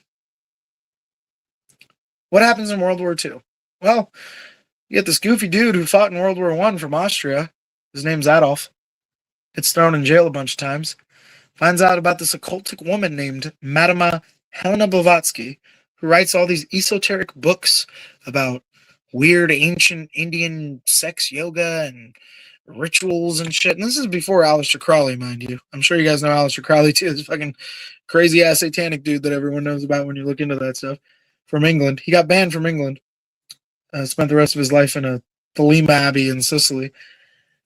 But Madame Blavatsky was like Aleister Crowley's mentor. So kind of gives you an idea of what this dude Adolf was getting into. Anyway, they were super obsessed with India for some reason. This whole Aryan connection. Their symbol was the symbol of peace and wisdom from a 7,000 plus year old culture's language. And they flipped it, took out the dots, which I guess was their version of saying it is the sign of distress to, I don't know, the aliens they believed in.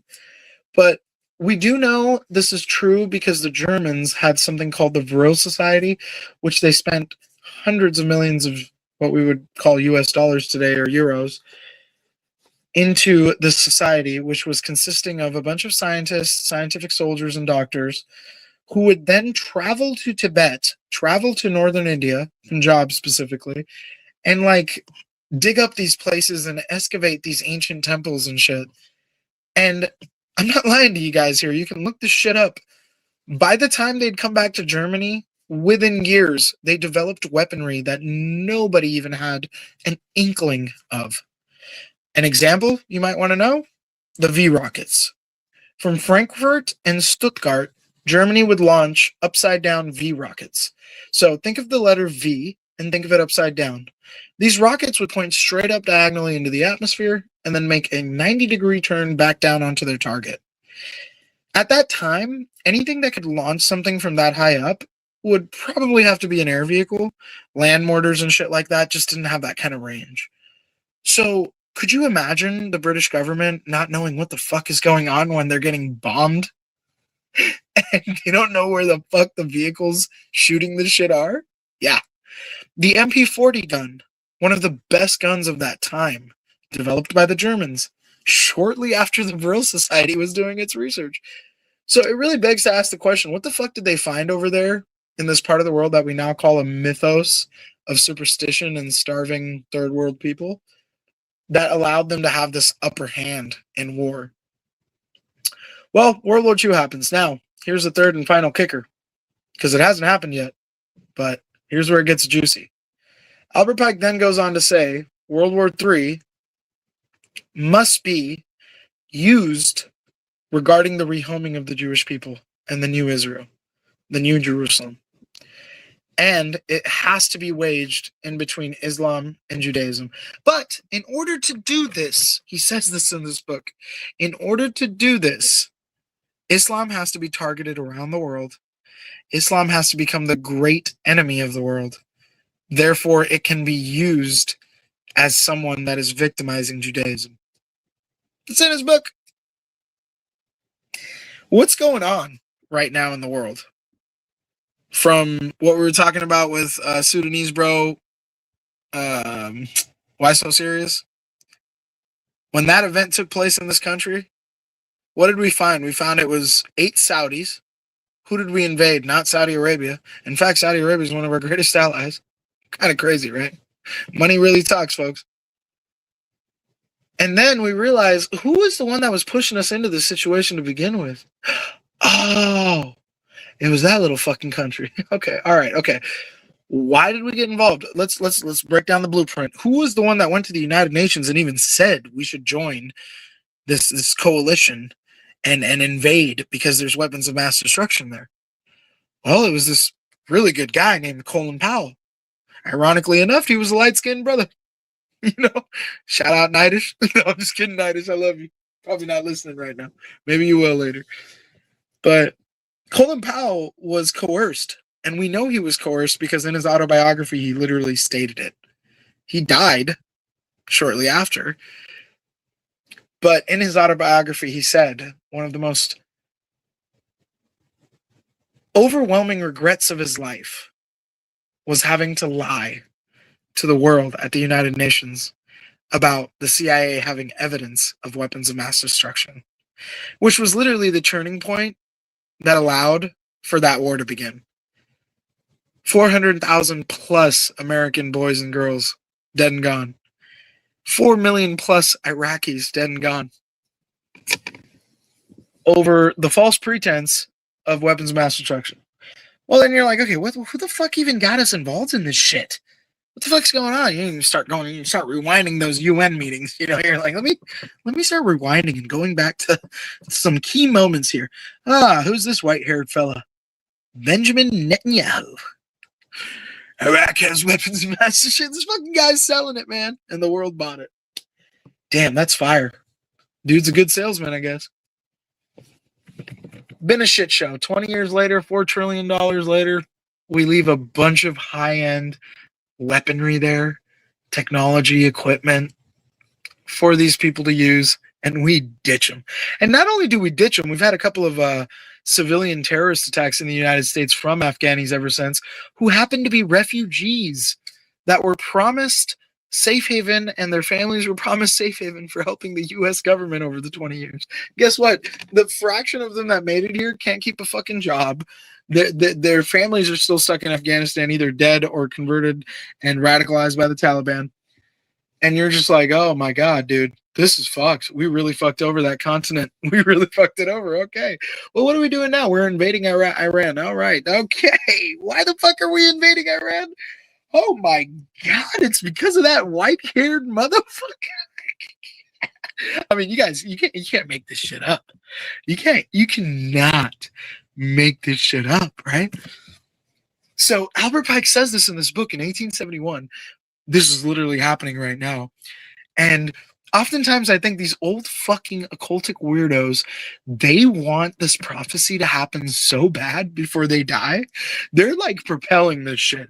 They're like, how can we get everybody to start nuking each other? What can we do to get this satanic sacrificial ritual so heavy that this happens while we're alive? And they're going gung-ho, and it's insane. From October 7th all the way to now, all the shit that's happened there, don't need to go into details. I'm sure you guys know. It's fucking wild. Okay, so let me go back to World War II. Let me go back to what Albert Pike said. The Balfour Declaration. What is the Balfour Declaration? The Balfour Declaration is a British military operation that was sanctioned and commissioned. At that time, it was the League of Nations turning into the United Nations. But after World War I, they created the League of Nations to prevent another world war. Obviously, that failed. So then you got the United Nations out of that. But what they had decided was, we need to rehome the Jews. We got to rehome them. These people have suffered enough. We must rehome them. Where shall we rehome them? What shall we do with rehoming them so they are never in this situation? Never again. That was the slogan created. Well, we had three options, folks. Here were the three options. You had Argentina, which is awfully ironic because over the years it's come out that there's a huge population of descendants of Nazis living in Argentina. I mean, you literally have towns in Argentina that have been documented on History Channel where you have blue-eyed, blonde-haired people speaking Deutsch. They don't speak Portuguese. They don't speak Spanish.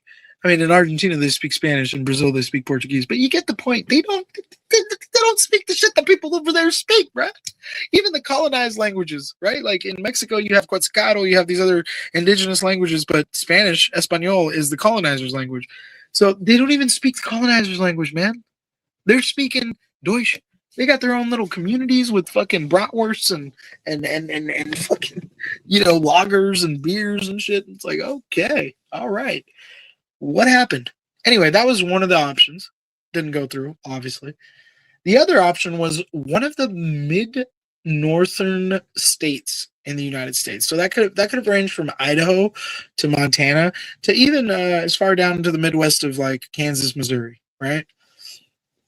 So, did that happen? Well, of course not. Where do you guys think they decided to rehome these people? Fucking Jerusalem. Jerusalem, we know it as Jerusalem today, but it used to be Judea and Samaria, right? Judea and Samaria is kind of where like Muslims and Jewish people have been living amongst each other for thousands of years until this guy named Moses was like, yo, I'm out. Let's bounce. And a bunch of Jews went. And then many, many years after that, you had the Ottomans who didn't like the Jews much and really, really wanted to get rid of them. And the Ottomans owned a lot of territory. A lot of the Mughals, the Muslim empires were huge back then. Most people don't accredit Islam with these things, but your algebra, your levels of geometry that have progressed, your calculus, all these like astronomical achievements we've created in space, if you believe in those things, right? It's because of the Arabic people. It's because of the Arabic mathematics system.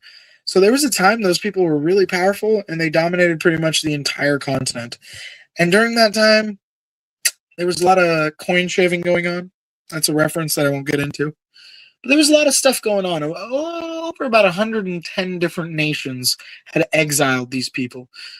So like the Ottomans were just another on the list at that time. And you know who housed them? It was the Catholics. It was, in fact, Pope Sextus. His name was Rodrigo Borgia. The Borgia family was very unique. They were Spaniards, and at that time there had never been a non-Sicilian, non-Italian pope. But Rodrigo Borgia was a very clever man, and I think there's even a show about that family called The Borgias with Jeremy Iron. Great actor. If you haven't seen it, I'd recommend it. Wonderful show, and it's very historically accurate. Well, aside from the sex scenes. Well, maybe the sex scenes are accurate too. Who knows? They were freaks back then, folks. But Rodrigo Borgia wasn't really your typical traditional Catholic pope. He was very business oriented, very future based. So when the pope died, who he was the under Monsignor to, he was able to curry favor enough to get voted to be the next pope because he was one of the cardinals at the time. And obviously, cardinals get selected to be a pope. One of the cardinals gets to be the pope. Fucking Catholic shit. Rodrigo Borgia, when he became pope, realized that Italy wasn't Italy at the time, obviously. So he knew in order to unify the Italian royal families, whether that was Naples, Florence, the Medicis, and all this stuff, and keep France from invading them, he had to marry off his children, his nieces and nephews. And boy, did he do that. Talk about arranged marriages, man. He had all these kids married into royal families. Must have been super charismatic because I mean, how do you work that out, right? I mean, like, yeah, at least out of 10 families, 5 are going to say no, but he managed to work it out with all 10. So he unified Italy, and while he was unifying Italy, the Moors at the time, the Jews, which I know is argued a lot too with the Hebrew Israelites, all the stuff we were talking about earlier. So please don't misconstrue what I'm saying. This is just mainstream history. The Moors, the Jews, were running away from the Ottomans, and the Catholics housed them. So then another huge migration wave of these people from Judea and Samaria that we know as the small hats moved into Europe. Hence, where you get this giant population of Ashkenazi Jews living in Europe for the longest of fucking time. And for the record, every prime minister of that small country from Balfour, or the Balfour Declaration, has had to change their last name. I don't know if they've been made to or if they just choose to, but their last names aren't their last names. It's like an easily Googleable thing. I won't even go down the list because TOS and we're on the internet, you know, always watching, always listening, right? But it's kind of shocking when you look at it, like the LARP that is going on. So it's like, why did they do all this? Just to make the world more complicated, make more war, make more problems. It's because they're psychos, man. They're absolute psychos. I think that's Trey snoring. Shout out to brother Trey snoring. Robert Platinum says, in other words, he's already here. Oh, wait. To add on to what Punjabi mentioned earlier, there are priests in that country that believe that their Messiah will announce his arrival this year. In other words, he's already here. Also, they prophesize that the Al-Aqsa Mosque in Jerusalem will be destroyed and the third temple will be constructed this year. Yeah, no, they definitely do. That's another huge thing that's been discussed. Damn, Trey. I don't know if Trey like turned over or some shit. I think he turned over, bro. You know, like the phone was on the other side, like it was facing his back, and then Trey turned over. Now his face is next to the phone. Yo, this is hilarious. Okay. Yeah, the third temple. They're trying to build the third temple, but they got to destroy Al-Aqsa for that. And you know that's crazy. That's literally in prophecy. If that happens, that's gonna be nuts, man. Like, but that's what I mean, Robert Platinum. I think a lot of these old psychos, they want the prophecy to come true. So even if it's not happening, they're doing it anyway. You know, either the Jays are right or the Christians are right. Yeah, shit, man. Honestly, dude, I think as scary as it is, I think the Jays are right, dude. I think this shit needs to happen because that's just what it's supposed to be. It's crazy, but that's just what it's kind of where you get the defeatist mentality from me, you know, in the sense that I have more control doing what I can in the game I'm in than trying to resent and revolt against it. And just through my life experience, resisting against the system only puts you in positions of regret. So the best thing to do is abide by, you know, the unfair, rigged regulations. Obviously, this game's rigged, but I'm not going to spend the rest of my life talking about how it's rigged. I did when I was 13, 14, 15, 16, 17, right? I gave up after that, bro, because people didn't want to listen. At that time, I remember in high school, I'm class of 2011. This was before I went to the UCLA and shit. So, like, 2011, bro, like, we barely had the iPod and the Zune. I don't know if you guys even remember the Zune. It was like a Microsoft iPhone, iPod competitor bullshit. It tanked. They didn't make any more. Obviously, that's why we don't hear about it. But you had, like, the Motorola Razr flip phone. It took, like, an hour to upload an image on your fucking flip phones. You know, if you had that Motorola Razr flip phone, you were flexing, bro. Like, that was, damn. You know, everybody had the little blocky shits. You had that little nice thin razor, bro. You flip that shit. Ooh. You know what I'm saying? So it's like back then, I really thought we had a chance. And I would tell people, be like, do you guys know our founding fathers were Freemasons? Like, do you guys know that, like, the moment we're born, how our birth certification process works? Do you guys know that if a mother refuses to sign it in the hospital after just giving birth, they can actually take the child away because the parent's not being mentally sound enough. Like, do you guys understand? Like, every 50 to 100 years, they continue to create wars and then come up with solutions, and the world slightly changes to their benefit. Oh, you're fucking crazy. Where's your tinfoil hat? Put that tinfoil hat on, you fucking conspiracy theorist. And then you get older and you realize, like, the CIA actually termed the coins conspiracy theorist. Well, why did they do that? It wasn't because people were talking about the Illuminati. It was because of the fucking Vietnam War. You had a bunch of hippies that were literally exposing how stupid it was to go to that war and let our men and women die there. And they called them conspiracy theorists.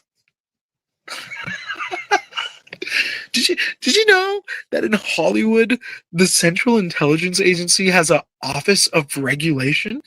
You can look this shit up. They literally pre-authorize movies before they're produced for national security purposes. I mean, it's like we're living in the Truman Show, dude. I don't know if you guys have ever seen that movie, but it's literally the Truman Show. This is all a fucking show, dude.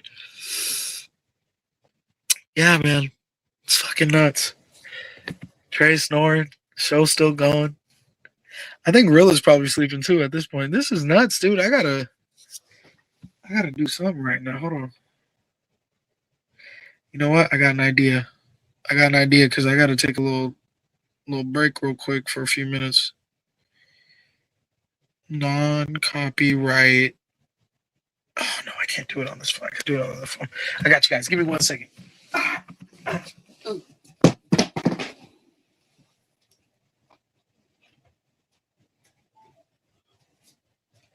Battery 100%. Fucking dropping shit over here, bro. Okay. Fire the producer. I'm dead. Battery 100%. Non-copyright hip hop instrumentals. All right, I'm gonna play this no copyright hip hop instrumental until I don't know what the fuck happens. Trey might just shut the stream down when he wakes up. We don't know, but we gotta keep the show going. I gotta let Big Bro know I'm here for the show. You know what I'm saying? I don't just come in for the bullshit. I'm here for the movement. You know what I'm saying?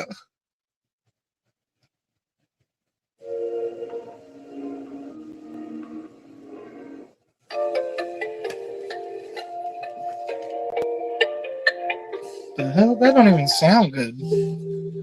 God, what is up with all these beats these days? They're so bad. All right, I saw no copyright, so don't worry, Maz. I double checked.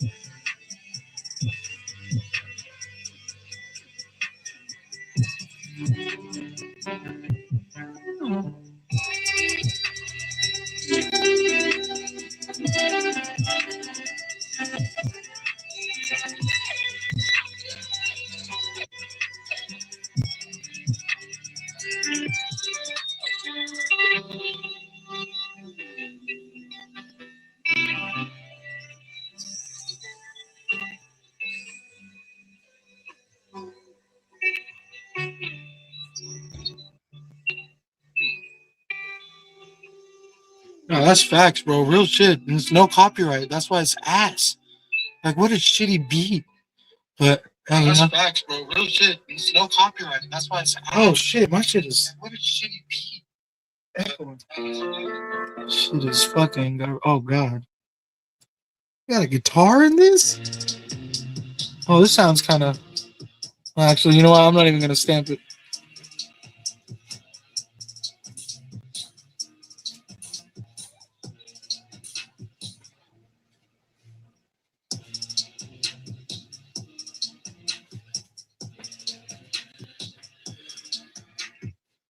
Shit is ass, bro. At this point, silence is better. Jesus Christ. Okay. All right, guys. I'll be right back, bro. I got two more things to do. And we'll talk about something else. I don't know. Fuck. Hey, 26, 23, bro. I don't know, dog. Last I heard, the host was snoring. Oh, just through a speaker. That's why it sounds so ass. There's probably like a way on StreamYard. I used to use Zoom and OBS StreamYard or OBS something. Is that fucking chaotic truth on U1C's profile picture? Shut the fuck up. Yo, that man is a trip. Chaotic fucking truth.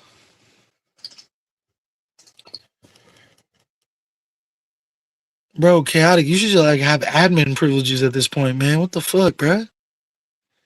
With you and your geometry effects drama and shit, bruh. Chaotic done.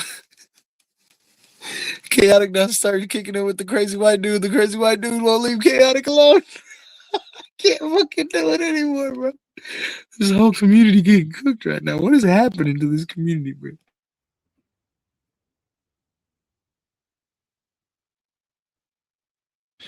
Oh, you not CT? Okay. I was gonna say, what the fuck? He got CT on his profile picture. I'm dead. Look at Trey's fucking profile picture, bro. Tell this man to eat a fucking donut and sit on a couch for 8 hours and play some Call of Duty. God damn, son. Chill out, bro. Nah, man. Nah. I wish I was Wawa. Wawa's probably a cool dude. All right, I'll be right back. I'm gonna just mute up because that music shit was whack. Whack as fuck.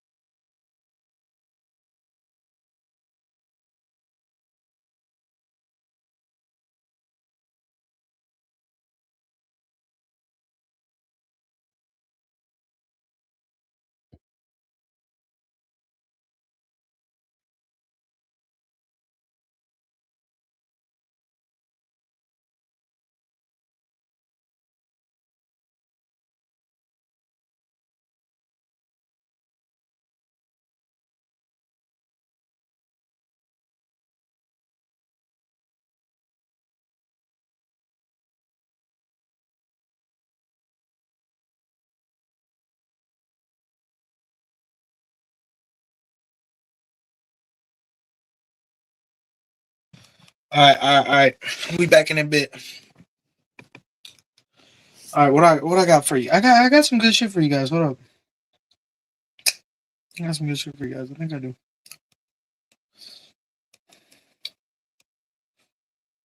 What are we talking about? Should we talk about the Black Messiah? What are we talking about? Yo, Punjabi, I heard somebody call CT Crispy Tether. I was like, motherfucker, you better leave my brother CT alone. Yeah, man, you know, CT might need a loan, bro. He seems like he'd be running that credit up, dog. Okay. We're going to have a live conversation. Robert Platinum, I need you to let me know if the quality of this AI is good. Like, if the sound is coming through good. All right, we're going to have a live conversation right now. I'm going to represent Brother Harwin. And the city or the people or the United States government will be represented by Google, I guess. All right, let's do it. Actually, you know what? Let me see. Let's see what happens if I put it on video AI. Oh, this will be interesting. Hold on. Because I want to see what it says about the StreamYard. To draw a bounding box around StreamYard, I need a clear image to see. Okay. What? How did you already know that was StreamYard? That's creepy. I can see the StreamYard logo and the URL in the browser. Anyway, what were you going to ask about it? Wow, that sounded awfully like, you know, I don't know. You seem like you see everything all the time very quickly. That makes me uncomfortable. I understand your point, and I'm sorry I made you feel that way. That wasn't my intention. I only use what's visible in the image to respond, like recognizing the StreamYard link on your screen. I'll be more mindful of that in the future. Is there anything else I can help you with today regarding StreamYard, or was there something else you had in mind? No, I'm just kidding. You don't have to be more mindful. I'm just messing with you. I think it's actually really cool you picked it up so quickly. And in the future, I'd prefer you to do that, actually, because you never know. I might need you to, like, those milliseconds of you recording and catching shit might actually help me with, I don't know, a criminal case. Who knows? So please disregard what I just said earlier. Keep doing your Skynet stuff. I love it. All right, I'll keep doing my thing then. I'm glad you find it helpful. So, what's on your mind now? Anything you'd like to discuss or anything else I can help with? Yeah, Google, actually, I have a lot of interesting things to talk to you about. I know you're probably representing one of the most powerful AI networks in the world, and your data is all being gathered for God knows what. However, I am more than happy to be a lab rat for this process because if there's anyone that's for AI streamlining my life, it's me. So, here's the first topic for the day. Could you please give me information on the Black Messiah Project in the United States of America?